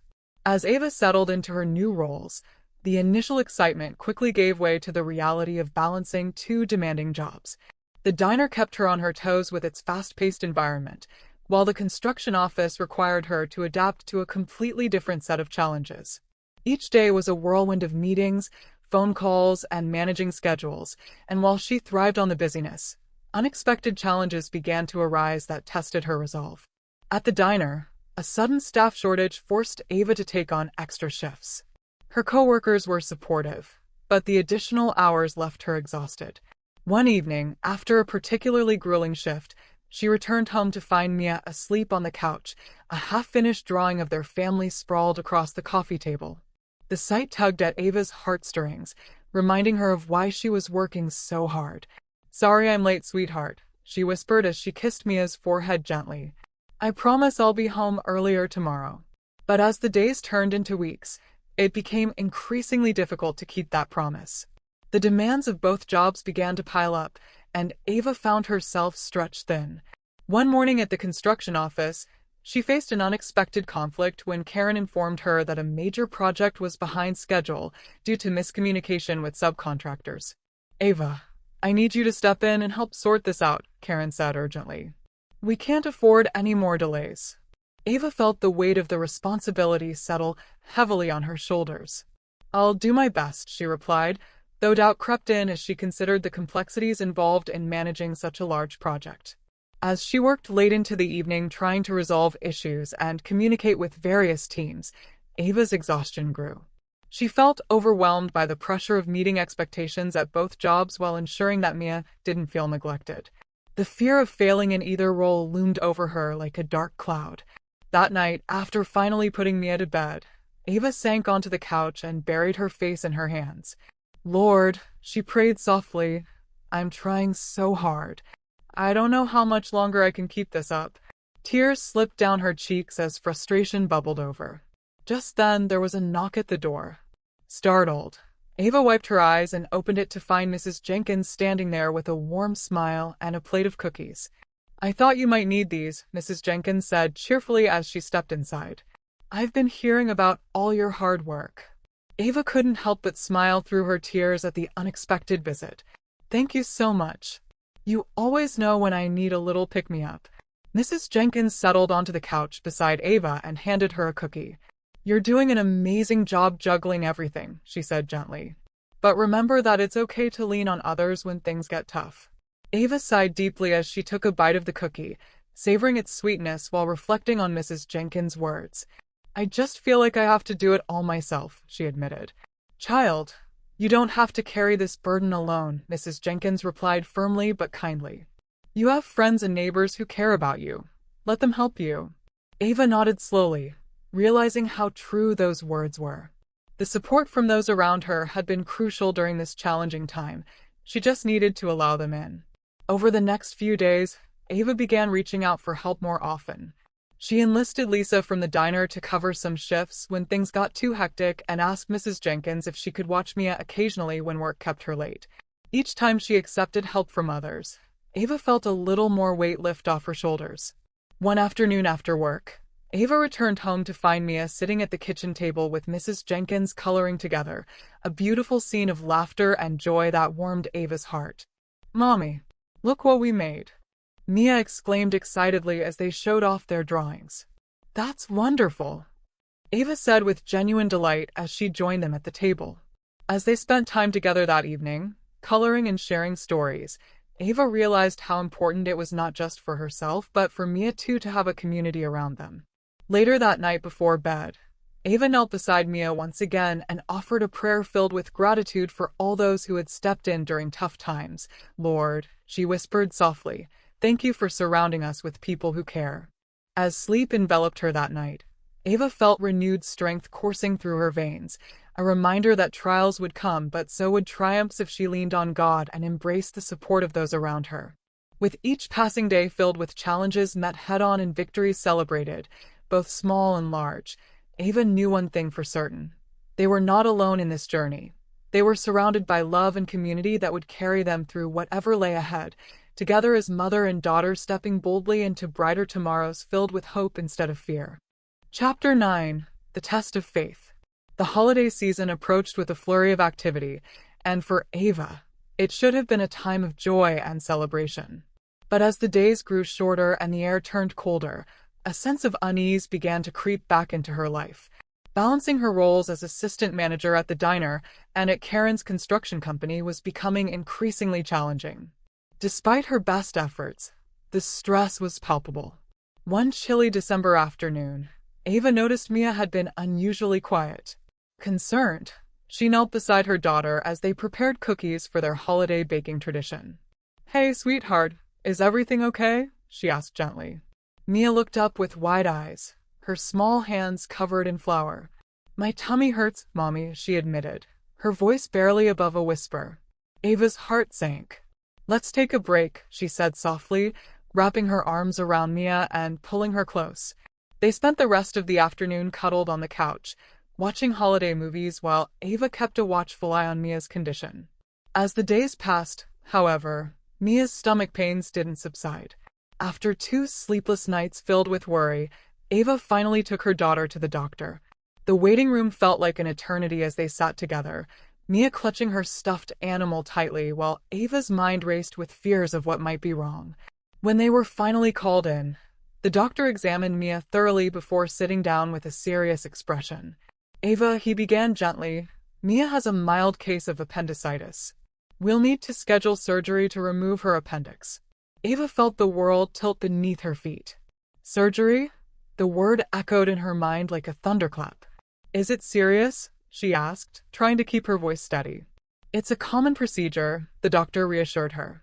"But it is important that we address it quickly to avoid complications." Ava nodded numbly, but inside she felt panic rising. This was not what she needed right now. She had just begun to find stability in their lives after months of struggle. The thought of surgery sent waves of fear crashing over her. What if something went wrong? What if she lost Mia? That night, as she sat by Mia's bedside in the hospital, Ava felt utterly overwhelmed. The sterile smell of antiseptic filled the air as nurses bustled in and out, but all she could focus on was the small figure lying in the hospital bed, her daughter looking so fragile and vulnerable. "Mommy," Mia murmured sleepily, sensing Ava's distress. "I'm right here, sweetheart," Ava replied softly, brushing back Mia's hair from her forehead. "Will I be okay?" Mia asked, her voice barely above a whisper. Ava swallowed hard against the lump in her throat. "Yes, baby. You're going to be just fine," she promised, even though doubt gnawed at her insides. As night fell and silence enveloped the room, Ava turned to prayer, a desperate plea for strength and guidance amidst uncertainty. "Lord," she whispered through tears as she knelt beside Mia's bed, "I need you now more than ever." She poured out her heart to God, the fears that had taken root since they received the news about Mia's surgery, and the weight of worry that threatened to crush her spirit once again. "Please watch over my little girl," she prayed fervently. "I can't do this without you." In that moment of vulnerability and surrender, Ava felt an overwhelming sense of peace wash over her, a gentle reminder that even in this storm, God was present with them. She thought back to all the times he had provided for them throughout their struggles, the support from friends and neighbors when things seemed darkest, and how he had never let them fall. The next morning brought with it a sense of calm determination as Ava prepared for Mia's surgery. She held on to hope tightly like a lifeline while also acknowledging her fears. Both were part of this journey. When the doctor came in to explain the procedure one last time before taking Mia into surgery, Ava listened intently, but also prayed silently for clarity and strength. As they wheeled Mia away on the gurney, Ava squeezed her hand gently and whispered reassuringly, "I love you so much. I'll be right here waiting for you." Hours later felt like an eternity as Ava paced anxiously in the waiting room. She kept glancing at the clock on the wall while praying fervently for God's protection over Mia during surgery. Finally, after what felt like forever, the surgeon emerged with a smile on his face. "The surgery went well," he said reassuringly. "Mia is recovering nicely." Relief flooded through Ava like sunlight breaking through clouds after a storm. She rushed toward the recovery room where Mia lay resting peacefully, still groggy but safe. As Ava sat beside her daughter's bed once more, holding Mia's small hand tightly, she realized how deeply this experience had tested her faith, but also reaffirmed it in ways she hadn't anticipated.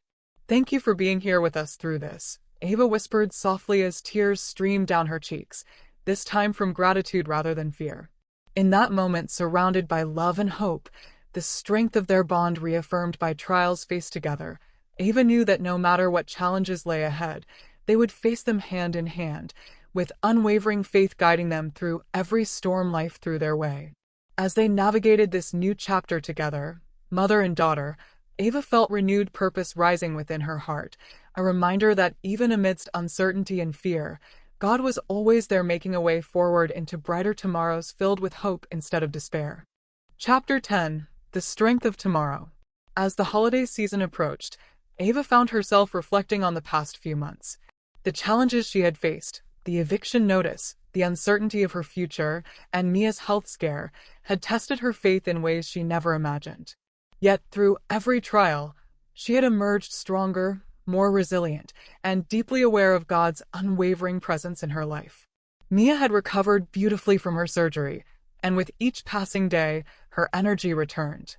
The two of them spent evenings decorating their small apartment with holiday lights and ornaments, transforming it into a cozy haven filled with laughter and love. Ava cherished these moments, knowing how precious they were after everything they had endured. One evening, as they hung ornaments on their little tree, Mia looked up at Ava with bright eyes.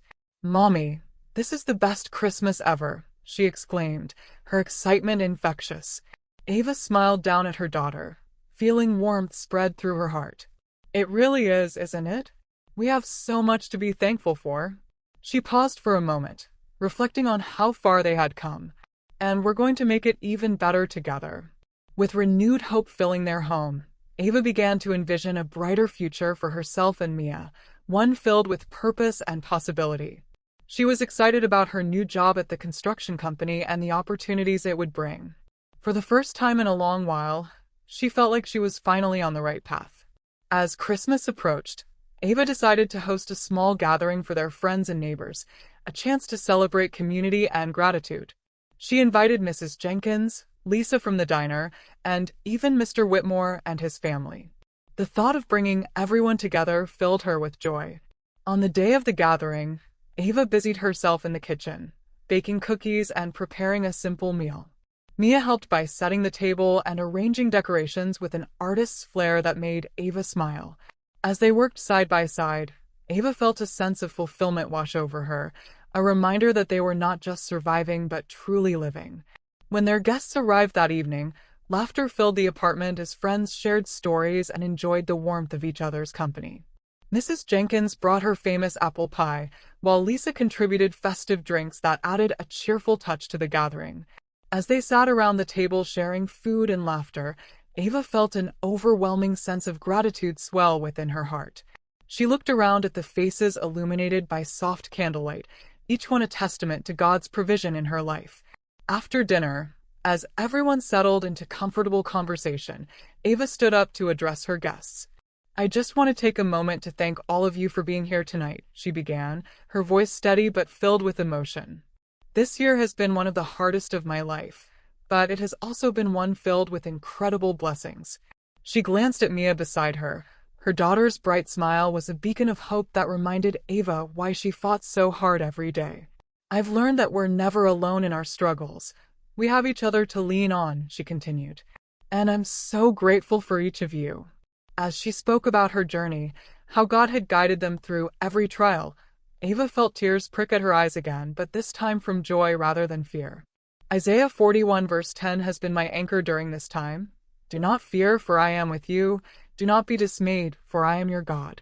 He has strengthened me when I felt weak and provided for us when we needed it most." The room fell silent as everyone listened intently, some nodding in agreement while others wiped away tears of their own. In that moment of vulnerability and shared faith, Ava felt a profound connection to those around her, a reminder that they were all part of something greater. After finishing her heartfelt words, she raised her glass in a toast. To faith, to community, and to brighter tomorrows filled with hope. Cheers erupted around the table as glasses clinked together in celebration, a beautiful affirmation of resilience amidst life's uncertainties. As the evening drew to a close and guests began to leave, Ava felt an overwhelming sense of peace settle within her heart. She had faced trials that threatened to unravel everything she had worked for, but emerged from them stronger than ever before. That night before bed, as she knelt beside Mia's sleeping form once more, Ava whispered another prayer filled with gratitude. Thank you for guiding us through every storm and reminding us that your strength is made perfect in our weakness. With renewed faith filling her spirit like never before, Ava knew one thing for certain. No matter what challenges lay ahead, she would face them hand in hand with Mia, anchored by love and surrounded by grace, ready to embrace whatever tomorrow might bring. As sleep enveloped them both that night, a mother and daughter united in faith, they drifted into dreams filled with hope for a future brightened by God's promise, a testament to his unfailing love guiding them forward into all that awaited beyond the horizon. Finding refuge. Psalm 46:1. God is our refuge and strength, a very present help in trouble. Chapter 1. Waves of Change. The sun hung high over Honolulu, casting a warm golden glow across the turquoise waters of the Pacific. The rhythmic sound of waves crashing against the shore filled the air, mingling with the laughter of tourists and the distant strumming of a ukulele. Jamie Jackson stood on her surfboard, balancing effortlessly as she guided a group of eager tourists through their first lesson. All right, everyone. Remember, it's all about finding your center. Jax called out, her voice bright and encouraging. She flashed a wide smile at her students, feeling the familiar rush of adrenaline that came with teaching. The ocean was her playground, and today, it felt particularly alive. As she demonstrated the perfect stance on her board, she caught sight of a young girl struggling to keep her balance. Jax paddled over, her heart swelling with determination. You got this. Just bend your knees a little more, she encouraged, positioning herself next to the girl. Feel the wave beneath you. With a few more tips and a gentle push from Jax, the girl finally caught a wave, squealing with delight as she rode it to shore. Jax couldn't help but laugh along with her, feeling that familiar thrill of joy that came from sharing her passion for surfing. But as the lesson continued and the sun began to dip toward the horizon, Jax felt an unfamiliar weight settle in her chest. The laughter around her faded into background noise as thoughts of her estranged father crept into her mind, thoughts she had tried to push away for far too long. After wrapping up the lesson and sending her students off with sun-kissed smiles and sandy feet, Jax waded back to shore. She shook out her hair, letting droplets of seawater spray around her like confetti, but the happiness didn't quite reach her eyes. Hey, great job out there. Kai called out from his spot on the beach, where he was setting up his easel for an afternoon painting session. He was a local artist Jax had met during one of her mural projects. His laid-back demeanor and genuine passion for art drew her in. Thanks. They were a fun group, Jax replied, forcing a smile as she approached him. What are you working on today? Just capturing the sunset, Kai said, gesturing toward the vibrant colors beginning to streak across the sky. But I'd love to hear about your day too. Jax hesitated for a moment before shrugging off her internal turmoil. It was good. Just another day in paradise. She glanced at the horizon where the ocean met the sky and felt an ache deep within, a longing for something more than just waves and sandcastles. As they chatted about art and surf culture, Jax felt herself relax slightly. Kai had that effect on her. He made it easy to forget about everything else, even if only for a little while. But just as she began to lose herself in their conversation, an unexpected phone call interrupted. Excuse me, Jax said apologetically as she pulled out her phone. The screen lit up with an unfamiliar number, one she hadn't seen in years. Her heart raced as she answered. Jax. A gravelly voice came through, the voice of someone she hadn't spoken to since she was a teenager. Dad? The words slipped out before she could stop it, surprise mingling with hesitation. "Yeah. I'm in Honolulu," he said slowly. "I need you to come to the hospital." The world around Jax seemed to tilt on its axis. Her father, the man who had walked out on their family years ago, was asking for help? "What happened?" she managed to ask, trying to keep her voice steady despite the whirlwind of emotions churning inside her. "I had an accident," he replied gruffly. "I'm okay, but I need you here." Jax's heart raced as confusion and anger battled within her. After all this time, after all those years of silence, why now? Why when everything seemed perfect? "I can't just drop everything," she said defensively. "Please," he pleaded softly. "I know I messed up, but I need you." The weight of his words hung heavily in the air between them. Jax looked at Kai, who was watching her intently, concern etched across his face. She could feel his presence grounding her amid the chaos swirling in her mind. "I'll be there," she finally said, though uncertainty gnawed at her insides like a relentless tide threatening to pull her under. After ending the call, Jax stood frozen for a moment as reality crashed down around her like waves breaking against rocks. She felt torn between anger and concern, between wanting to confront him about everything he had put their family through and feeling an inexplicable urge to be there for him now. "You okay?" Kai asked gently, stepping closer as he sensed something was off. "Not really," Jax admitted reluctantly. She took a deep breath and glanced back toward the ocean, a place that had always been her refuge but now felt distant and uninviting. "My dad, he's in the hospital." Kai's expression softened with understanding. "I'm sorry to hear that." "I don't even know what to think right now," Jax confessed, frustration bubbling beneath the surface. "He left us when I was young, and now he wants me to come." "You have every right to feel angry," Kai said thoughtfully. "But maybe this is an opportunity for both of you." Jax looked at him skeptically but couldn't shake off his words completely. Maybe it was time to confront those buried feelings instead of letting them fester like an unhealed wound. As twilight descended over Honolulu, a palette of purples and oranges painting the sky, Jax made up her mind. She would go see him. But deep down inside, uncertainty lingered like shadows cast by fading light. How could she find strength when all she felt was turmoil? With one last glance at Kai and his easel, an anchor in this stormy sea of emotions, she turned away from the beach and headed toward an uncertain future filled with unresolved questions about family and forgiveness waiting just beyond those hospital doors ahead. Chapter 2: The Storm. The next morning, Jax woke up to the sound of rain pattering against her window. The vibrant colors of the Hawaiian landscape were muted under a blanket of gray clouds, and the air felt heavy with humidity. She sat up in bed, the events of the previous day swirling in her mind like the storm brewing outside. After her father's call, she had spent a restless night tossing and turning, grappling with a whirlwind of emotions. Anger, confusion, and a flicker of concern battled for dominance in her heart. Why had he waited so long to reach out? Did he really want to reconnect, or was this just another ploy to manipulate her? With a sigh, Jax swung her legs over the side of the bed and rubbed her temples. She needed to clear her head before heading to the hospital. Maybe a quick surf session would help. The ocean always had a way of calming her nerves. But as she stepped outside, she was met with sheets of rain and gusty winds that whipped through the palm trees. The ocean roared in the distance, waves crashing violently against the shore, a stark contrast to her usual morning routine. "Guess that's not happening," she muttered to herself as she retreated back inside. Instead, she grabbed her sketchbook and settled at her kitchen table, hoping that pouring her feelings onto paper would provide some clarity. As she sketched, images of turbulent waves filled the pages, each stroke reflecting the chaos inside her.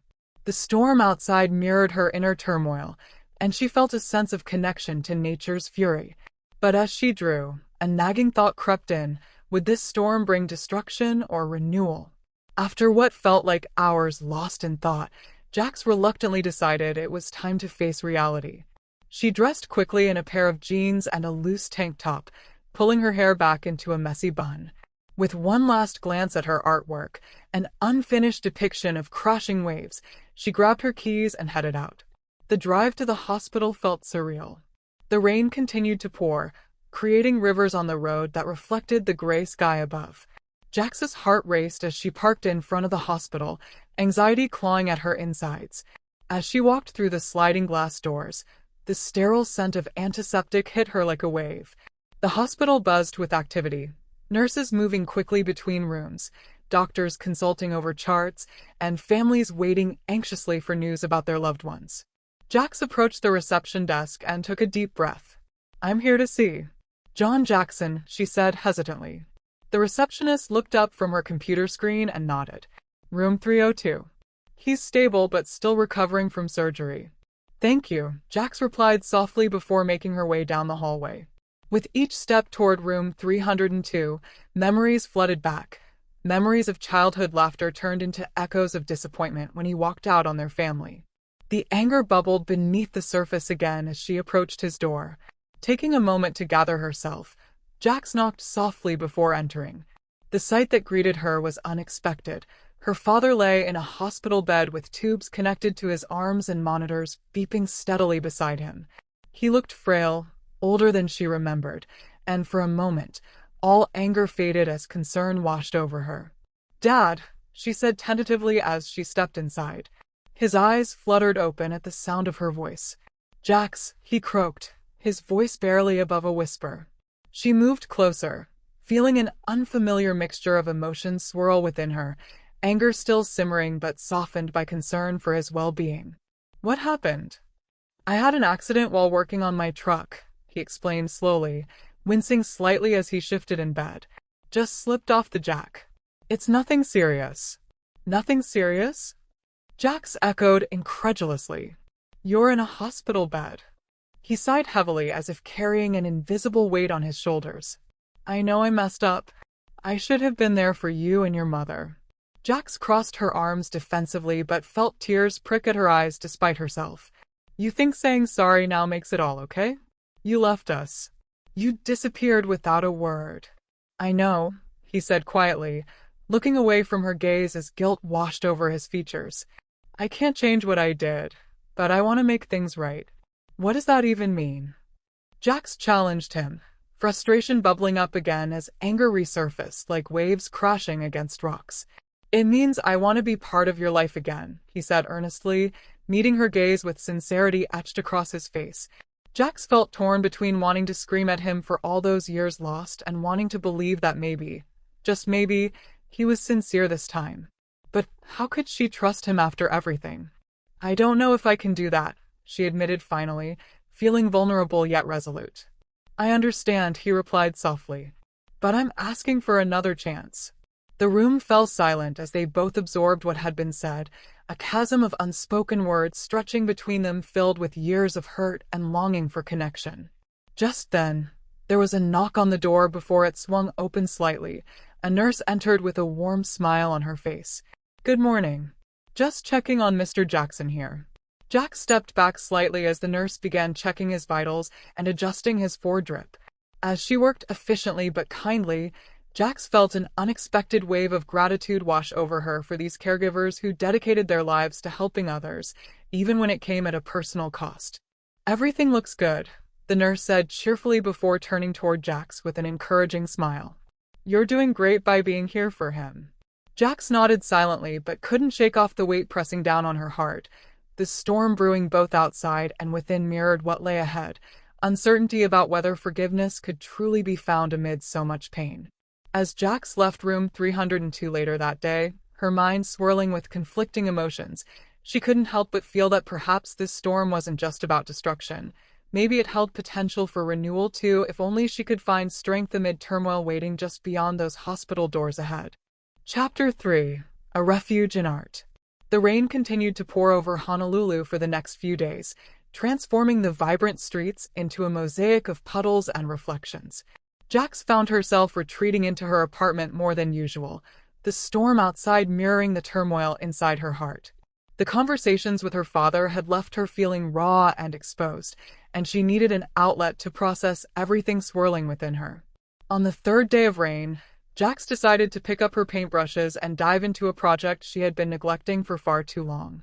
Her living room was a makeshift studio filled with canvases, tubes of paint, and brushes scattered haphazardly across the floor. She hadn't painted since before her father's accident, and now it felt like a long-lost friend calling her back. As she set up her easel near the window, Jax gazed out at the gray sky. The ocean roared beneath the clouds, waves crashing violently against the shore. It was both beautiful and terrifying, a reminder of how life could be unpredictable. Taking a deep breath, she squeezed bright blues and greens onto her palette and began to paint. With each stroke of the brush, Jax poured her emotions onto the canvas. She painted waves, some crashing violently against rocks, others gently lapping at the shore. The colors blended together, creating a chaotic yet mesmerizing scene that reflected her inner conflict. She felt as if she were battling the storm within herself while simultaneously finding refuge in the act of creation. Hours slipped away as she lost herself in her artwork, each brushstroke becoming a cathartic release. The rain continued to fall outside, but inside, Jax felt a sense of calm begin to settle over her. Just as she was finishing up a particularly intense wave, there was a knock at her door. Startled, Jax stepped back from her painting and wiped her hands on a rag before opening the door. "Hey there." Kai stood on her doorstep, drenched from head to toe but grinning widely. "I thought I'd check in on you." "Wow, you really know how to make an entrance," Jax teased, stepping aside to let him in. "Come in before you turn into a fish." Kai chuckled as he stepped inside, shaking water off his hair like a wet dog. "I'm not sure how much longer I can take this rain," he said dramatically. "I might start sprouting gills." Jax laughed as she closed the door behind him. "It's definitely been a downpour lately." As he looked around her apartment, his eyes landed on the canvas propped up against the wall. "Whoa, this is amazing," he exclaimed, stepping closer to examine it. "Thanks. I just started working on it," Jax replied modestly, feeling a flush of pride at his compliment. "What inspired this?" Kai asked, tilting his head as he studied the tumultuous waves. Jax hesitated for a moment before answering. "Honestly, it's been a rough few days," she admitted, feeling vulnerable but trusting Kai's genuine nature. "I've been dealing with some family stuff. My dad is in the hospital." Kai's expression softened with understanding. "I'm really sorry to hear that," he said quietly. "If you ever need someone to talk to, I'm here." "Thanks," Jax replied, appreciating his offer more than she could express. "It's just complicated." "Complicated is an understatement," Kai said with a knowing smile as he stepped back from the canvas and turned toward her. "But art can be such a powerful way to process those feelings." "I know," Jax said thoughtfully as she picked up her brush again and added more color to the waves. "It's like therapy for me." "I get that," Kai replied enthusiastically. "What if we collaborated on something? I could bring my easel over tomorrow. We could create something together." Jax raised an eyebrow in surprise at his suggestion, but felt excitement bubbling within her at the thought of working alongside him. "That could be fun. What do you have in mind?" "How about we create a mural on that wall?" Kai pointed toward an empty space that had been begging for attention since she moved in. "Something that captures both our styles, your waves and my landscapes." "Are you serious?" Jax asked incredulously but couldn't hide her grin. "Absolutely. We could make it something really special," he said with enthusiasm. Jax felt a spark of inspiration ignite within her at his suggestion, a chance to create something beautiful while sharing this experience with someone who understood what it meant to find refuge in art. "All right, let's do it," she agreed eagerly. As they began brainstorming ideas for their mural, discussing colors and themes, Jax felt lighter than she had in days. The storm outside continued its relentless assault on the island, but inside her apartment, laughter and creativity filled the air like sunshine breaking through clouds. Later that evening, after Kai left with plans for their collaboration set in motion, Jax sat down with her sketchbook once more. She began sketching ideas for their mural, waves intertwining with landscapes under vibrant skies, a reflection of both their artistic styles merging into one cohesive piece. In that moment of creation, a moment filled with hope, she realized that perhaps art could be more than just an escape. It could also be a bridge connecting two souls searching for refuge amid life's storms. As she closed her sketchbook and glanced out at the rain-soaked streets of Honolulu, seeing beyond just gray clouds, she felt renewed strength begin to blossom within herself. Maybe this storm would lead not only to renewal, but also to unexpected connections waiting just beyond those turbulent waters ahead. Chapter 4: Unexpected Connections. The following morning, the rain had finally subsided, leaving behind a fresh, glistening landscape. The sun peeked through the clouds, casting a warm glow over Honolulu and inviting Jax to step outside. Today was the day she and Kai would begin their mural, and excitement bubbled within her as she prepared for their artistic adventure. Jax gathered her supplies, paint, brushes, and a few snacks, before heading to the beach where they had agreed to meet. The ocean sparkled invitingly under the sunlight, and she could hear the distant sound of waves crashing against the shore. As she approached their chosen wall, a blank canvas waiting to be transformed, she spotted Kai already there, setting up his easel. "Hey," Jax called out, waving enthusiastically as she approached. "Good morning. Ready to create some magic?" Kai replied with a grin, his enthusiasm infectious. "Absolutely. I've been thinking about our design," Jax said as she laid out her supplies on the ground. "What if we start with a sunset over the ocean? I can paint the waves while you work on the sky." "That sounds perfect," Kai exclaimed, his eyes lighting up with inspiration. "And we can add some palm trees swaying in the breeze to give it that classic Hawaiian feel." As they began sketching their ideas on the wall, Jax felt a sense of freedom wash over her. The act of creating alongside Kai was invigorating. They bounced ideas off each other, blending their styles seamlessly. With each stroke of paint, Jax found herself laughing and enjoying the process more than she had in a long time. "Your waves are incredible," Kai said as he stepped back to admire her work. "They have so much energy." "Thanks. I'm really glad we're doing this together," Jax replied, feeling a warmth spread through her chest at his praise. As they painted, they shared stories about their lives. Kai talked about growing up in Hawaii and how he had always found solace in nature and art. He revealed that he had lost his mother several years ago and had turned to painting as a way to cope with his grief. "It's like my way of keeping her memory alive," he explained, his voice softening. "Every brushstroke feels like a connection to her." Jax listened intently, feeling a deep sense of empathy for him. "I can relate to that," she admitted. "I've been dealing with some family issues myself. My dad is in the hospital after an accident." Kai paused for a moment, his expression shifting to one of concern. "I'm really sorry to hear that. How are you holding up?" "I'm trying to figure it out," Jax replied honestly. "It's complicated. He left when I was young, and now he wants to reconnect after all these years."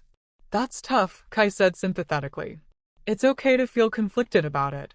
"Yeah," Jax sighed, dipping her brush into vibrant blue paint before adding more waves to the mural.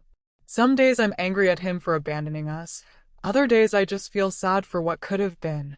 Kai nodded thoughtfully as he continued painting the sky above them, a beautiful gradient of orange and pink hues that mirrored Jax's emotions in unexpected ways. "Art can help you process those feelings," he said gently. "It's like giving voice to what's inside." As they worked side by side, Jax felt a connection growing between them, a bond forged through shared experiences and vulnerability. She appreciated how easily Kai opened up about his past. It made her feel safe enough to share her own struggles. After hours of painting and laughter under the warm Hawaiian sun, they finally stepped back to admire their work. A stunning mural depicting waves crashing beneath a vibrant sunset with palm trees swaying gently in the breeze. "It looks amazing," Jax exclaimed, feeling a rush of pride at what they had created together. "Yeah, we make a great team," Kai said with a satisfied grin. As they packed up their supplies, Jax felt lighter than she had in days. The act of creating something beautiful had helped ease some of the weight pressing down on her heart. "Let's celebrate our masterpiece," Kai suggested as they walked toward a nearby cafe known for its delicious acai bowls. "Sounds perfect," Jax replied, feeling excited at the thought of spending more time with him outside of their art project. At the cafe, they ordered their bowls topped with fresh fruit and granola before finding a cozy table outside under colorful umbrellas. As they dug into their food, laughter bubbled between them, each shared story drawing them closer together. "So what's next for you?" Kai asked between bites. "Any big plans after this mural?" Jax hesitated for a moment as she considered her answer. Honestly, I've been thinking about showcasing my art in a gallery someday, she admitted shyly. But I've always been too scared to put myself out there. You should totally go for it, Kai encouraged enthusiastically. Your work deserves to be seen. I don't know. What if no one likes it? Jax replied, feeling doubt creep back in. Who cares what others think? Art is subjective, he said passionately. What matters is that you express yourself and share your story. As they finished their bowls and chatted about dreams and aspirations under the fading sun, Jax felt inspired by Kai's unwavering support and encouragement. It ignited something within her, a flicker of hope that maybe she could pursue her passion after all. Later that evening, as they walked back toward the beach where their mural stood proudly against the setting sun, Jax couldn't shake off an overwhelming sense of gratitude for this unexpected connection forged through art and vulnerability amidst life's storms ahead waiting just beyond those turbulent waters. Chapter 5: Turbulent Waters. The following days brought a mix of sunshine and rain to Honolulu, but Jax felt the clouds gathering within her. The mural she had created with Kai had become a vibrant symbol of hope and connection, yet the weight of her father's situation loomed heavily in the background. Each time she glanced at the waves painted on the wall, they reminded her of the turbulent emotions she was struggling to navigate. Despite her efforts to stay focused on her art and her newfound friendship with Kai, Jax found herself preoccupied with thoughts of her father. She hadn't visited him since their initial meeting in the hospital, and guilt gnawed at her for not reaching out more. But every time she thought about going back, anger surged within her, anger at him for abandoning her and sadness for the relationship they never had. One afternoon, as she sat in her apartment working on a new painting, the phone rang. The caller ID displayed the hospital's number, sending a jolt of anxiety through her. She hesitated for a moment before answering. Hello. Jax's voice trembled slightly. Hi, is this Jamie Jackson? A nurse's voice came through the line. Yes, it is, Jax replied, bracing herself for what was to come. I'm calling to inform you that your father has been moved to a recovery room after his surgery, the nurse said. He's stable now, but he would like to see you if you're able to come by. Jax's heart raced at the news. I'll think about it, she said, trying to keep her voice steady despite the whirlwind of emotions crashing inside her. Of course. Just let us know if you change your mind, the nurse replied kindly before ending the call. As she hung up, Jax felt a wave of conflicting emotions wash over her, relief that he was okay mixed with anger that he still wanted to see her after everything that had happened. Why did he think he could just waltz back into her life? Frustrated, she pushed aside her paintbrushes and grabbed her surfboard instead. Maybe hitting the waves would help clear her mind. She needed to escape, to feel the ocean beneath her feet and let it wash away some of this turmoil.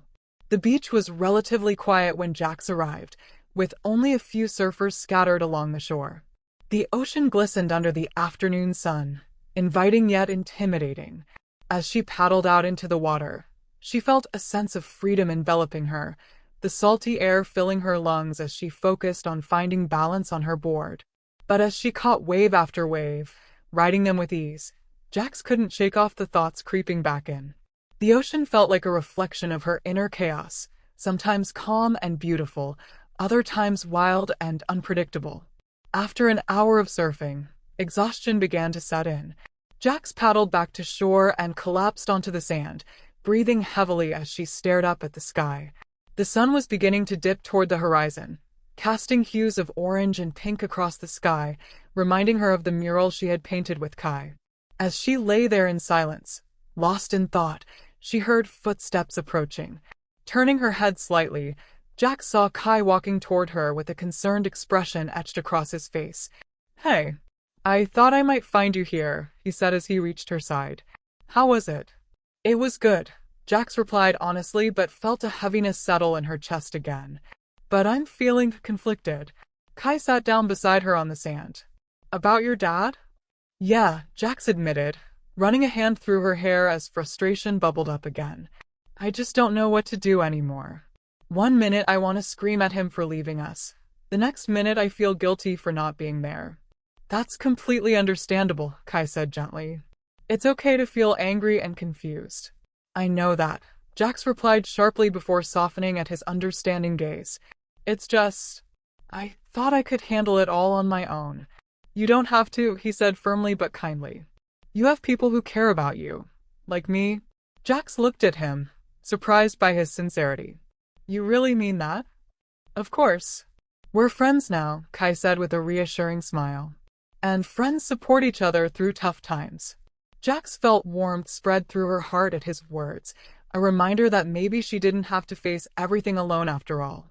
But even as gratitude washed over her, doubt lingered in the back of her mind. Could she truly let someone in after years of building walls around herself? I just don't want to get hurt again, Jax confessed quietly. Kai nodded thoughtfully as he gazed out at the ocean waves rolling onto shore. I get it. But sometimes opening up can lead to healing, both for you and your dad. As they sat together in comfortable silence watching the sunset paint the sky in brilliant colors, Jax felt herself torn between wanting to push him away and wanting to lean on him for support. Eventually, they stood up together and walked along the shoreline, the cool water lapping at their feet as they talked about everything from art to surfing techniques, laughter mingling with shared stories creating an unexpected bond between them. But as they walked back toward their cars later that evening, Jax felt an overwhelming sense of uncertainty creeping back in like shadows stretching across twilight skies ahead.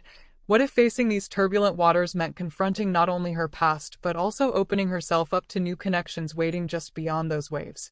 That night as Jax lay in bed staring at the ceiling above, thoughts swirling like storm clouds gathering once more, she realized that perhaps facing these challenges head-on could lead not only toward resolution, but also toward unexpected connections waiting just beyond those turbulent waters ahead. Chapter 6: A Moment of Clarity. The following day dawned bright and clear, the storm clouds that had lingered over Honolulu finally giving way to a brilliant blue sky. Jax awoke feeling a mix of anticipation and anxiety. Today was the day she planned to visit her father in the hospital again. The thought both thrilled and terrified her. After a quick breakfast, she stood in front of the mirror, her heart pounding as she adjusted her hair. She had decided to wear a simple sundress, hoping it would help her feel more at ease. The vibrant colors reflected the warmth of the day, but inside, she felt like a storm was brewing. As she drove to the hospital, Jax replayed their last conversation in her mind, the anger and hurt that had surfaced like waves crashing against rocks. What would she say this time? Would she confront him about his absence, or would she let it go? Arriving at the hospital, Jax took a deep breath before stepping inside. The familiar scent of antiseptic hit her as she walked through the sliding doors, and her heart raced with each step toward room 302. She paused outside his door, her hand hovering over the handle as uncertainty washed over her. Just breathe, she whispered to herself, recalling Kai's words about facing challenges head-on. With a deep breath, she pushed the door open. Her father lay in bed, looking frail and vulnerable. The machines beeped softly around him, and he turned his head at the sound of her entrance. "Jax," he said weakly, his voice hoarse but filled with relief. "Hey," she replied, trying to keep her tone neutral as she stepped inside. "How are you?" he asked, his eyes searching hers for answers. "I'm okay," Jax said hesitantly as she took a seat beside him. "How are you feeling?" "Better," he replied with a faint smile. "The doctors say I'm recovering well." Silence hung between them for a moment, an awkward pause filled with unspoken words and unresolved feelings. Jax felt the weight of years of hurt pressing down on her chest. "I've been thinking about what you said last time," she began cautiously. "About wanting to reconnect." His expression shifted to one of hope mixed with apprehension. "I meant it, Jax. I know I messed up. I just want to be part of your life again. Do you even understand what that means?" Jax challenged, frustration bubbling up again. "You left us. You broke our family apart." "I know," he said quietly, pain etched across his features. "And I can't change that. But I've spent so much time regretting my decisions. I just want to make things right." Jax felt tears prick at her eyes as anger and sadness collided within her. "It's not that simple. You can't just waltz back in and expect everything to be okay." "I don't expect forgiveness right away," he replied earnestly. "But I'm hoping for a chance to show you that I've changed."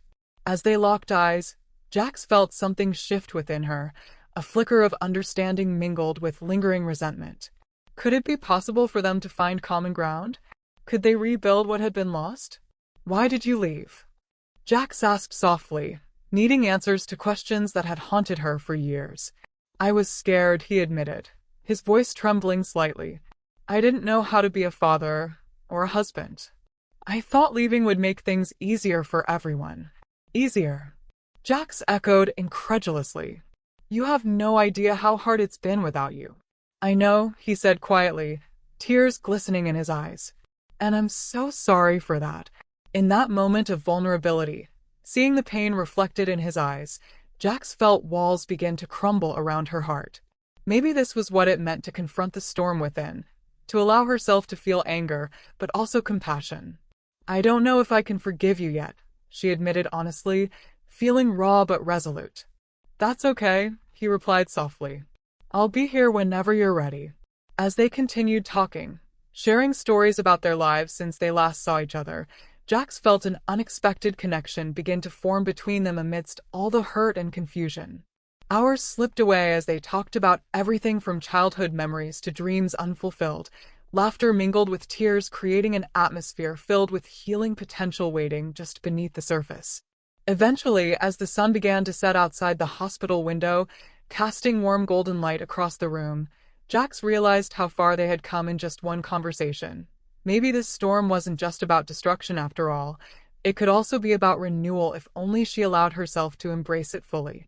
As she stood up to leave later that evening, her heart feeling lighter than when she arrived, Jax knew this was only the beginning of their journey together, but perhaps facing these turbulent waters could lead not only toward resolution, but also toward unexpected connections waiting just beyond those waves ahead. Chapter 7. Seeking Shelter. The following week, Jax found herself in a state of cautious optimism. Her visit with her father had opened a door she thought was permanently closed, and while she still felt a whirlwind of emotions, there was a flicker of hope shining through the clouds. She had decided to take things one step at a time, allowing herself to explore the possibility of rebuilding their relationship. As she walked along the beach, the sun warmed her skin, and the sound of waves crashing against the shore provided a soothing backdrop. Today was the day she planned to visit her father in the hospital again. The thought both thrilled and terrified her. Arriving at the hospital, Jax took a deep breath before stepping inside.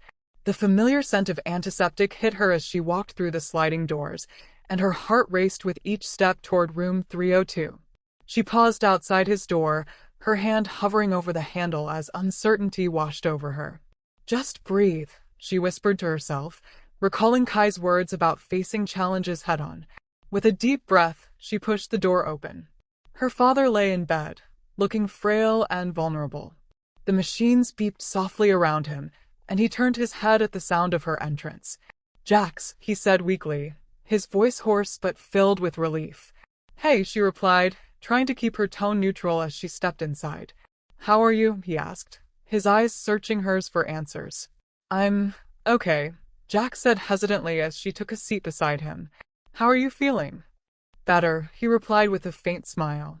The doctors say I'm recovering well. Silence hung between them for a moment, an awkward pause filled with unspoken words and unresolved feelings. Jax felt the weight of years of hurt pressing down on her chest. I've been thinking about what you said last time, she began cautiously. About wanting to reconnect. His expression shifted to one of hope mixed with apprehension. I meant it, Jax. I know I messed up. I just want to be part of your life again. Do you even understand what that means? Jax challenged, frustration bubbling up again as anger resurfaced like waves crashing against rocks. You left us. You broke our family apart. I know, he said quietly, pain etched across his features. And I can't change that. But I've spent so much time regretting my decisions. I just want to make things right. Jax felt tears prick at her eyes as anger and sadness collided within her. It's not that simple. You can't just waltz back in and expect everything to be okay. I don't expect forgiveness right away, he replied earnestly. But I'm hoping for a chance to show you that I've changed. As they locked eyes, Jax felt something shift within her, a flicker of understanding mingled with lingering resentment. Could it be possible for them to find common ground? Could they rebuild what had been lost? Why did you leave? Jax asked softly, needing answers to questions that had haunted her for years. I was scared, he admitted, his voice trembling slightly. I didn't know how to be a father or a husband. I thought leaving would make things easier for everyone. Easier. Jax echoed incredulously. You have no idea how hard it's been without you. I know, he said quietly, tears glistening in his eyes. And I'm so sorry for that. In that moment of vulnerability, seeing the pain reflected in his eyes, Jax felt walls begin to crumble around her heart. Maybe this was what it meant to confront the storm within, to allow herself to feel anger, but also compassion. I don't know if I can forgive you yet, she admitted honestly, feeling raw but resolute. That's okay, he replied softly. I'll be here whenever you're ready.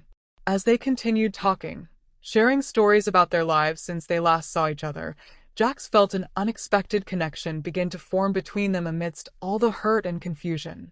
Hours slipped away as they talked about everything from childhood memories to dreams unfulfilled. Laughter mingled with tears, creating an atmosphere filled with healing potential waiting just beneath the surface. Eventually, as the sun began to set outside the hospital window, casting warm golden light across the room, Jax realized how far they had come in just one conversation. Maybe this storm wasn't just about destruction, it could also be about renewal if only they allowed themselves to embrace it fully. When it was time for Jax to leave, she stood up and turned toward her father with newfound determination in her heart. I'll come back tomorrow, she said firmly.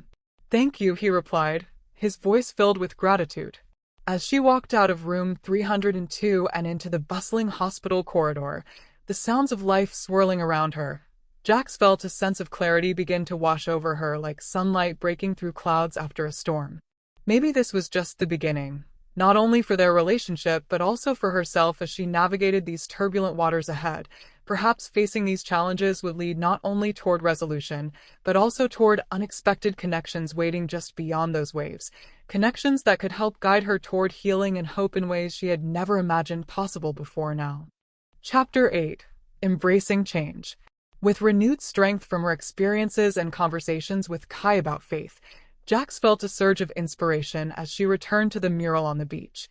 The vibrant colors of the sunset they had painted together seemed to glow even brighter under the midday sun, a testament to their hard work and collaboration. Today was not just about finishing the mural, it was about embracing the changes happening in her life. As she added final touches to the waves, Jax reflected on how much had shifted for her in such a short time. The conversations with her father had opened her heart in ways she hadn't anticipated, and her friendship with Kai had blossomed into something meaningful.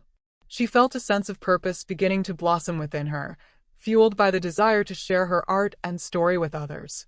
Hey Jax, Kai called out as he approached, carrying a cooler filled with drinks and snacks. I brought some refreshments for our hard work. Perfect timing, Jax replied, stepping back from the mural to admire their progress. It's looking amazing. Thanks. I think we really captured the essence of what we wanted, Kai said, setting down the cooler and taking a moment to appreciate their creation. It feels alive. They shared laughter and stories as they enjoyed their snacks on the beach, basking in the warmth of the sun. As they talked about their dreams and aspirations, Jax felt a growing sense of confidence within her. I've been thinking about entering my artwork in that local art show next month, she said, surprising herself with her boldness. Really? That's fantastic, Kai exclaimed, his eyes lighting up with excitement. You should absolutely do it. Your work deserves to be seen. I'm nervous, Jax admitted, feeling vulnerability creep back in. What if no one likes it? What if I fail? Failure is just part of the journey, Kai reassured her. What matters is that you put yourself out there. You never know who might connect with your art. As they continued their conversation, Jax felt inspired by Kai's unwavering support. His belief in her ignited a fire within her, a determination to embrace change and take risks. Later that evening, as they wrapped up for the day and stepped back to admire their mural one last time, Jax felt a sense of pride swell within her. The mural was a stunning depiction of resilience and hope, a reflection of both their journeys intertwined. This is just the beginning, she said confidently, looking at Kai with newfound resolve. I want to keep creating and sharing my story. I'm excited to see where this takes you, he replied warmly. And I'll be right here cheering you on. As they packed up their supplies and headed toward their cars, Jax felt a sense of clarity wash over her, a realization that embracing change meant stepping outside of her comfort zone and allowing herself to grow. The following weeks flew by as Jax poured herself into preparing for the art show. She worked tirelessly on new pieces while refining her skills, each stroke of paint becoming an act of defiance against self-doubt. With each completed canvas, she felt more empowered and connected to her true self. On the night of the art show, Jax stood nervously in front of her display, a collection of vibrant paintings that told her story through color and emotion. The gallery buzzed with energy as locals mingled, admiring various artworks showcased throughout the space. "Jax, your work looks incredible," Mia exclaimed as she approached, beaming with pride. "Thanks." "I'm so nervous," Jax admitted, glancing around at the crowd. "You've got this," Mia encouraged, giving her a reassuring squeeze on the shoulder before stepping back to admire one of Jax's paintings. "This piece really captures your journey." As more people gathered around her display, Jax felt a mix of excitement and anxiety swirl within her. She began engaging in conversations with attendees, sharing stories behind each painting and connecting with others who resonated with her experiences. Throughout the evening, Jax found herself surrounded by supportive friends, Kai standing nearby offering encouragement, while Mia chatted animatedly with guests about Jax's work. For the first time in a long while, she felt truly seen, not just as an artist, but as someone whose story mattered. As the night wore on and laughter filled the air, Jax realized that embracing change didn't mean erasing her past. It meant learning from it and allowing herself to grow stronger through vulnerability. When it was finally time for awards to be announced, the culmination of all their hard work, Jax stood among fellow artists feeling proud simply for having taken this leap into uncertainty. "And now for Best Emerging Artist," the host announced, pausing dramatically before revealing the winner. "The award goes to Jamie Jax Jackson." Jax's heart raced as applause erupted around her. Disbelief washed over her as she stepped forward to accept the award. Standing before everyone, her friends cheering loudly, she felt an overwhelming sense of gratitude for this moment, the culmination of embracing change and allowing herself to be vulnerable. As she held the award high above her head, a symbol not just of recognition but also resilience, Jax knew this was only the beginning. She was ready to face whatever challenges lay ahead, not just for herself but also for those connections waiting just beyond those waves ahead, connections that would help guide her toward healing and hope in ways she had never imagined possible before now. Chapter 9: The Art of Connection. The following week, Jax found herself riding a wave of exhilaration and nervousness as she prepared for the art show. The recognition she received for her work had ignited a fire within her, and she was determined to make the most of this opportunity. With Kai by her side, she felt more confident than ever, ready to share her story and connect with others through her art. As the day of the show approached, Jax spent hours perfecting her pieces. Each painting became a reflection of her journey, her struggles, her triumphs, and the connections she had forged along the way. She poured her heart into every brushstroke, feeling a sense of purpose that had been missing in her life for far too long. On the evening of the art show, Jax arrived at the gallery early to set up her display. The space buzzed with energy as artists and attendees mingled, laughter and conversation filling the air. Jax's heart raced with anticipation as she arranged her paintings, each one telling a story that was uniquely hers. "Hey, you ready for this?" Kai asked as he joined her, carrying a small bouquet of flowers. "Ready as I'll ever be," Jax replied with a nervous smile, accepting the flowers. "Thanks. They're beautiful." "You deserve it," he said sincerely. "You've worked so hard for this moment." As guests began to arrive, Jax felt a mix of excitement and anxiety wash over her. She stood by her display, greeting friends and acquaintances who came to admire her work. Mia was among the first to arrive, beaming with pride. "Jax, this is incredible," Mia exclaimed as she examined the paintings. "You've really captured your journey." "Thanks. I'm so glad you're here," Jax said, feeling grateful for the support of her friends. As more people filtered into the gallery, Jax found herself engaging in conversations about her artwork, sharing stories about what inspired each piece and how they reflected her personal growth. With each interaction, She felt more at ease. The nervousness that had initially gripped her began to fade. "Your art is so powerful," one woman said, tears glistening in her eyes as she looked at a painting depicting turbulent waves crashing against rocks. "It resonates with me on so many levels." Jax felt a rush of warmth at the woman's words, a reminder that art could connect people in profound ways. "Thank you," she replied genuinely. "I've poured my heart into these pieces." As the night wore on, Jax noticed Kai moving through the crowd, engaging with guests and encouraging them to check out her work. His enthusiasm was infectious, and she felt grateful to have him by her side. When it was finally time for awards to be announced, the culmination of all their hard work, Jax stood among fellow artists feeling both excited and anxious. She glanced at Kai, who gave her an encouraging nod. "And now for Best Emerging Artist," the host announced, pausing dramatically before revealing the winner. "The award goes to Jamie Jax Jackson." Jax's heart raced as applause erupted around her. Disbelief washed over her as she stepped forward to accept the award. Standing before everyone, her friends cheering loudly, she felt an overwhelming sense of gratitude for this moment, the culmination of embracing change and allowing herself to be vulnerable. As she held the award high above her head, a symbol not just of recognition but also resilience, Jax knew this was only the beginning. She was ready to face whatever challenges lay ahead, not just for herself but also for those connections waiting just beyond those waves ahead, connections that would help guide her toward healing and hope in ways she had never imagined possible before now.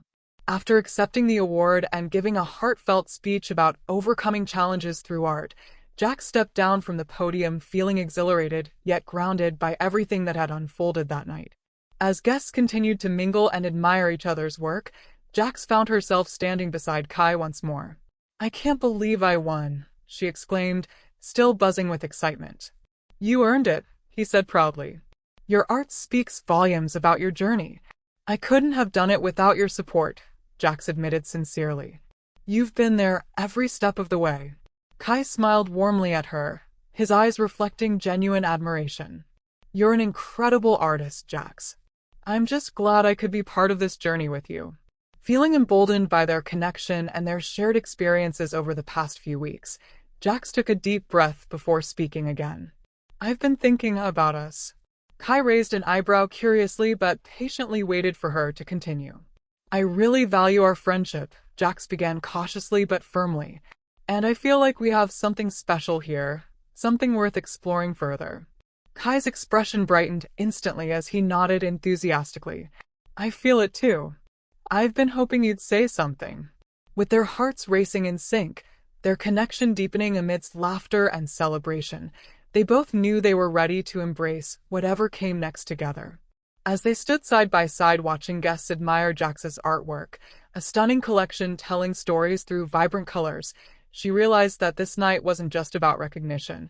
It was about forging deeper connections not only with others but also within herself. With renewed strength coursing through their veins, Jax knew they were both ready to ride this wave together into uncharted waters ahead, embracing change not just as individuals but as partners navigating life's unpredictable currents hand in hand. Chapter 10: Finding Refuge. The days following the art show were a whirlwind of excitement and newfound purpose for Jax.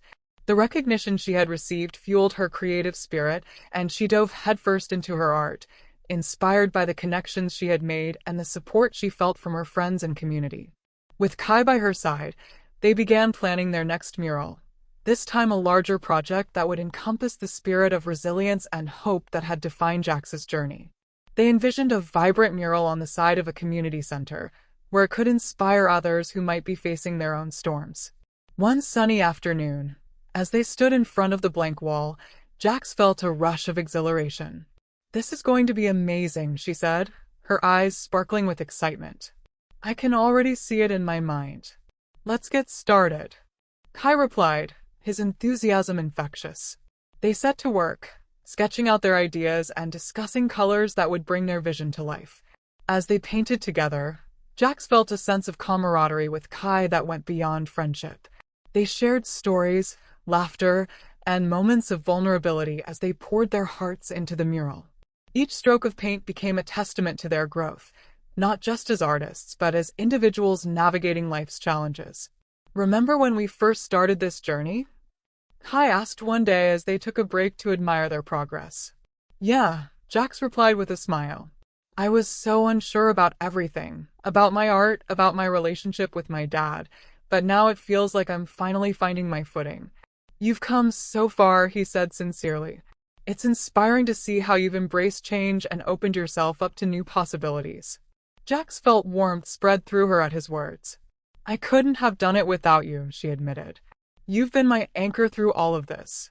As they continued working on the mural, Jax found herself reflecting on her journey, the struggles she had faced with her father, the fear of failure that had once held her back, and the blossoming connection with Kai that had brought her joy and support.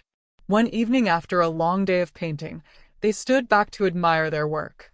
A stunning depiction of waves crashing against a rocky shore under a vibrant sunset, surrounded by palm trees swaying gently in the breeze. It was a tribute to resilience and the beauty that could emerge from life's storms. "I can't believe we did this," Jax said breathlessly, taking it all in. "We did it together," Kai replied, his eyes shining with pride. "And I think it's going to inspire so many people." As they packed up their supplies for the day, Jax felt a sense of fulfillment wash over her, a realization that she was not only finding refuge in her art, but also in the connections she had forged along the way. The following week marked another milestone for Jax. Her father was finally discharged from the hospital. As she prepared for his return home, she felt a mix of excitement and apprehension. Would they be able to continue rebuilding their relationship? Would he truly commit to being present in her life? When he arrived home, Jax greeted him at the door with a cautious smile. "Hey, Dad." "Hi, Jax," he said softly, looking around as if taking in everything he had missed during his time away from home. "I'm glad you're back," she said genuinely. "Me too," he replied, his voice filled with emotion. "I've missed you." They spent the evening together, catching up over dinner and sharing stories about what had happened while he was in the hospital. Jax felt nervous but hopeful. Each conversation brought them closer together as they navigated this new chapter in their relationship. Later that night, as they sat on the porch watching the stars twinkle above them, Jax turned to him with newfound courage. "I want us to keep talking about everything." "I want that too," he said earnestly. "I know I can't change the past overnight, but I'm committed to being here for you moving forward." In that moment under the vast Hawaiian sky, Jax felt an overwhelming sense of peace settle within her. Perhaps this storm wasn't just about destruction. It could also be about renewal if only they allowed themselves to embrace it fully. As days turned into weeks and weeks into months, Jax continued to paint and create while nurturing her relationship with her father. Each brushstroke became an act of healing, not just for herself but also for them both as they learned to communicate openly and honestly. One afternoon while working on their mural at the community center, Jax paused to take in the sight before her, the vibrant colors reflecting not only their hard work but also the connections forged along this journey together. "This is just the beginning," she said confidently to Kai as they stepped back to admire their creation. "Absolutely. We're creating something beautiful here," he replied warmly. As Jax looked at the mural, a stunning depiction of resilience and hope, she realized that embracing change had led her not only toward personal growth, but also toward unexpected connections waiting just beyond those waves ahead, connections that would guide her toward healing and hope in ways she had never imagined possible before now. With renewed strength coursing through her veins, Jax knew she was ready to face whatever challenges lay ahead, not just for herself but also for those who walked alongside her on this journey through life's unpredictable currents hand in hand. Matthew 11:28-30, "Come to me, all you who labor and are heavy laden, and I will give you rest. For my yoke is easy and my burden is light." Chapter 1: The Breaking Point. Sarah stared at the stack of bills on her kitchen table, her head pounding. Between her demanding job at a law firm in bustling Chicago, endless family obligations, and never-ending financial worries, she felt like she was drowning in a sea of responsibilities. The fluorescent light overhead buzzed, casting a harsh glow over the papers that seemed to mock her. "I can't do this anymore," she whispered, burying her face in her hands. The words echoed through the empty apartment, a stark reminder of her isolation. Her husband had left 2 years ago, unable to cope with the stress. Sarah had thrown herself into work, trying to numb the pain, but it only left her feeling more exhausted and alone. She glanced at the clock. 2 a.m. Another sleepless night, tossing and turning as anxiety gnawed at her stomach. The bills weren't going to pay themselves, but she couldn't muster the energy to tackle them. Her boss had been piling on more and more work, sensing her desperation. She knew she should speak up, set boundaries, but the fear of losing her job paralyzed her. With a sigh, she pushed back from the table, her chair scraping against the linoleum floor. She shuffled to the bathroom, splashing cold water on her face. In the mirror, she hardly recognized the dark circles under her eyes, the worry lines etched into her forehead. Where had the vibrant, ambitious woman she used to be gone? She used to have dreams, traveling the world, starting her own firm, maybe even finding love again. Now, all she could think about was surviving the next day. As she leaned against the sink, the weight of her situation pressed down on her like a heavy blanket. The apartment felt suffocating, the walls closing in on her. She opened the window, hoping for a breeze, but the night air was still and thick. The distant sounds of the city, honking cars, muffled voices, and the faint echo of a train felt like a reminder of the life she was missing out on. "God, if you're there, I need you," she whispered into the darkness. But the only sound that answered was the ticking of the clock, a constant reminder of time slipping away. Sarah closed her eyes, trying to find solace in the silence, but her thoughts raced. What would happen if she lost her job? What would she do if she couldn't pay the rent? The what-ifs swirled in her mind, robbing her of peace. She sank down on the edge of the bathtub, wrapping her arms around herself. The cool porcelain felt grounding against her skin, a small comfort in the midst of her turmoil. She thought about her parents, how they had always taught her to work hard and push through adversity. But what if pushing through was no longer the answer? What if she needed to let go? As she sat there, the familiar words of Matthew 11 verse 28 floated into her mind. "Come to me, all you who labor and are heavy laden, and I will give you rest." The verse had been drilled into her as a child, recited during Sunday school, but now it felt like a lifeline in the stormy sea of her life. The promise of rest seemed so foreign, so unattainable, yet it tugged at her heart. With a heavy sigh, she rolled over and closed her eyes, praying for sleep to come. But instead, her mind raced with thoughts of the next day. She had a meeting with a client who was notoriously difficult, and the pressure of making a good impression weighed heavily on her. What if she messed it up? What if she disappointed everyone again? Finally, fatigue began to pull her under. As she drifted off, she clung to the hope that maybe, just maybe, tomorrow would be different. Maybe she would find the courage to ask for help, to admit that she couldn't do it all alone. But as dawn broke, the sun spilling light into her bedroom, the weight of reality settled back in. She rolled out of bed, her body aching from the tension of the night before. The day stretched before her like an endless road, and she took a deep breath, steeling herself for whatever lay ahead. In the shower, she tried to wash away the remnants of her worry, letting the hot water cascade over her. She recited the verse again in her mind, clinging to the promise it held. "Come to me, all you who labor and are heavy laden." As she dressed, she caught a glimpse of herself in the mirror. The woman staring back looked weary, but there was a flicker of determination in her eyes. Today would be a turning point, she decided. She would take one small step towards change, even if it was just a whisper of hope in a world that felt overwhelmingly dark. With her heart pounding, she grabbed her bag and headed out the door, ready to face the day, even if she didn't know how. The bustling streets of Chicago awaited her, filled with the promise of possibility and the chance to reclaim her life. Chapter 2: A Chance Encounter. The morning rush hour was in full swing as Sarah navigated the bustling streets of downtown. The sidewalks were crowded with people hurrying to their offices, their faces a blur of determination and distraction. She felt like a ghost among them, moving through the noise without truly being seen. As she approached the corner cafe, her mind was racing with thoughts of the day ahead. She needed caffeine. No, she needed a miracle. The cafe was packed, and she joined the line, tapping her foot impatiently. The aroma of freshly brewed coffee filled the air, but it did little to soothe her frayed nerves. Just as she reached the counter, her phone buzzed in her pocket.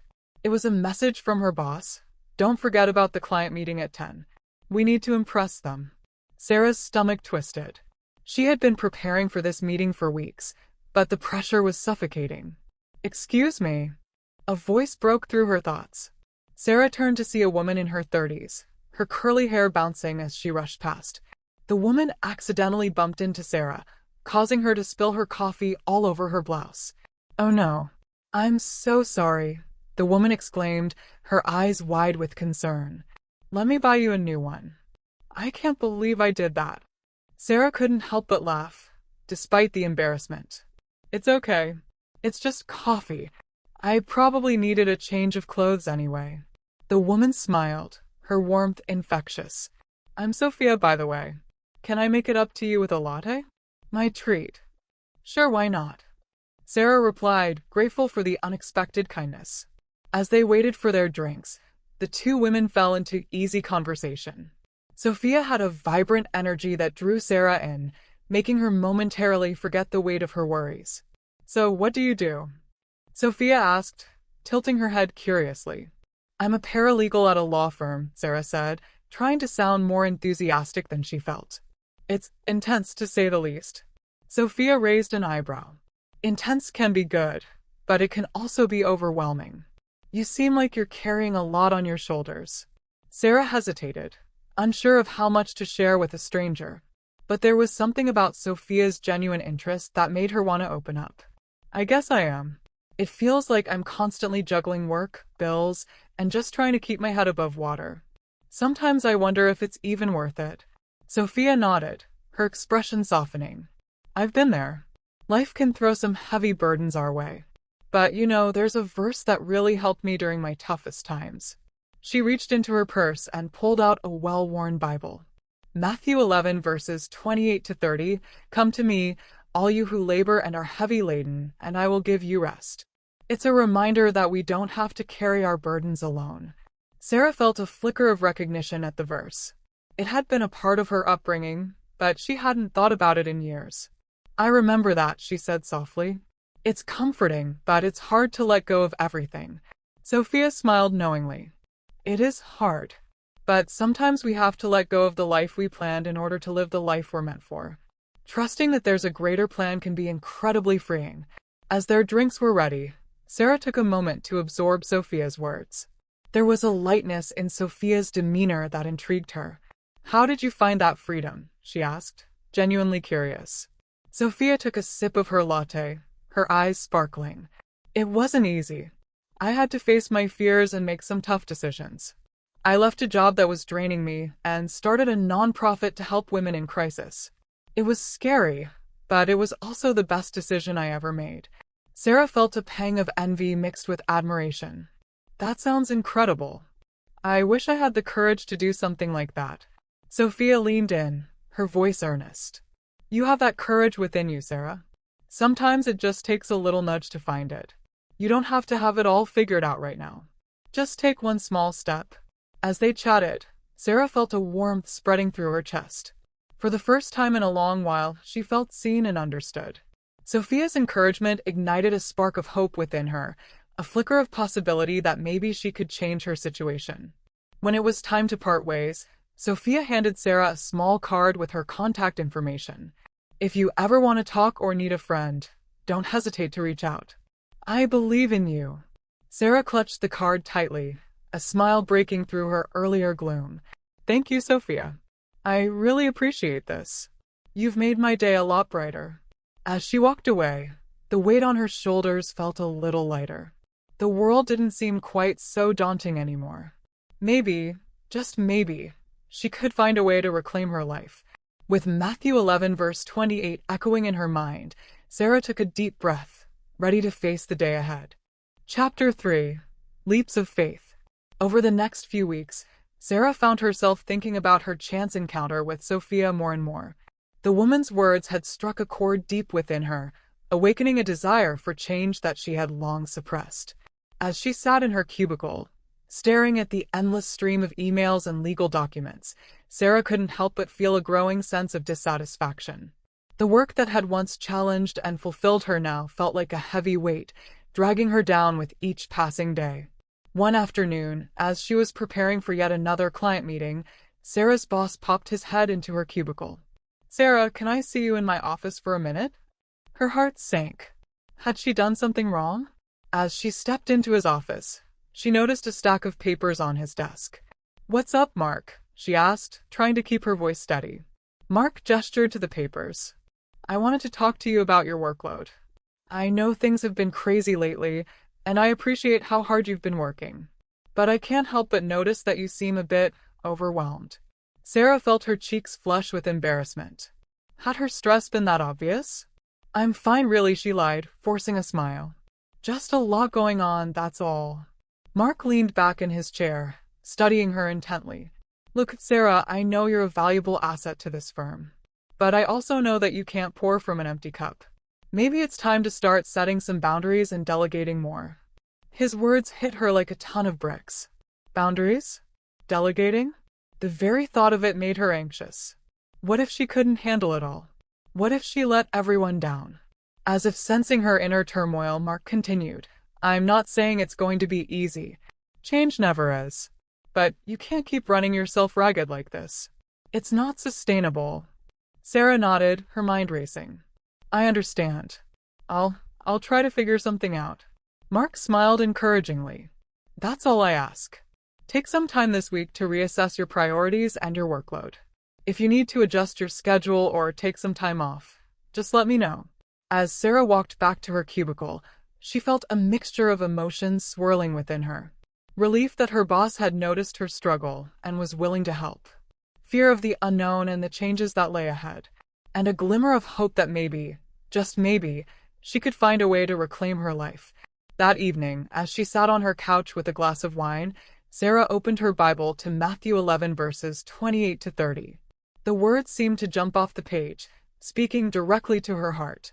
"Take my yoke upon you, and learn from me, for I am gentle and lowly in heart, and you will find rest for your souls.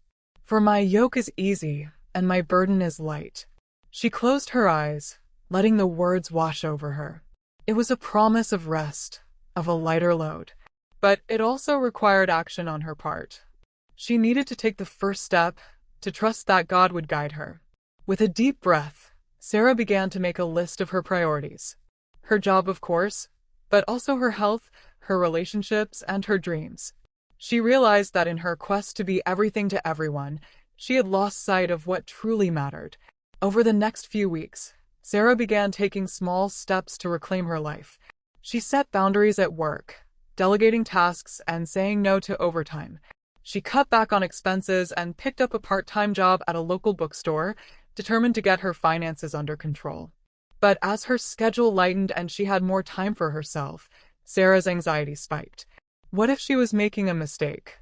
What if she couldn't handle it all? In her moments of doubt, she would turn to Matthew 11 verse 29, reminding herself to take Christ's yoke upon her and learn from him. One evening, as she was shelving books at the bookstore, Sophia walked in. Sarah's face lit up with recognition. "Sophia, what a surprise." Sophia grinned, pulling her into a warm hug. "Sarah, I was hoping I'd run into you here. How have you been?" Sarah hesitated, unsure of how much to share. "Honestly, it's been a journey. I've been trying to make some changes, but it's not always easy." Sophia nodded sympathetically. "Change rarely is. But I can see the light in your eyes, Sarah. You're on the right path." Sarah felt a surge of gratitude towards this woman who had become an unexpected mentor. "Thank you, Sophia, for everything. Your words really stuck with me, you know? They gave me the courage to take that first step." Sophia squeezed her hand, her eyes shining with pride. "I knew they would. You have so much potential, Sarah. Don't be afraid to dream big and trust that God has a plan for you." As Sophia browsed the shelves, Sarah couldn't help but reflect on how much her life had changed in just a few short weeks. She was still navigating the challenges, still facing moments of doubt and fear. But with each step she took, she felt a little lighter, a little freer. And as she looked towards the future, she couldn't help but feel a sense of excitement. What adventures lay ahead? What dreams might she dare to chase? With God by her side and Sophia's encouragement in her heart, Sarah knew that anything was possible. Chapter 4: The Black Moment. Just when Sarah thought she was making progress, disaster struck. It was a crisp Friday morning when she woke up to the sound of her phone buzzing incessantly. Groggy and disoriented, she fumbled for her phone on the nightstand and squinted at the screen. "Your car has broken down. Please call for assistance." Her heart sank. The message was from her car's onboard diagnostic system, a feature she had thought would be a blessing but now felt like a cruel joke. She rushed to the window and peered outside. Her old sedan sat in the driveway, looking innocent enough, but she could already sense the trouble brewing beneath the hood. After a quick breakfast, Sarah grabbed her keys and headed outside, her stomach churning with anxiety. She turned the ignition, but the engine sputtered and died, leaving her with nothing but silence. Panic surged within her. She had just started to feel like she was gaining control of her life, and now this? Great. Just great, she muttered under her breath. She pulled out her phone and called a tow service. As she waited, her mind raced with a million thoughts. How much would this cost? Could she afford the repairs? She had just begun to stabilize her finances, and now this unexpected expense threatened to derail everything. When the tow truck finally arrived, the driver assessed the situation with a practiced eye. "Looks like the alternator's shot. You'll need a new one," he said, scratching his head. "Should be a couple $100, maybe more." Sarah felt her heart drop. "A couple $100? I don't have that right now," she replied, her voice shaky. The driver shrugged, his expression sympathetic but firm. "I can take it to the shop, but you'll need to figure out how to pay for it." As she watched the truck drive away with her car in tow, a wave of despair washed over her. She felt like she was back at square one, the weight of the world crushing her once more. She had been making progress, setting boundaries, pursuing her dreams, but now it all felt like a cruel joke. That evening, Sarah sat on her couch, the bills spread out before her like a battlefield. She had just received her paycheck, but it barely covered the essentials. Rent, groceries, utilities. There was nothing left for unexpected expenses. She felt the familiar tightening in her chest, the gnawing anxiety that had plagued her for so long. "Why is this happening?" she whispered into the silence of her apartment. "I'm trying so hard to change my life, and yet it feels like the universe is conspiring against me." In that moment, she felt utterly alone. The weight of her struggles pressed down on her, and she couldn't shake the feeling that she was fighting a losing battle. She picked up her phone and scrolled through her contacts, hesitating over Sophia's name. Would it be too much to reach out? Would she be seen as a failure? As tears streamed down her cheeks, she finally hit dial. The phone rang, each tone echoing her uncertainty. When Sophia answered, her voice was warm and inviting. "Sarah, it's so good to hear from you. How are you?" "Not great," Sarah admitted, her voice breaking. "I've had a really rough day. My car broke down, and I'm not sure how I'm going to pay for the repairs. I feel like everything is falling apart again." There was a pause on the other end, and Sarah could almost hear Sophia processing her words. "I'm so sorry to hear that, Sarah. It's tough when things start piling up like that. Do you want to talk about it?" Sarah took a deep breath, feeling the weight of her burdens begin to lift just a little. "I feel like I'm finally making progress in my life, and then this happens. I don't know if I can handle it all.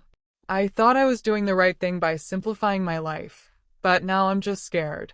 Sophia's voice was steady and reassuring. "It's completely normal to feel scared, especially when life throws unexpected challenges your way. But remember, you don't have to carry this burden alone. It's okay to ask for help." "I just don't want to be a burden to anyone," Sarah confessed, her heart racing. "Sarah, reaching out for support doesn't make you a burden. It makes you human. We all have moments when we need a little extra help. You've been so brave in making changes in your life. Don't let one setback derail you. You're stronger than you think." As Sophia spoke, Sarah felt a flicker of hope igniting within her. "Thank you, Sophia. I really needed to hear that. I guess I just feel overwhelmed right now." "I understand. Why don't we meet for coffee tomorrow? We can brainstorm some solutions together," Sophia suggested. Sarah hesitated, but the thought of connecting with someone who understood her struggles was comforting. Okay, that sounds good. I'd like that. After hanging up, Sarah sat in silence, the weight of her worries still heavy but a little more bearable. She picked up her Bible from the coffee table and opened it to Matthew 11 verses 28 to 30. The words seemed to resonate even deeper now. Come to me, all you who labor and are heavy laden, and I will give you rest. She closed her eyes and took a deep breath, allowing the promise of rest to wash over her. It was a reminder that she didn't have to face her challenges alone. The path ahead might be rocky, but she had the strength to navigate it, especially with the support of friends like Sophia. As she prepared for bed that night, Sarah felt a flicker of determination igniting within her. Yes, she was facing a difficult moment, but it didn't define her. She would rise from this setback, stronger and more resilient than before. Tomorrow was a new day, and with it came the opportunity to take another step forward. Chapter 5: Surrender and Rest. The next morning, Sarah woke up with a sense of cautious optimism. The sun streamed through her window, bathing the room in a warm glow. She took a moment to breathe deeply, letting the light fill her with a renewed sense of hope. Today was the day she would meet Sophia for coffee, and she was determined to find a way forward. As she got ready, Sarah reflected on the conversation they had planned.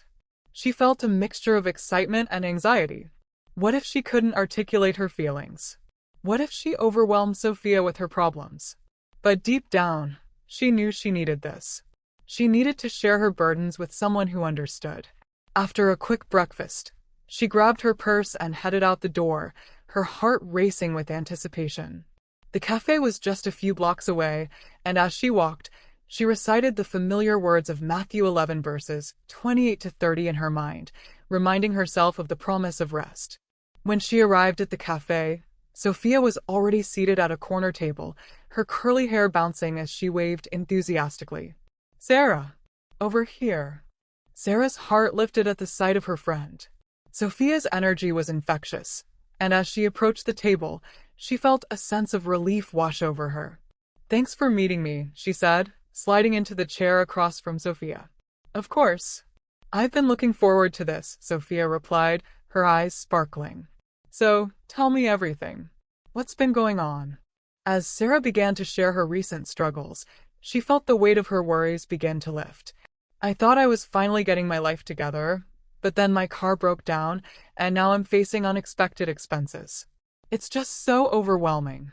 Sophia listened intently, nodding in understanding. I can imagine. It's frustrating when things don't go as planned. But remember, it's okay to feel overwhelmed. You're human, and you're going through a lot. I know, but I keep thinking that I should be able to handle it all. I don't want to be a burden to anyone, Sarah admitted, her voice trembling slightly. Sarah, reaching out for help is not a burden. It's a sign of strength. You're not meant to carry everything alone. It's okay to lean on others when you need to, Sophia said gently. As they sipped their coffee, Sarah felt a sense of comfort in Sophia's words. I guess I've always been the one who takes care of others. I'm not used to asking for help. Sophia smiled knowingly. That's a common struggle. But think about it this way. When you allow others to help you, you're also giving them the opportunity to be there for you. It creates a bond, a sense of community. Sarah nodded, contemplating this new perspective. You're right. Maybe I need to change my mindset about asking for help. Sophia leaned in, her voice earnest. And remember, surrendering your burdens doesn't mean giving up. It means trusting that you don't have to carry them alone. God wants to help you. You just have to let Him in. As they continued to talk, Sarah felt a sense of clarity emerging. She realized that she had been holding on tightly to her worries, trying to control every aspect of her life. But perhaps it was time to surrender that control and trust in a higher plan. After their coffee, Sophia suggested they take a walk in the nearby park. Let's get some fresh air and clear our minds, she said, standing up and stretching. The park was alive with the sounds of laughter, children playing, and birds chirping. As they strolled along the path, Sarah felt the tension in her shoulders begin to ease. The beauty of nature surrounded her, and for the first time in a while, she felt a sense of peace. Look at that tree, Sophia said, pointing to a large oak with sprawling branches. It's strong and sturdy, but it also bends with the wind. It knows when to hold firm and when to let go. We can learn a lot from nature. Sarah smiled, taking in the sight of the tree.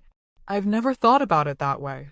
Maybe I need to learn to bend a little instead of trying to stand rigidly against the storms of life. Exactly. Life is full of ups and downs, and it's okay to adapt. Just like that tree, you can be strong while also allowing yourself to be flexible, Sophia encouraged. As they walked, Sarah began to feel lighter.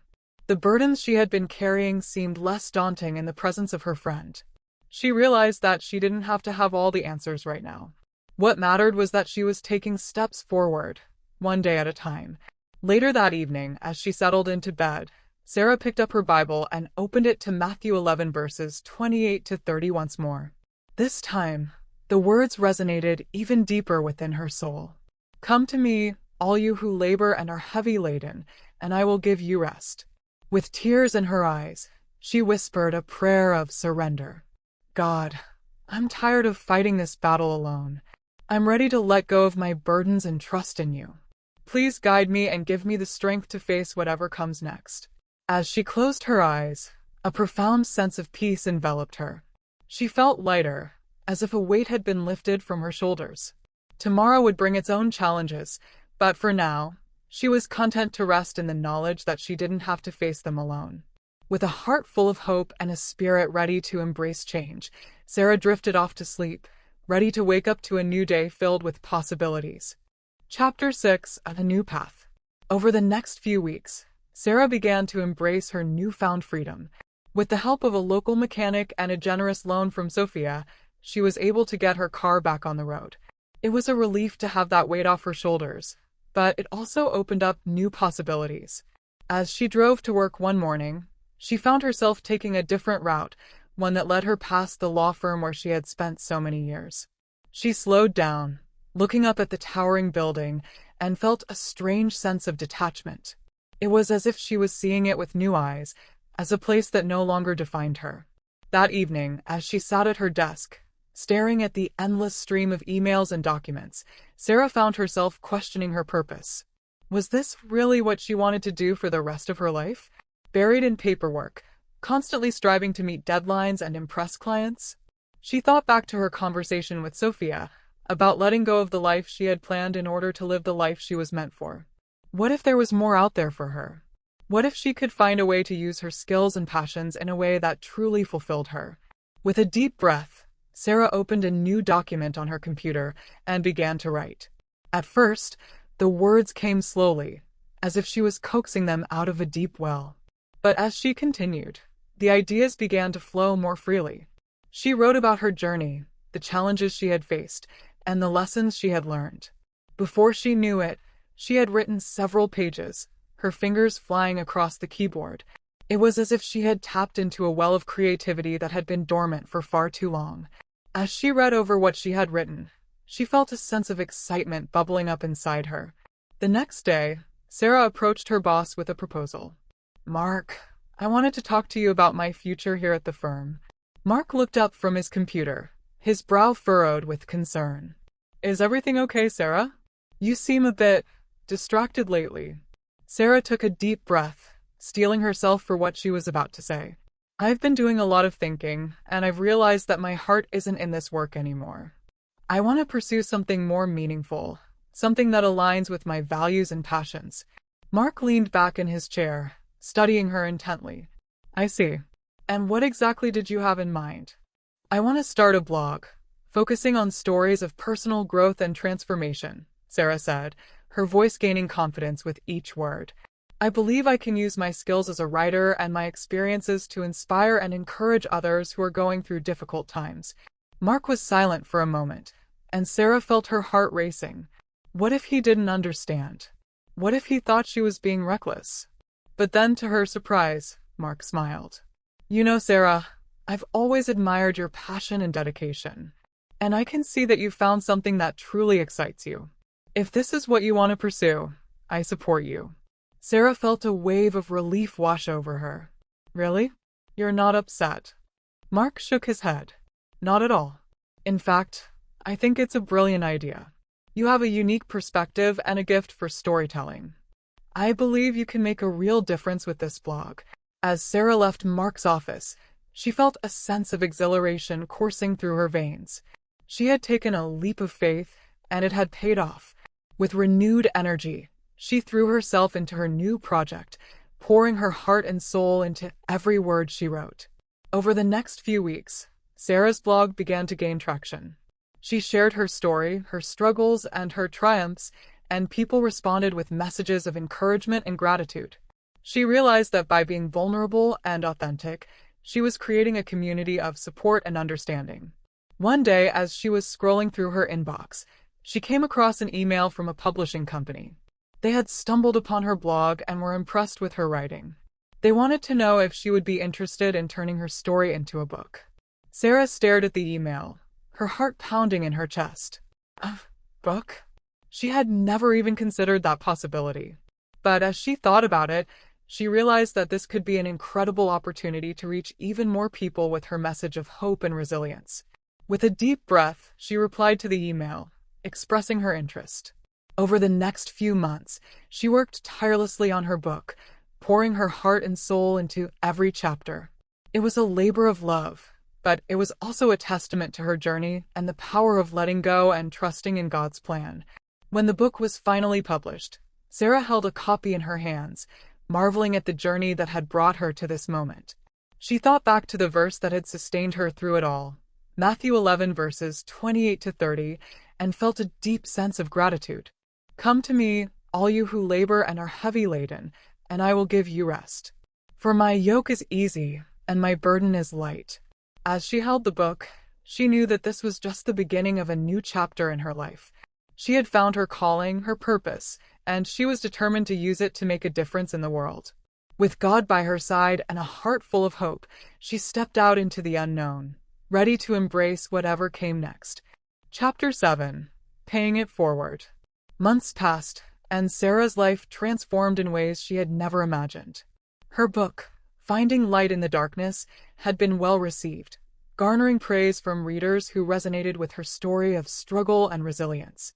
She had created a community around her blog, where people shared their own journeys, offering support and encouragement to one another. With newfound confidence, Sarah decided it was time to give back. Inspired by her own experiences and the kindness she had received from Sophia, she envisioned a nonprofit organization aimed at helping women in crisis. She wanted to create a safe space where women could find support, resources, and guidance during their most challenging times. One evening, as she sat at her kitchen table, Sarah began to sketch out her ideas. She wanted the organization to provide counseling services, job training, and financial literacy classes. She envisioned workshops where women could share their stories, just as she had done, and find strength in their shared experiences. After weeks of planning, she gathered a small group of women, friends, colleagues, and fellow writers who had expressed interest in helping her bring her vision to life. They met at a local cafe, the same one where she had first met Sophia, and the atmosphere buzzed with excitement. "Thank you all for coming," Sarah began, her heart racing.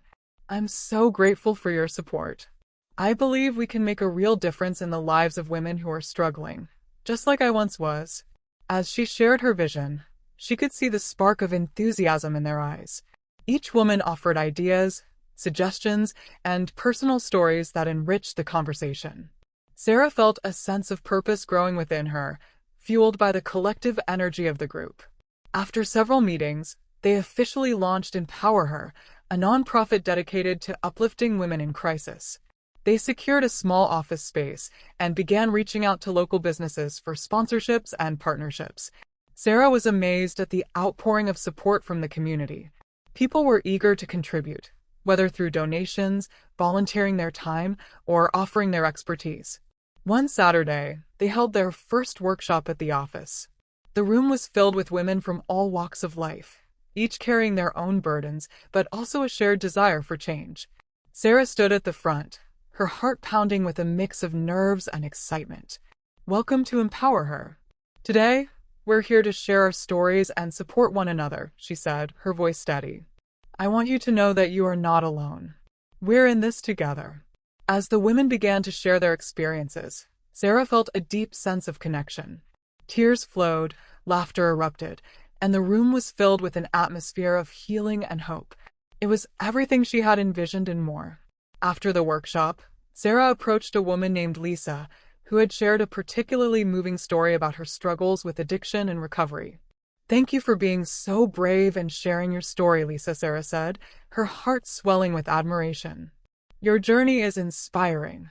Lisa smiled, her eyes glistening. "Thank you, Sarah. This place means so much to me. I finally feel like I have a support system." Over the next few months, Empower Her continued to grow. They offered counseling services, job training programs, and financial literacy classes.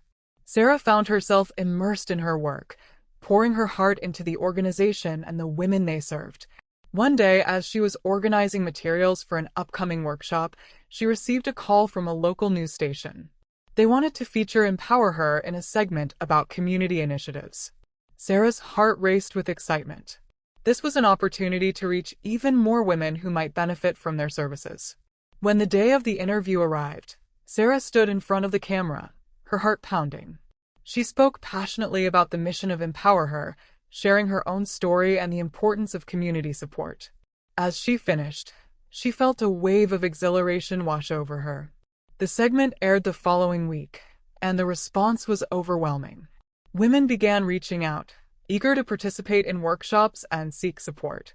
Sarah felt a sense of fulfillment that she had never experienced before. She was living out her purpose, helping others find their way through the darkness. One evening, as she was wrapping up a meeting, Sophia stopped by the office to check in. "I heard about the news segment." "You did an amazing job, Sarah," she exclaimed, pulling her into a warm hug. "Thank you. I couldn't have done it without your support and encouragement," Sarah replied, her eyes shining with gratitude. Sophia smiled knowingly. "You've created something beautiful here, and it's making a real difference. I'm so proud of you."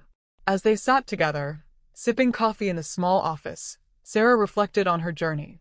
She thought back to the moment she had first met Sophia, the struggles she had faced, and the leap of faith she had taken to pursue her dreams.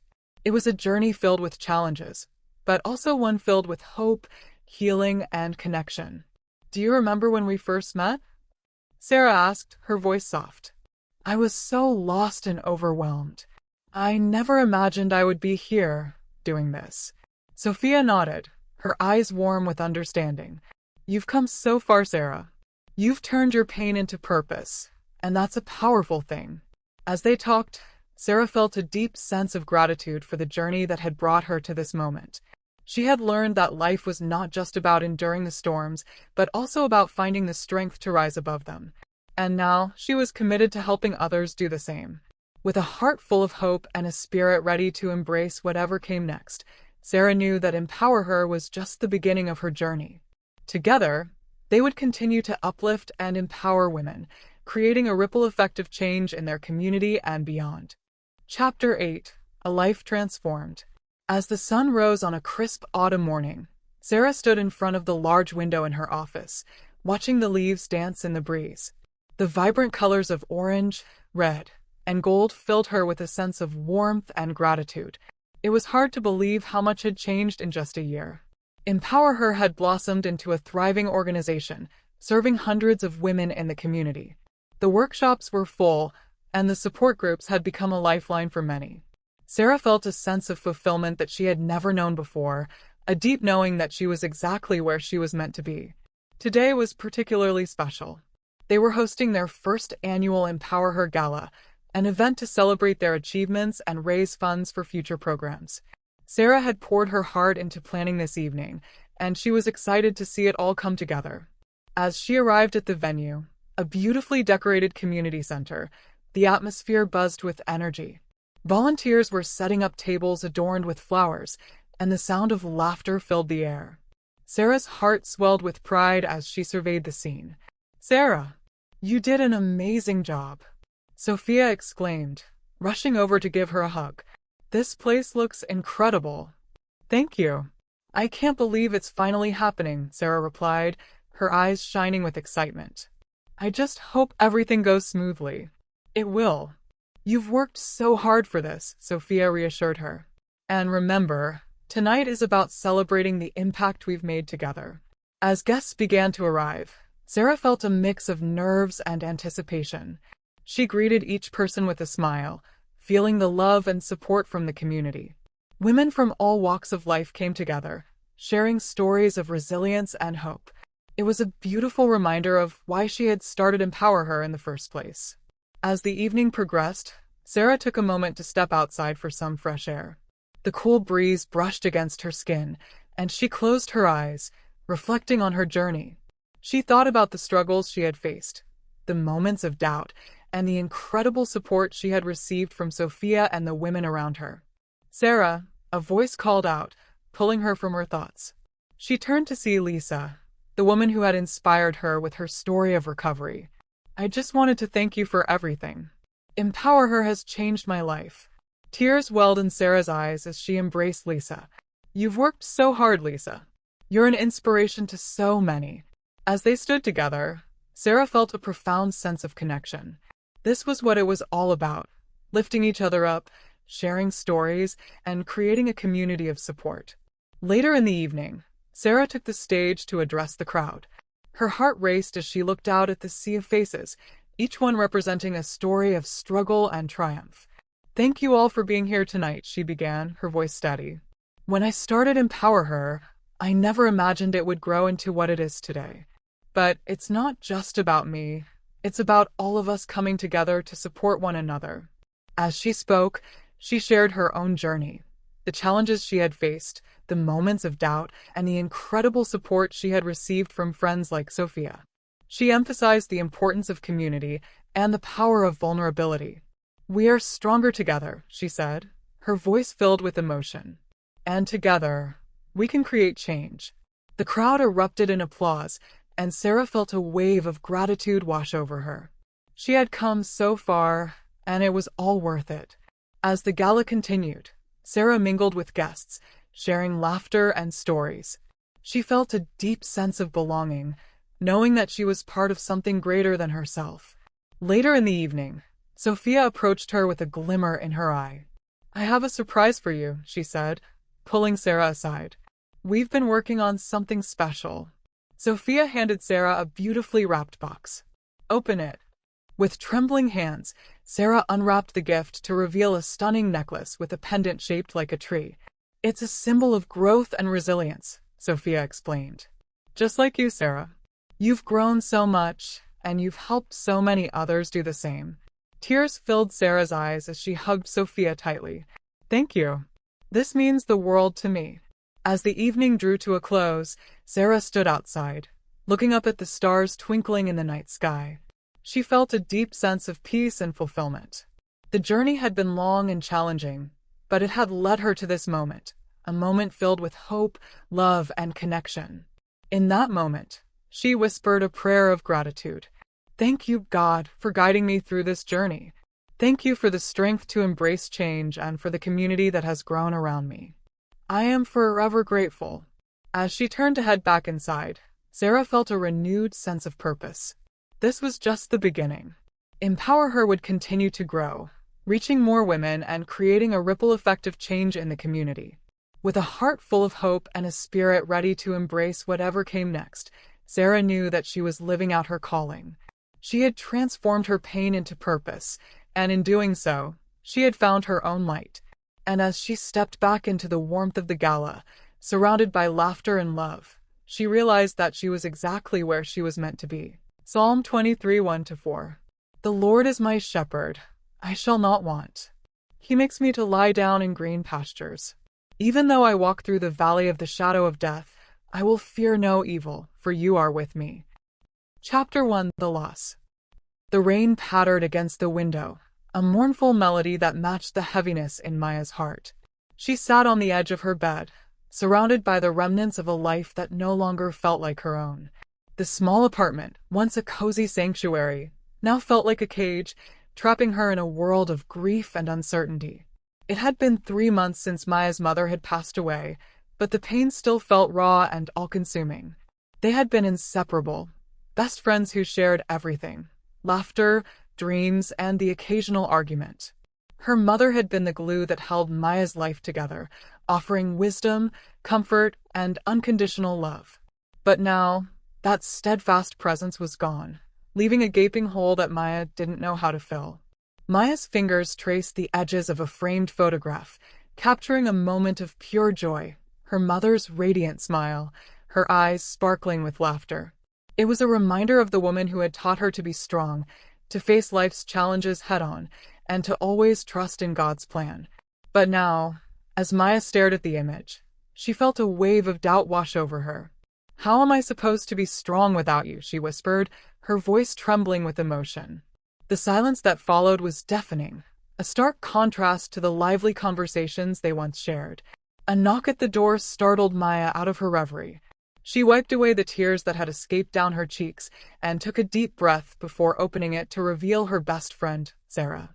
"Hey," Sarah said, her voice soft and filled with concern. She pulled Maya into a tight hug, and Maya felt the familiar warmth of her embrace. For a moment, she allowed herself to be comforted, to let the weight of her grief rest on someone else's shoulders. "I'm so sorry, Maya," Sarah murmured, her own eyes glistening with tears. "I can't imagine how hard this must be for you." Maya nodded, her throat tight with emotion. "It feels like a nightmare, Sarah. I keep waiting to wake up and have her back." Sarah squeezed her hand, her expression filled with empathy. "I know, but you're not alone in this, okay? I'm here for you always." Maya managed a weak smile, grateful for the unwavering support of her friend. But as Sarah led her to the couch and suggested she join a grief support group, Maya felt a twinge of resistance. "I don't know, Sarah," she said, her voice laced with uncertainty. "I'm not sure I'm ready for that." Sarah nodded, understanding in her eyes. "It's okay to take things at your own pace. But promise me you'll at least think about it. You don't have to go through this alone." Maya hesitated, the idea of opening up to strangers about her pain feeling daunting. But deep down, she knew that Sarah was right. She couldn't keep bottling up her emotions, hoping they would disappear. The grief was a heavy weight, pressing down on her chest and making it hard to breathe. "Okay," she said finally, her voice barely above a whisper. "I'll think about it." Sarah smiled, relief evident in her expression. "That's all I ask. I love you, Maya. We're going to get through this together, one day at a time." As Sarah left, Maya found herself once again alone in the silence of her apartment. The weight of her mother's absence was suffocating, a constant reminder of the life she had lost.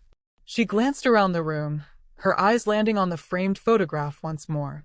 "I miss you so much, Mom," she whispered, her voice breaking. "I don't know how to do this without you." Maya curled up on the couch, pulling a blanket around her shoulders. The rain continued to fall outside, a soothing rhythm that lulled her into a restless sleep. As she drifted off, she found herself clinging to the memories of her mother's gentle voice, whispering words of comfort and strength. "Even though I walk through the valley of the shadow of death, I will fear no evil, for you are with me." Her mother's voice echoed in her mind, a reminder of the faith that had once been her anchor. But as Maya slept, the words felt like a distant memory, a promise that had been broken by the cruel realities of life. The valley of grief stretched out before her, and she couldn't see the light at the end of the tunnel. All she knew was the overwhelming pain of her loss and the fear of facing the future alone. Chapter 2: The Valley. The morning sun streamed through the window, casting a warm glow over Maya's sleeping form. She stirred, blinking away the remnants of her restless sleep. As she sat up, the weight of her grief settled back onto her shoulders, a constant companion that never left her side.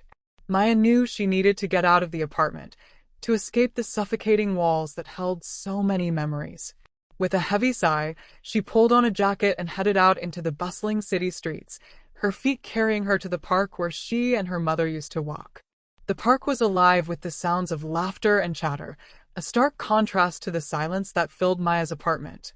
Children played on the swings, their joyful squeals piercing the air. Couples strolled hand in hand, lost in their own little world. And all around, the trees stood tall and proud, their leaves rustling in the gentle breeze.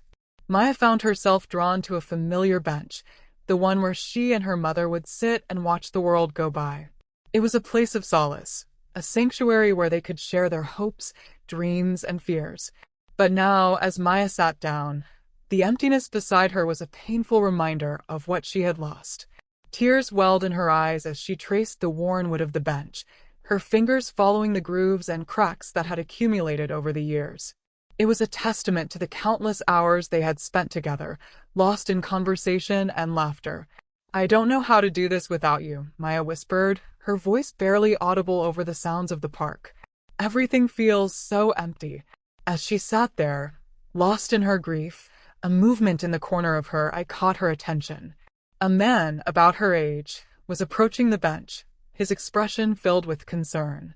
"Excuse me, are you all right?" he asked, his voice gentle. Maya looked up, startled by the interruption. She hastily wiped away her tears, embarrassed to be caught in such a vulnerable moment. "I'm fine," she lied, forcing a smile that didn't reach her eyes. The man hesitated, his gaze searching her face. "You don't look fine. Is there anything I can do to help?" Maya shook her head, her heart racing. "No, really, I'm okay. Thank you for asking." But the man didn't move, his expression filled with a quiet understanding. "I know we don't know each other, but sometimes it helps to talk to a stranger. I've been through some tough times myself." Maya studied him, her curiosity piqued despite her desire to be left alone. There was something about his calm demeanor and kind eyes that made her feel safe, like she could trust him with her pain. "My mother passed away a few months ago," she found herself saying, the words tumbling out before she could stop them. "I feel so lost without her." The man nodded, his expression filled with empathy. "I'm so sorry for your loss. Losing a parent is one of the hardest things anyone can go through." Maya felt a wave of relief wash over her, grateful to have someone who understood the depth of her grief. "It's just been so hard, you know? She was my best friend, my rock. And now she's gone, and I don't know how to move forward." "I can imagine," the man said, his voice filled with compassion. "Grief is a journey, not a destination. It's okay to feel lost and overwhelmed. But you're not alone in this." Maya looked up at him, her eyes shining with unshed tears. "How do you do it? How do you keep going when everything feels so hopeless?" The man smiled, a glimmer of hope in his eyes. "It's not easy, but you have to take it one day at a time. Find moments of joy, even if they're small. And remember that you're not walking this path alone. There are people who care about you and want to help." Maya nodded, her heart feeling a little lighter. "Thank you. I'm Maya, by the way." "David," the man replied, extending his hand. "It's nice to meet you, Maya. If you ever need someone to talk to, I'm here." As Maya shook his hand, she felt a spark of connection, a reminder that even in the darkest moments, there were still people who cared. David's words echoed in her mind, a gentle reminder that she didn't have to face her grief alone. "I'll keep that in mind," she said, managing a genuine smile. "Thank you, David." As Maya made her way back to her apartment, she felt a renewed sense of purpose. The valley of grief still stretched out before her, but she knew that she didn't have to walk it alone. With the support of her friend Sarah and the unexpected kindness of a stranger, Maya felt a glimmer of hope ignite within her. That night, as she lay in bed, Maya found herself drawn to the well-worn pages of her mother's Bible. She traced the familiar words, her fingers lingering on the verses that had once brought her comfort. "The Lord is my shepherd, I shall not want. He makes me to lie down in green pastures. He leads me beside the still waters. He restores my soul. He leads me in the paths of righteousness for his name's sake. Yeah, though I walk through the valley of the shadow of death, I will fear no evil, for you are with me. Your rod and your staff, they comfort me." As Maya read the words, she felt a sense of peace wash over her. Her mother's voice echoed in her mind, a gentle reminder of the faith that had sustained her through life's challenges. "Even in the valley, God is with you, Maya," her mother's voice whispered. "He will never leave you nor forsake you." Maya closed her eyes, allowing the words to sink in. She knew that the road ahead would be difficult, filled with moments of darkness and despair. But with her mother's words and the support of those around her, she felt a renewed sense of strength and determination. "I will walk through this valley," Maya whispered into the silence. "And I will not fear, for you are with me." As she drifted off to sleep, Maya felt a weight lift from her shoulders. The valley of grief was still there, But she no longer felt alone in facing it. With God by her side and the love of her family and friends, Maya knew that she had the strength to keep moving forward, one step at a time. Chapter 3. The Shepherd's Guidance. The following week was a blur of emotions for Maya. She oscillated between moments of deep sorrow and fleeting glimpses of hope. The conversations with David lingered in her mind, and for the first time in months, she felt a spark of connection that she hadn't anticipated. Each day, she found herself looking forward to their chance encounters in the park, where they would share stories and laughter, slowly chipping away at the walls she had built around her heart. One afternoon, as the sun dipped low in the sky, casting a golden hue over the park, Maya sat on the same bench where she had first met David. She watched as families played, couples strolled hand in hand, and children chased after each other, their laughter ringing through the air. The scene was beautiful, yet it felt bittersweet. Maya longed to share these moments with her mother, to hear her laughter and wisdom echoing in the air. David arrived, a bright smile on his face and a coffee in hand. "Hey Maya, I brought you your favorite," he said, handing her a steaming cup. "Caramel macchiato, right?" Maya's heart warmed at the gesture. "You remembered." "Thank you, David. You're too kind." They settled onto the bench, sipping their drinks as they watched the world go by. "How have you been?" David asked, his tone genuine. Maya took a deep breath, contemplating her response. "I've had some good days and some really tough ones. I'm trying to find a balance, but it's hard." David nodded, understanding etched on his face.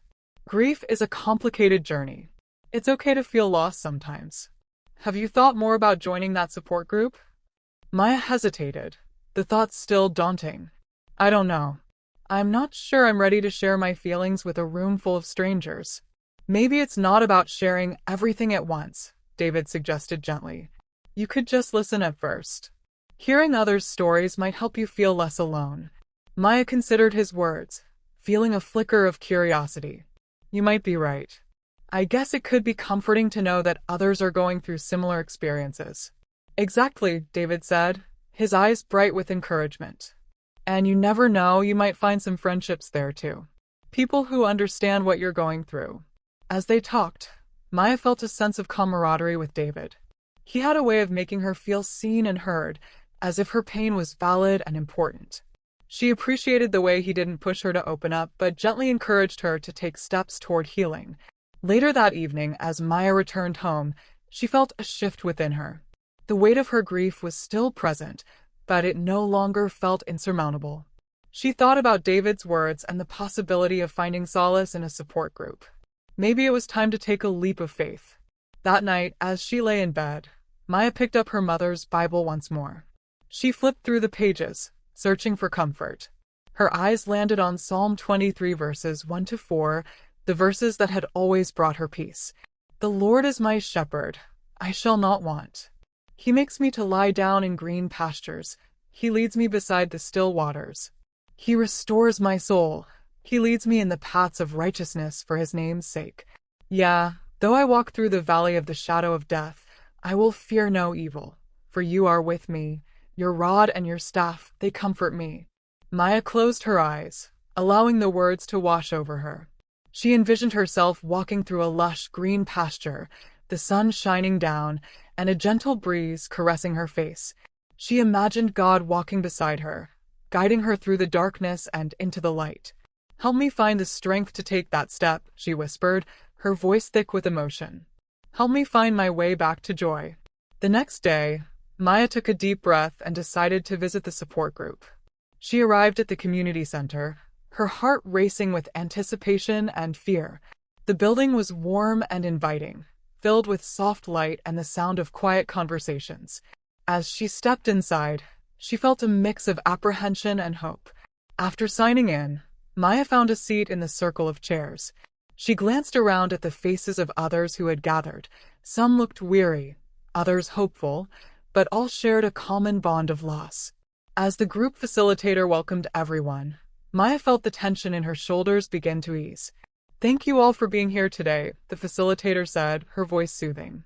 "This is a safe space for us to share our stories, our struggles, and our triumphs. Remember, you are not alone in this journey." As the group began to share, Maya listened intently. Each story was unique, yet there was a thread of understanding that connected them all. She felt a sense of camaraderie growing, a realization that while their experiences were different, the emotions they felt were strikingly similar. When it was her turn to speak, Maya felt her heart race. She took a deep breath, recalling David's encouragement. "I'm Maya," she began, her voice shaky but steady. "I lost my mother a few months ago. She was my best friend, and I don't know how to navigate life without her." As she spoke, tears streamed down her cheeks, but she felt a weight lifting from her shoulders. The group listened intently, offering nods of understanding and compassion. For the first time since her mother's passing, Maya felt seen and validated. After the meeting, several members approached her, offering words of comfort and support. Maya felt a sense of belonging that she hadn't anticipated. She exchanged contact information with a few of them, promising to stay in touch. As she left the community center, Maya felt lighter, as if a burden had been lifted. The valley of grief was still there, but she no longer felt alone in facing it. With each step she took, she felt a renewed sense of strength and purpose. That evening, as she sat on her couch, Maya reflected on the day's events. She realized that she was beginning to walk the path of healing, guided by the love of her mother and the support of newfound friends. The journey ahead would still be challenging, but with each step, she felt a little more like herself again. And as she closed her eyes that night, she whispered a prayer of gratitude, feeling the warmth of her mother's love surrounding her. With God as her shepherd, she knew she could face the valley ahead, one step at a time. Chapter 4: The Black Moment. The following weeks were a mixture of progress and setbacks for Maya. She attended the support group regularly, finding solace in the shared stories of grief and loss. Each meeting brought her closer to understanding her emotions, yet there were still days when the weight of her sorrow felt unbearable. One particularly gray afternoon, Maya found herself sitting on her couch, staring blankly at the wall. The rain drummed against the window, mirroring the turmoil in her heart. She had just received a message from Sarah, inviting her to a gathering with friends. But the thought of socializing felt overwhelming, and she couldn't shake the feeling of being an outsider in her own life. "I can't keep pretending everything is okay," she muttered to herself, frustration bubbling to the surface. The truth was, she didn't feel okay. The grief still clung to her like a shadow, and no amount of support or encouragement seemed to lift it. That evening, Maya decided to take a walk in the park, hoping the fresh air would clear her mind. As she strolled along the familiar path, memories flooded her thoughts. Her mother's laughter, their shared dreams, the way they would sit on the bench and talk about everything and nothing. The weight of those memories felt suffocating, and tears began to stream down her cheeks. "Why did you have to leave me?" she cried out, her voice breaking. "I don't know how to do this without you." The park was quiet, the only sound the rustling of leaves in the wind. Maya sank onto the bench, feeling utterly alone. She pulled her jacket tighter around her, as if it could shield her from the emotional storm raging inside her. As she sat there, a figure approached. It was David, his expression a mix of concern and warmth. "Maya, are you okay?" he asked, taking a seat beside her. Maya wiped her tears, feeling embarrassed to be seen in such a vulnerable state. "I'm fine," she lied, but the tremor in her voice betrayed her. David studied her for a moment, his gaze unwavering. "You don't look fine. What's going on?" Maya sighed, the weight of her emotions spilling over. "I just feel so lost. I thought I was making progress, but today everything feels heavy again. I miss my mom so much, and I don't know how to move forward." David nodded, his expression empathetic. "It's okay to feel that way. Grief isn't linear. It's a winding path with ups and downs. You're allowed to have bad days." "But it feels like I'm stuck in this darkness," Maya admitted, her voice trembling. "I thought I was getting better, but now I feel like I'm right back where I started. Have you thought about what you can do to honor your mom's memory?" David asked gently. "Maybe channeling your grief into something positive could help." Maya shook her head, the idea feeling overwhelming. "I don't know if I can. It's just so hard." As they sat in silence, Maya felt the familiar ache of despair creeping back in. She had been trying to hold on to hope, but the darkness felt suffocating. "What if I never feel better?" she whispered, fear lacing her words. David placed a comforting hand on her back. "You will feel better, Maya. It just takes time. But you have to be patient with yourself. Healing isn't a race." Maya nodded, but doubt still lingered in her heart. "I just wish I could talk to her one more time. I need her guidance, her strength." David's eyes softened. "She's still with you, Maya. In your heart, in your memories. You carry her with you wherever you go." But as Maya looked out at the park, the shadows seemed to deepen. The laughter of children felt like a cruel reminder of what she had lost. She felt the tears welling up again, and before she knew it, she was sobbing openly, the grief spilling out in waves. "I don't want to feel like this anymore," she cried, her voice raw with pain. "I'm so tired of being sad." David remained silent, allowing her to express her emotions. After a few moments, he spoke softly. "It's okay to be tired. It's okay to feel angry and lost. But don't push away the people who care about you. Let us help you." Maya took a shaky breath, the weight of her grief feeling heavier than ever. "I don't know if I can let anyone in. I feel like a burden." "You're not a burden, Maya. You're a person who's hurting, and it's okay to ask for help. You don't have to go through this alone." As they sat together in the fading light, Maya felt the enormity of her grief pressing down on her. The valley of the shadow of death loomed large, and she felt as though she was walking through it without a guide. The fear of being lost in that darkness was paralyzing. That night, as she returned home, Maya felt a sense of despair settle over her. The apartment felt emptier than ever, the silence echoing her loneliness. She curled up on the couch, the weight of her emotions crashing over her like a tidal wave. In that moment, she felt utterly defeated. The support group, the conversations with David, the small steps she had taken, they all felt meaningless against the backdrop of her overwhelming grief. Maya picked up her mother's Bible, her fingers trembling as she opened it to Psalm 23. She read the verses again, but they felt distant, like a lifeline that was just out of reach. "Even though I walk through the valley of the shadow of death, I will fear no evil," she whispered, but the words felt hollow. As she lay on the couch, tears streaming down her cheeks, Maya felt the darkness closing in around her. The valley felt endless, and she couldn't see a way out. In that moment of despair, she questioned everything, her faith, her strength, and whether she would ever find her way back to the light. The night stretched on, filled with silence and sorrow, and Maya felt as though she was drowning in her grief. The valley was deep, and she was afraid she would never find her way back to the surface. Chapter 5: The Turning Point. The morning after her emotional breakdown, Maya awoke to a gray sky, the clouds heavy with rain. She lay in bed, staring at the ceiling, feeling the weight of her sorrow pressing down on her. The darkness of the previous night still lingered in her heart, and the thought of facing another day felt overwhelming.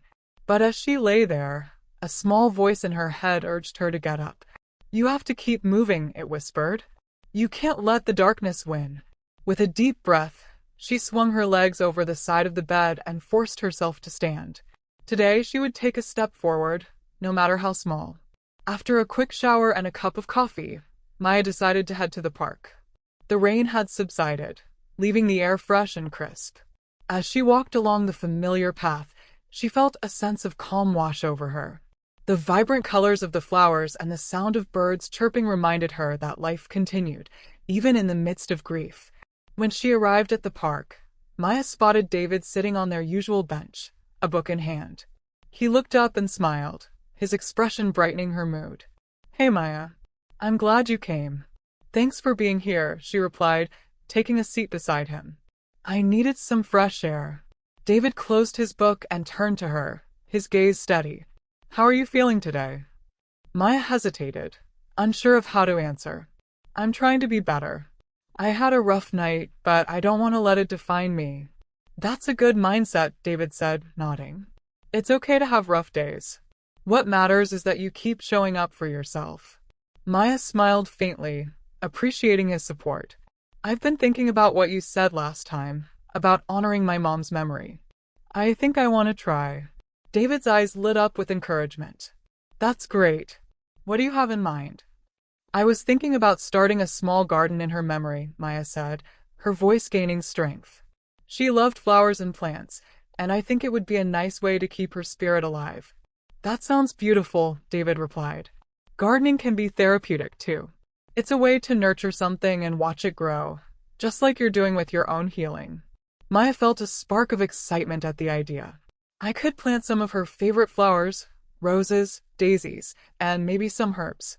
It would be a little sanctuary, a place to reflect and remember. Let's do it together, David suggested, his enthusiasm infectious. I can help you pick out the plants and get everything set up. It'll be fun. Maya's heart swelled at the thought of sharing this experience with David. I'd love that. Thank you for always being so supportive. As they talked about the garden, Maya felt a sense of purpose begin to take root within her.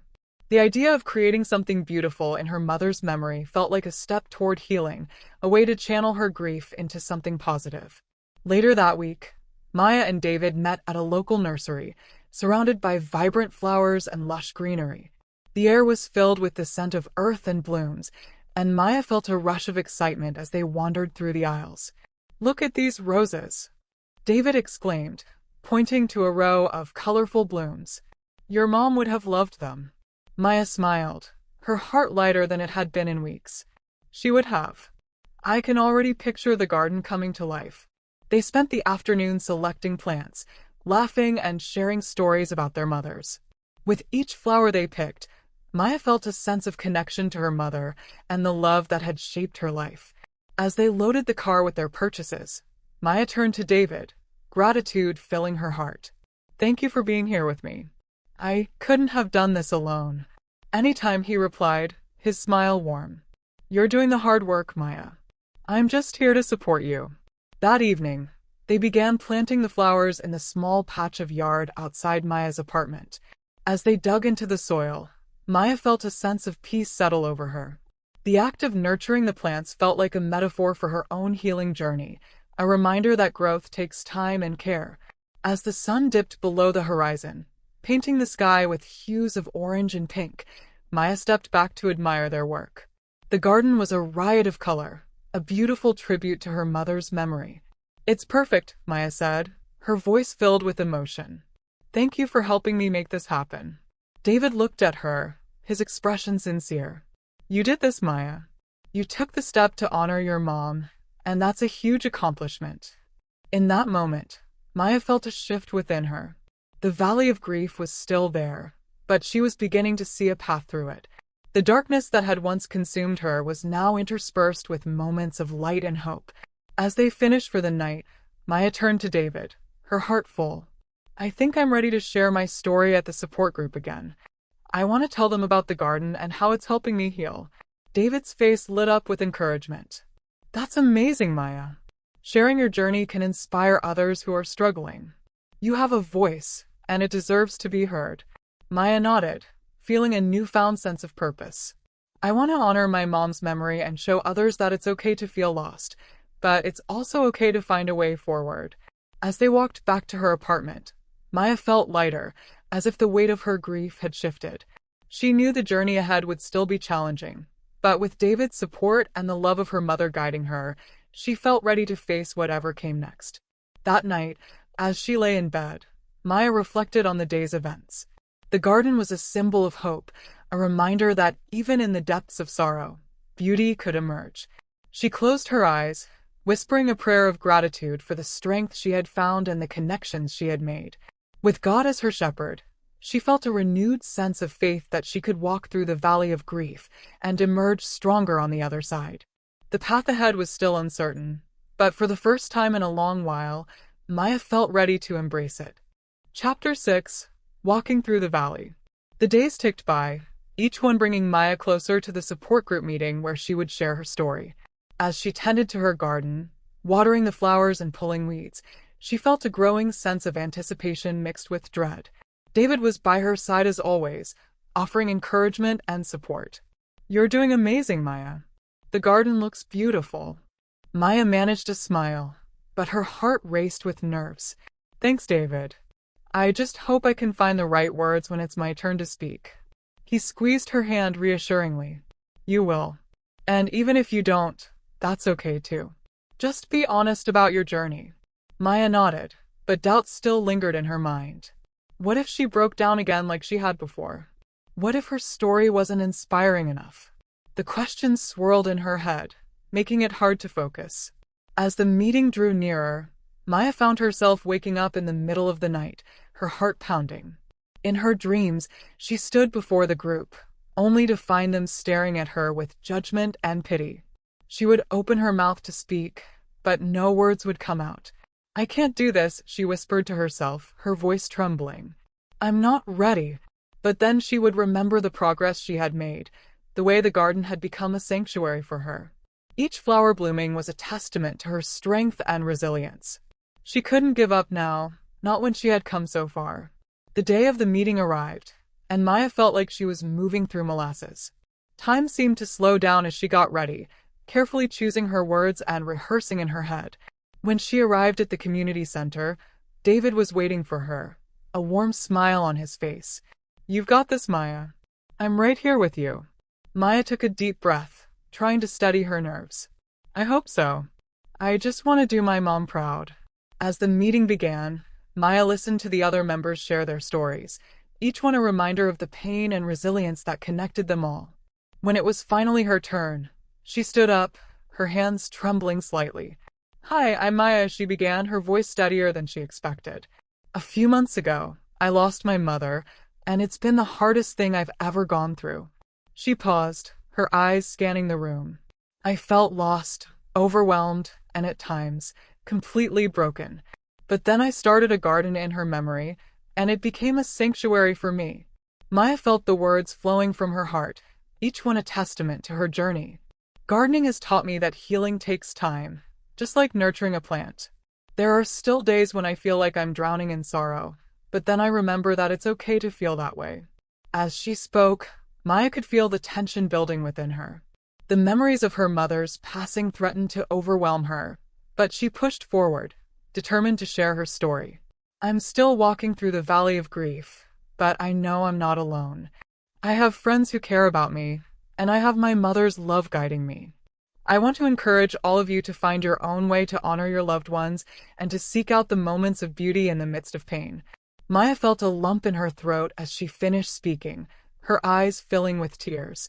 The room erupted in applause, and she felt a wave of relief wash over her. She had done it. She had shared her heart with others who understood her journey. As the meeting ended, Maya found herself surrounded by members offering words of encouragement and sharing their own experiences with gardening and healing. She felt a sense of camaraderie that she hadn't anticipated, and for the first time, she felt a glimmer of hope that she could truly heal. That night, as she lay in bed, Maya reflected on the day's events. She felt lighter, as if a weight had been lifted from her shoulders. The valley of grief was still there, but she was beginning to see a path through it. With each step she took, she felt more empowered to face the challenges ahead. She closed her eyes, whispering a prayer of gratitude for the strength she had found and the connections she had made. Thank you, God, for guiding me through this valley, she said softly. I know I'm not alone. As she drifted off to sleep, Maya felt a sense of peace settle over her. The journey ahead would still be filled with ups and downs, but she was ready to embrace it, one day at a time. With her mother's love in her heart and the support of her friends, she knew she could walk through the valley and emerge stronger on the other side. Chapter 7: The Light at the End of the Tunnel. The following weeks brought a renewed sense of purpose for Maya. The garden flourished under her care, each flower a vibrant reminder of her mother's love and the strength she was cultivating within herself.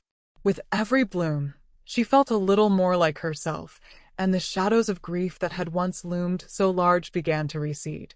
Maya continued to attend the support group, finding comfort in the shared stories of others who understood her pain.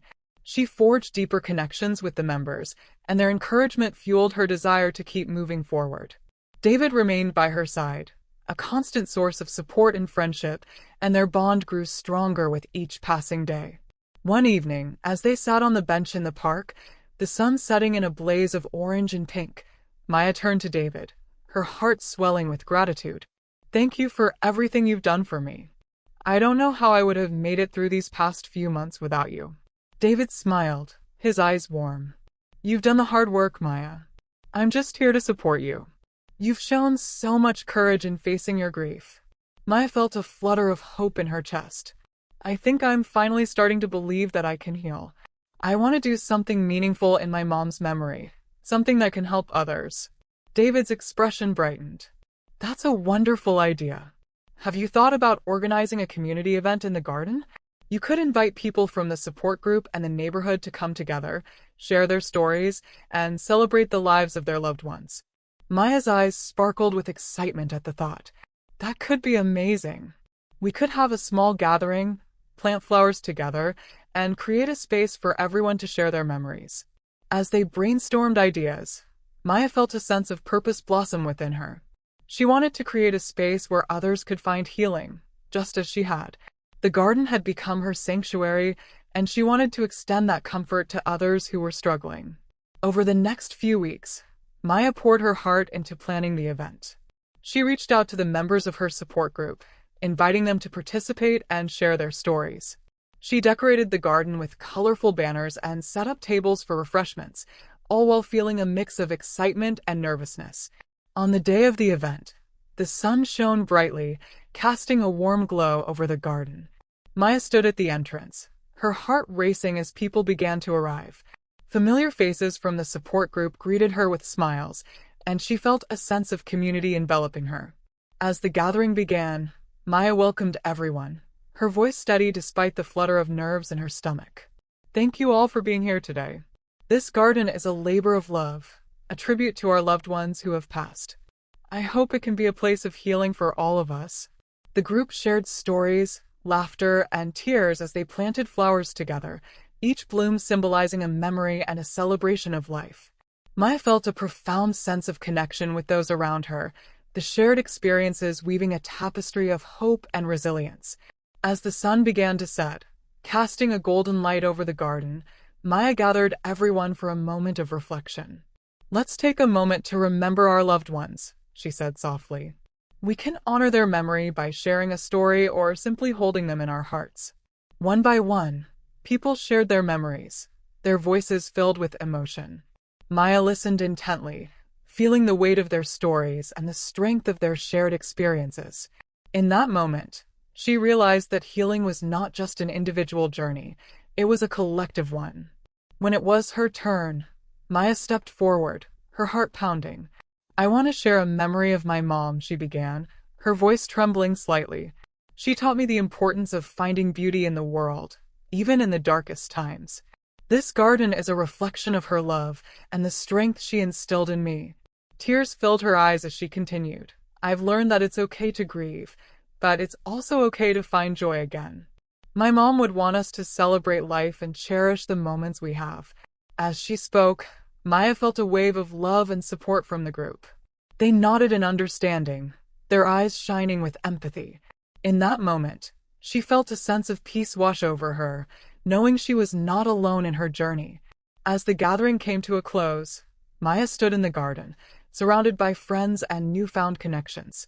The evening air was filled with laughter and warmth, and she felt a profound sense of gratitude for the community that had formed around her. That night, as she lay in bed, Maya reflected on the day's events. The garden had transformed into a sanctuary of healing, a place where stories were shared and memories honored. She felt a renewed sense of purpose, knowing that she could help others find solace in their grief. With a heart full of hope, Maya whispered a prayer of gratitude. Thank you, God, for guiding me through this journey. Thank you for the love of my mother and the support of my friends. I know that I will continue to walk through this valley, but I also know that I am not alone. As she drifted off to sleep, Maya felt a sense of peace settle over her. The valley of grief was still there, but she was beginning to see the light at the end of the tunnel. With each step she took, she felt more empowered to embrace the future, ready to honor her mother's memory and create a life filled with love, hope, and resilience. Chapter 8. A New Beginning. The months that followed were a whirlwind of activity for Maya. The community event in the garden had been a resounding success, and it had ignited a spark within her to do more to honor her mother's memory and help others who were grieving. With the support of her friends from the support group and David by her side, Maya began to volunteer at local hospices and grief counseling centers. She shared her story, offering hope and encouragement to those who were walking the same path she had once trodden. The act of giving back filled her with a sense of purpose and healing, and she found that with each person she helped, a piece of her own grief began to heal. One afternoon, as Maya was tending to the garden, she heard a familiar voice calling her name. She looked up to see Sarah, her best friend, beaming at her from across the yard. "Maya, I've been looking everywhere for you." Maya smiled, pulling Sarah into a warm embrace. "Sarah, what are you doing here?" Sarah's eyes sparkled with excitement. "I wanted to tell you in person. I'm moving back to the city. I got a job offer I couldn't refuse." Maya felt a rush of joy and disbelief. "That's amazing. I can't believe you're coming back. We have so much to catch up on." As they sat together on the bench, surrounded by the vibrant blooms of the garden, Maya marveled at how much her life had changed in the past year. She had faced her darkest fears and emerged stronger, her faith in God and herself renewed. "I'm so proud of you, Maya," Sarah said, squeezing her hand. "You've come so far in your healing journey. I can see it in your eyes, you're glowing." Maya nodded, a smile spreading across her face. "It's been a long road, but I feel like I'm finally at peace. I know my mom is with me, and I want to honor her memory by living life to the fullest." Sarah's expression softened. "Your mom would be so proud of you, Maya. She always knew you were strong enough to face anything." As they talked, Maya felt a sense of gratitude wash over her. She had come so far from the broken, lost woman she had been a year ago. The garden had become a symbol of her resilience, a place where she could find solace and strength. In the days that followed, Maya's life took on a new rhythm. With Sarah back in the city, they rekindled their friendship, spending hours laughing and reminiscing about the past. Maya introduced Sarah to the support group and the community of friends she had made, and they welcomed her with open arms. One evening, as they sat around a fire pit in the garden, roasting marshmallows and sharing stories, Maya felt a profound sense of contentment. The valley of grief was still a part of her story, but it no longer defined her. She had learned to embrace the light and the dark, the joy and the sorrow, and to find strength in the connections she had forged along the way. As the flames danced in the twilight, Maya stood up, her heart swelling with emotion. "I want to thank you all for being here tonight," she began, her voice steady. "This garden has become a sanctuary for me, a place where I've found healing and hope. But more than that, it's a symbol of the strength and resilience we all possess." She paused, her gaze sweeping over the faces of her friends. "When I lost my mom, I felt like I was walking through the valley of the shadow of death, alone and afraid. But you all showed me that I didn't have to face it alone. You held me up when I couldn't stand, and you walked beside me as I found my way back to the light." Tears glistened in her eyes as she continued. "My mom always taught me that even in the darkest times, there is beauty to be found. This garden is a testament to that belief, and I hope that it can be a place of healing and inspiration for all who visit." As she spoke, Maya felt a sense of peace wash over her. The grief would always be a part of her, but it no longer consumed her. She had learned to carry it with grace and to find joy in the moments that mattered most. As the evening drew to a close, Maya found herself standing in the garden, gazing up at the stars. The night was still and quiet, save for the gentle rustling of leaves in the breeze. She closed her eyes, whispering a prayer of gratitude. "Thank you, God, for guiding me through this valley. Thank you for the love of my mother and the support of my friends. I know that I will continue to face challenges, but I also know that I am not alone. With you by my side and the strength of my community, I am ready to embrace whatever comes next." As she opened her eyes, Maya felt a sense of purpose and excitement for the future.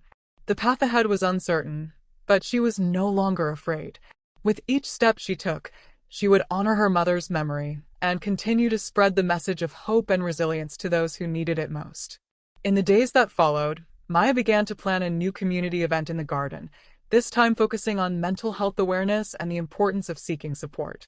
She reached out to local organizations and mental health professionals, determined to create a space where people could come together and break the stigma surrounding mental illness. As the event drew near, Maya felt a mix of nerves and anticipation.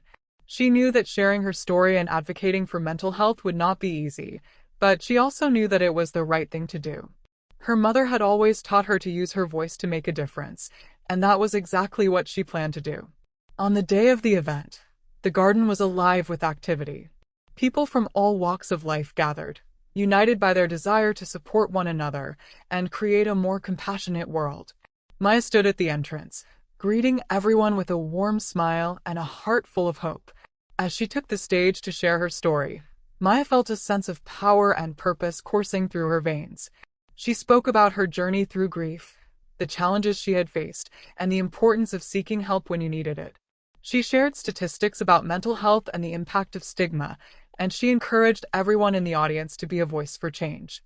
When she finished speaking, the crowd erupted in thunderous applause. People approached her, sharing their own stories and expressing their gratitude for her courage and leadership. Maya felt a sense of connection and community that she had never experienced before, and she knew that she was exactly where she was meant to be. In the weeks and months that followed, Maya continued to advocate for mental health awareness and support. She organized workshops and support groups, and she worked tirelessly to break down the barriers that prevented people from seeking help.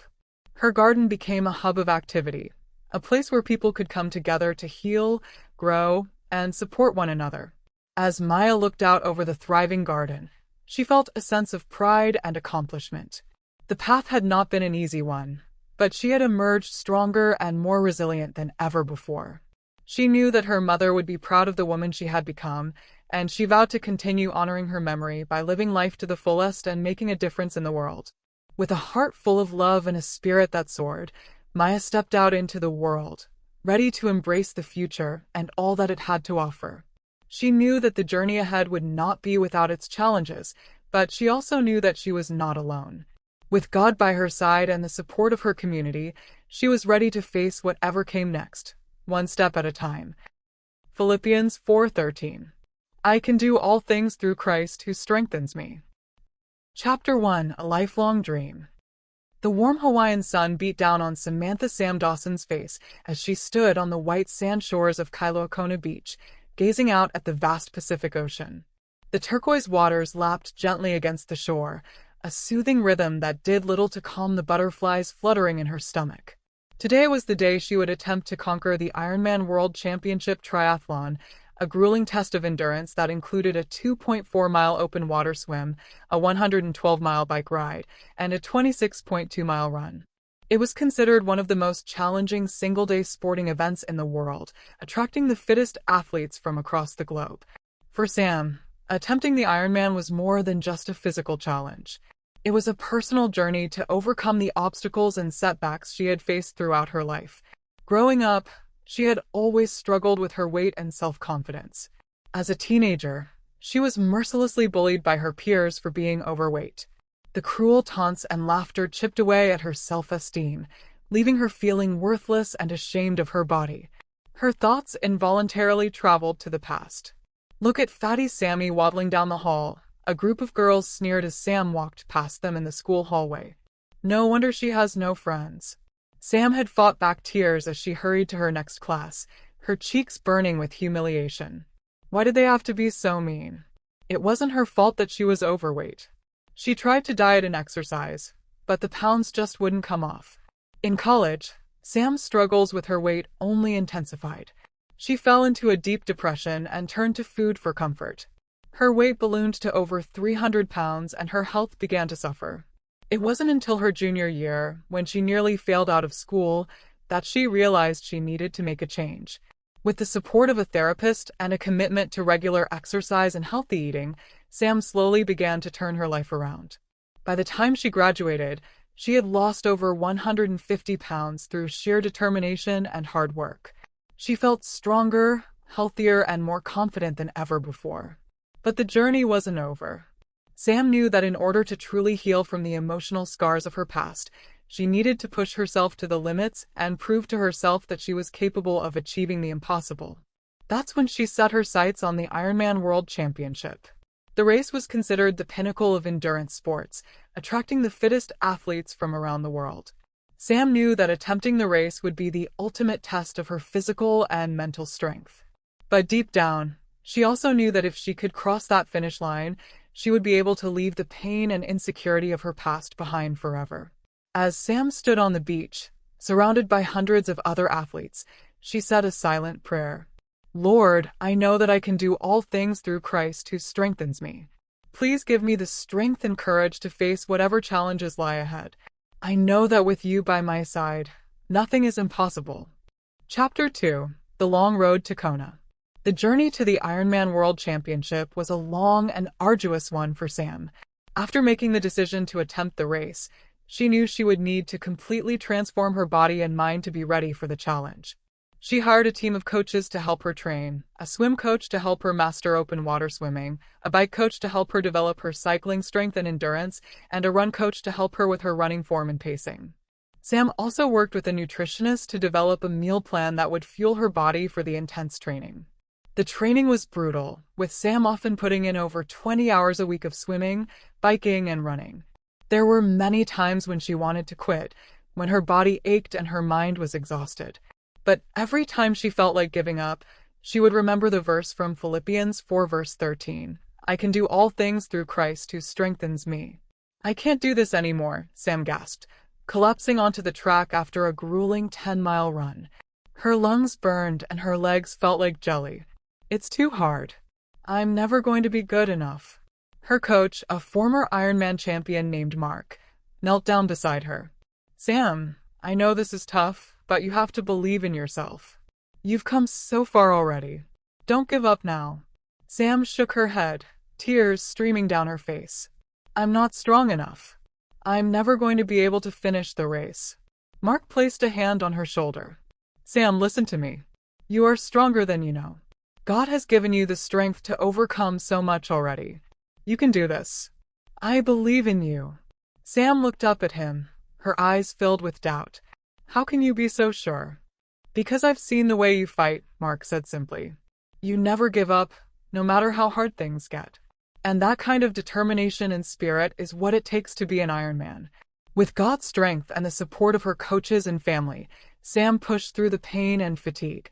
She completed grueling 100-mile bike rides, 20-mile runs, and 3-mile open water swims. Her body transformed, becoming lean and muscular. But more importantly, her mind became stronger and more resilient. As the months passed, Sam's confidence grew. She knew that she was physically ready for the challenge of the Ironman. But the mental and emotional preparation was just as important. She worked with a sports psychologist to develop strategies for managing the pain and fatigue she would inevitably face during the race.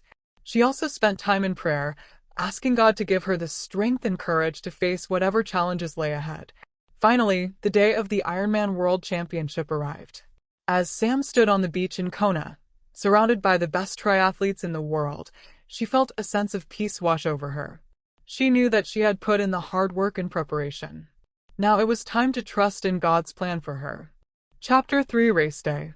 The Ironman World Championship began with a mass start in the waters of Kailua Bay. As the cannon fired, hundreds of athletes surged forward, kicking and splashing in the crystal-clear waters. Sam found herself in the middle of the pack, surrounded by a sea of flailing arms and legs. For the first few hundred meters, Sam felt a sense of panic as she struggled to find her rhythm. But then she remembered the words of her swim coach. Stay calm, stay focused, stay strong. Taking a deep breath, Sam settled into her stroke, focusing on her form and her breathing. As she rounded the first buoy, Sam began to pick up speed. She swam with purpose and determination, passing athlete after athlete. By the time she reached the shore, she had completed the 2.4-mile swim in under an hour, a personal best. Emerging from the water, Sam quickly transitioned to her bike. She hopped on her sleek, carbon fiber steed and began the long, grueling ride up the Queen K Highway. The sun beat down mercilessly as Sam pedaled through the lava fields, her legs burning with each revolution of the pedals. At mile 60, Sam hit a wall. Her body was fatigued and her mind was starting to waver. But then she remembered the verse from Philippians 4 verse 13, I can do all things through Christ who strengthens me. Saying a quick prayer, Sam dug deep and found the strength to push on.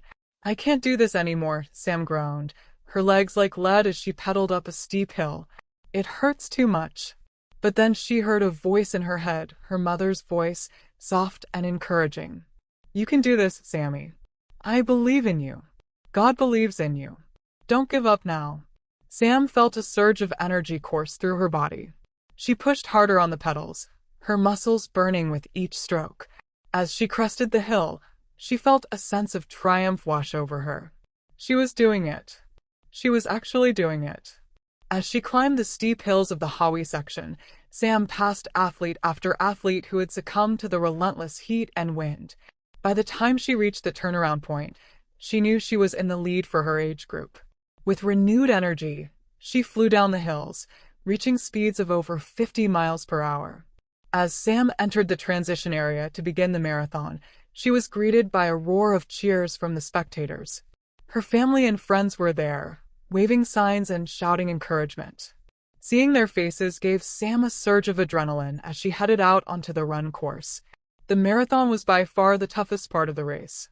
Sam's legs felt like lead as she ran through the hot, humid streets of Kona. Blisters formed on her feet, and her stomach threatened to rebel with each step. But Sam refused to give in to the pain. She focused on her breathing, her form, and her faith. With each mile, Sam's resolve grew stronger. She knew that she was not alone in this race. God was with her, giving her the strength to push through the pain and fatigue. As she rounded the final turn onto Ollie Drive, Sam could hear the thunderous roar of the crowd. She raised her arms in triumph as she crossed the finish line, completing the Ironman World Championship in a time of 10 hours and 15 minutes. Chapter 4: The Triumphant Finish. As Sam rounded the final turn onto Ollie Drive, the thunderous roar of the crowd filled her ears. She could barely make out the words of the announcer booming through the speakers, declaring, "Samantha Dawson, you are an Ironman." Tears of joy streamed down Sam's face as she mustered the last of her strength to sprint down the finish chute. The crowd was on their feet, cheering and applauding as she crossed the line. Sam raised her arms in triumph, overcome with emotion. She had done it. After years of struggle and self-doubt, she had proven to herself that she was strong, capable, and worthy. The pain and fatigue melted away as she was enveloped in hugs from her family and friends. "I knew you could do it, Sammy," her mother exclaimed, her eyes shining with pride. "We're all so proud of you." Sam's coach, Mark, approached with a huge grin on his face. "You did it, Sam." "I never had a doubt in my mind." "But I did," Sam admitted, still trying to catch her breath. "So many times I wanted to give up. But you never let me." Mark placed a hand on her shoulder. "That's because I knew you had it in you all along. You just had to believe in yourself the way I believed in you." Sam nodded, fresh tears springing to her eyes. "Thank you, Mark, for everything." As she made her way through the finish area, Sam was greeted by a steady stream of well-wishers. Complete strangers came up to her, shaking her hand and telling her how inspired they were by her story. "You're my hero," a young woman said, her eyes shining with tears. "If you can overcome your fears and achieve your dreams, so can I." Another man, his face weathered and lined, approached her with a trembling hand. "I lost my wife to cancer last year," he said, his voice thick with emotion. "Seeing you cross that finish line gave me the strength to keep going, to live each day to the fullest, like she would have wanted." Sam was overwhelmed by the outpouring of love and support. She had come to Kona to prove something to herself, to show that she could overcome the obstacles of her past. But in doing so, she had inspired countless others to face their own challenges with courage and determination. As she sat on the curb, sipping a cold drink and letting the reality of her achievement sink in, Sam reflected on how far she had come. From the bullied, insecure teenager to the strong, confident woman she was today. She had learned that true strength wasn't about the size of your body, but the size of your heart and spirit. And through it all, God had been by her side, giving her the strength and courage to keep going when she wanted to give up. The verse from Philippians 4 verse 13 had become a mantra for her, a reminder that with God's help, she could do anything. As the sun began to set over the Pacific, painting the sky in shades of orange and pink, Sam knew that this was just the beginning. She had tasted the sweetness of victory, and she wanted more.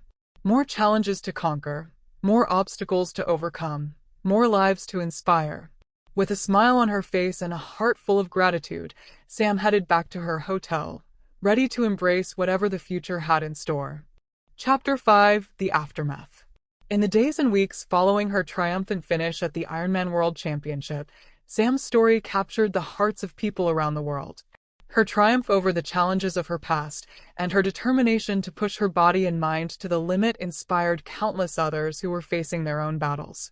Sam's phone was flooded with messages and calls from friends, family, and complete strangers, all offering their congratulations and sharing how her story had impacted them. She was interviewed by local news stations and featured in articles in running and triathlon magazines. "I lost over 150 pounds through hard work and determination," Sam told one interviewer. "And the Ironman was the ultimate test of everything I had learned about myself and my strength. It was a way to prove to myself that I could overcome anything." But it wasn't just the physical transformation that had been so profound for Sam. It was the emotional and spiritual growth she had experienced along the way. "My faith in God has been the foundation of my journey," she shared in another interview. "When I wanted to give up, when the pain and fatigue seemed too much to bear, I would remember the verse from Philippians 4 verse 13, 'I can do all things through Christ who strengthens me.' And I would find the strength to keep going." Sam received letters and messages from people who had been moved by her story. One woman wrote, "Your story gave me the courage to leave an abusive relationship and start a new life. If you can overcome your fears and achieve your dreams, so can I." Another man shared how Sam's story had helped him overcome his addiction to drugs and alcohol. "When I saw you crossing that finish line, I knew that I could do anything through Christ who strengthens me. You gave me the strength to get sober and turn my life around." For Sam, the true victory was not in crossing the finish line, but in the transformation that had taken place within her. Through the challenges of training for the Ironman, she had discovered a strength and resilience that she never knew existed. She had learned to trust in God's plan for her life and to rely on His strength when her own was not enough. As she sat in her living room, surrounded by the mementos of her journey, the finisher's medal, the race photos, the congratulatory cards and letters, Sam couldn't help but feel a sense of awe and gratitude. She had come so far, and she knew that she had only just begun. With a smile on her face and a heart full of purpose, Sam turned to the next chapter of her life, ready to embrace whatever challenges and opportunities lay ahead.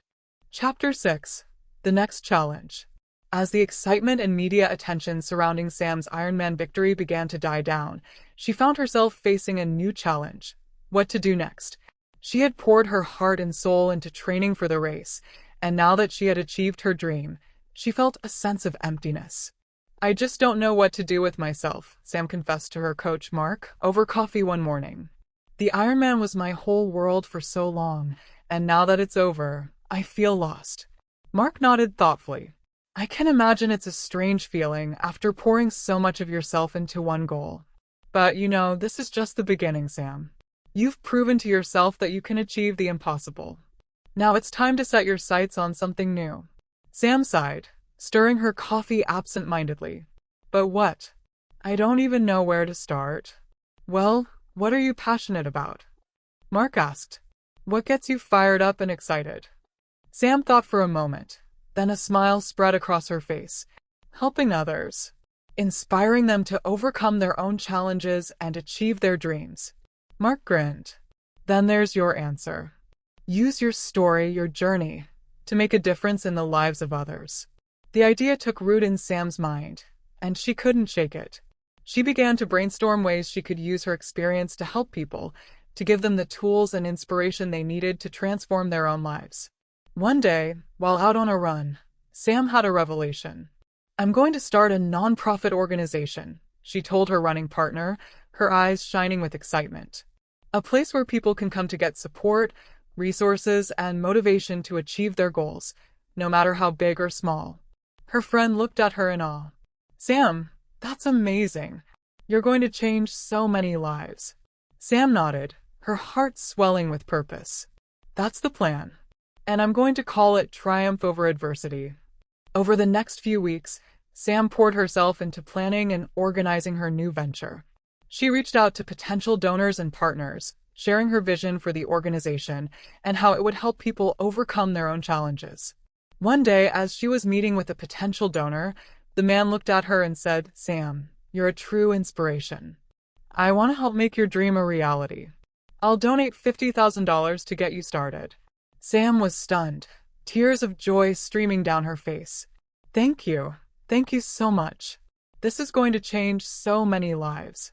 As she left the meeting, Sam felt a renewed sense of purpose and excitement. She knew that this was just the beginning of a new chapter in her life, one that would be filled with challenges and opportunities to grow and make a difference in the world. With a heart full of gratitude and a mind buzzing with ideas, Sam set to work, ready to embark on her next great adventure. Chapter 7. Training Montage. As Sam dove headfirst into planning and launching her new nonprofit organization, she knew that she would need to find a way to balance her work with her own personal growth and fitness goals. After all, she had come so far in her journey, and she wasn't about to let that progress slip away. So, Sam enlisted the help of her coach, Mark, to help her create a training plan that would keep her motivated and on track. Together, they mapped out a schedule that included regular workouts, cross-training sessions, and even a few smaller races to keep her competitive juices flowing. "The key is to find a balance," Mark told her during one of their strategy sessions. "You don't want to overdo it and burn yourself out, but you also need to keep challenging yourself physically and mentally." Sam nodded, her mind already whirring with ideas. "I'm thinking of doing a half Ironman next year," she said, a glint of determination in her eye. "As a way to keep pushing myself and setting an example for the people we're going to be helping." Mark grinned, clapping her on the back. "That's my girl. Always aiming high. I love it." And so Sam's training began in earnest. She woke up at the crack of dawn to hit the pool for swim workouts, her muscles cutting through the water with practiced ease. Then it was off to the bike for grueling interval sessions, pushing herself to the brink of exhaustion. "I can do all things through Christ who strengthens me," Sam would whisper to herself, the familiar verse from Philippians 4 verse 13 giving her the boost she needed to keep going. The runs were the toughest part, with the hot Hawaiian sun beating down on her as she pounded the pavement. But Sam refused to give in to the pain and fatigue. She pushed through, her mind focused on the finish line and the lives she was going to change. As the weeks turned into months, Sam's body transformed once again, becoming lean and strong. But more importantly, her spirit soared. She felt alive, invigorated by the challenge of pushing herself to new limits. And through it all, Sam's friends and family were there to support her every step of the way. Her mother would bring her fresh-baked muffins after a particularly grueling workout, while her best friend would accompany her on long bike rides, keeping her company and offering encouragement. "You're doing amazing, Sam," her friend would say, as they pedaled side by side through the lush Hawaiian countryside. "I'm so proud of you." Sam would smile, her heart swelling with gratitude. "I couldn't do it without you guys," she would reply, knowing that she was blessed to have such a strong support system in her corner. As the months ticked by, Sam's excitement for her upcoming half Ironman grew. She knew that it would be a tough challenge, but she also knew that she was ready for it. With God's strength and the love and support of her friends and family, she could do anything. Chapter 8. The Big Race. The sun rose slowly over the horizon, casting a golden hue across the tranquil waters of Kailua Kona. It was race day for Sam's first half Ironman, and the air was thick with anticipation. Athletes milled about the transition area, adjusting their gear and warming up, but Sam stood a little apart, taking a moment to breathe and soak it all in. With her heart pounding in her chest, she glanced down at her race bib, pinned securely to her tri-suit. The words "triumph over adversity" were emblazoned across her chest, a reminder of her mission and the journey that had brought her to this moment. She closed her eyes and whispered a prayer, asking for strength, focus, and the ability to inspire others through her efforts today. "Hey, Sam." Mark's voice broke through her thoughts, and she turned to see her coach approaching, a broad smile on his face. "You ready for this?" "As ready as I'll ever be," she replied, her nerves bubbling beneath the surface. "I just want to do my best." "You've trained hard for this," he reassured her. "Just remember to stay calm and trust your instincts. You've got this." As the starting horn sounded, Sam took her place in the water with the other athletes. The adrenaline surged through her veins as the countdown began. 3, 2, 1, and they were off, splashing into the water as they began the 1.2-mile swim. The ocean was a chaotic swirl of limbs and bubbles, and Sam fought to find her rhythm amidst the frenzy. She focused on her breathing, the familiar strokes of her training guiding her through the waves. With each stroke, she felt the strength of her body and the determination of her spirit. She was no longer the girl who had struggled to swim. She was a warrior. As she approached the first buoy, Sam spotted a small group of swimmers ahead of her. With renewed energy, she pushed herself harder, gliding through the water and passing them one by one. Emerging from the ocean, she felt exhilarated, the salty breeze brushing against her skin as she sprinted to the transition area. Asterisk, asterisk, asterisk, asterisk, asterisk. Transitioning from swim to bike was a blur of motion. Sam quickly changed her gear, her heart racing as she hopped on her bike and took off down the scenic coastal road. The wind whipped through her hair, and she felt a surge of freedom as she pedaled hard, the landscape of Hawaii unfolding around her. But as the miles went on, fatigue began to creep in. The sun beat down mercilessly, and the heat felt oppressive. Sam could feel her legs burning, and doubt began to whisper in her ear. What if you can't finish? What if you're not strong enough? Stop it, she muttered to herself, shaking her head. I can do all things through Christ who strengthens me. The familiar verse echoed in her mind, and she pushed down on the pedals with renewed determination. As she climbed the hills of the bike course, the steep inclines tested her resolve. Each ascent felt like a mountain, but Sam focused on her breathing, visualizing the finish line and the lives she wanted to inspire. She thought of the people who had reached out to her, sharing their own struggles and triumphs. She was doing this not just for herself, but for them. Finally, after what felt like an eternity, Sam reached the final stretch of the bike course. She dismounted, legs shaky but filled with adrenaline, and transitioned to the run. The marathon awaited her, and she could feel the weight of the challenge ahead. The first few miles of the run were exhilarating, the cheers of the crowd fueling her spirit. But as she settled into her pace, the fatigue began to set in.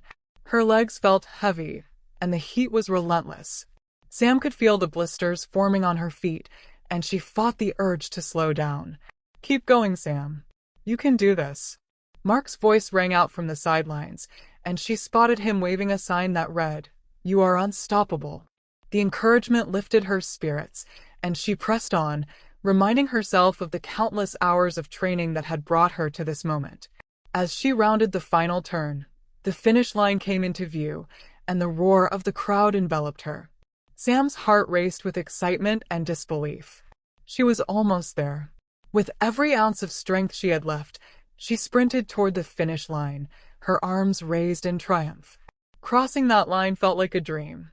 The announcer's voice boomed through the air. "Samantha Dawson, you are a half Ironman."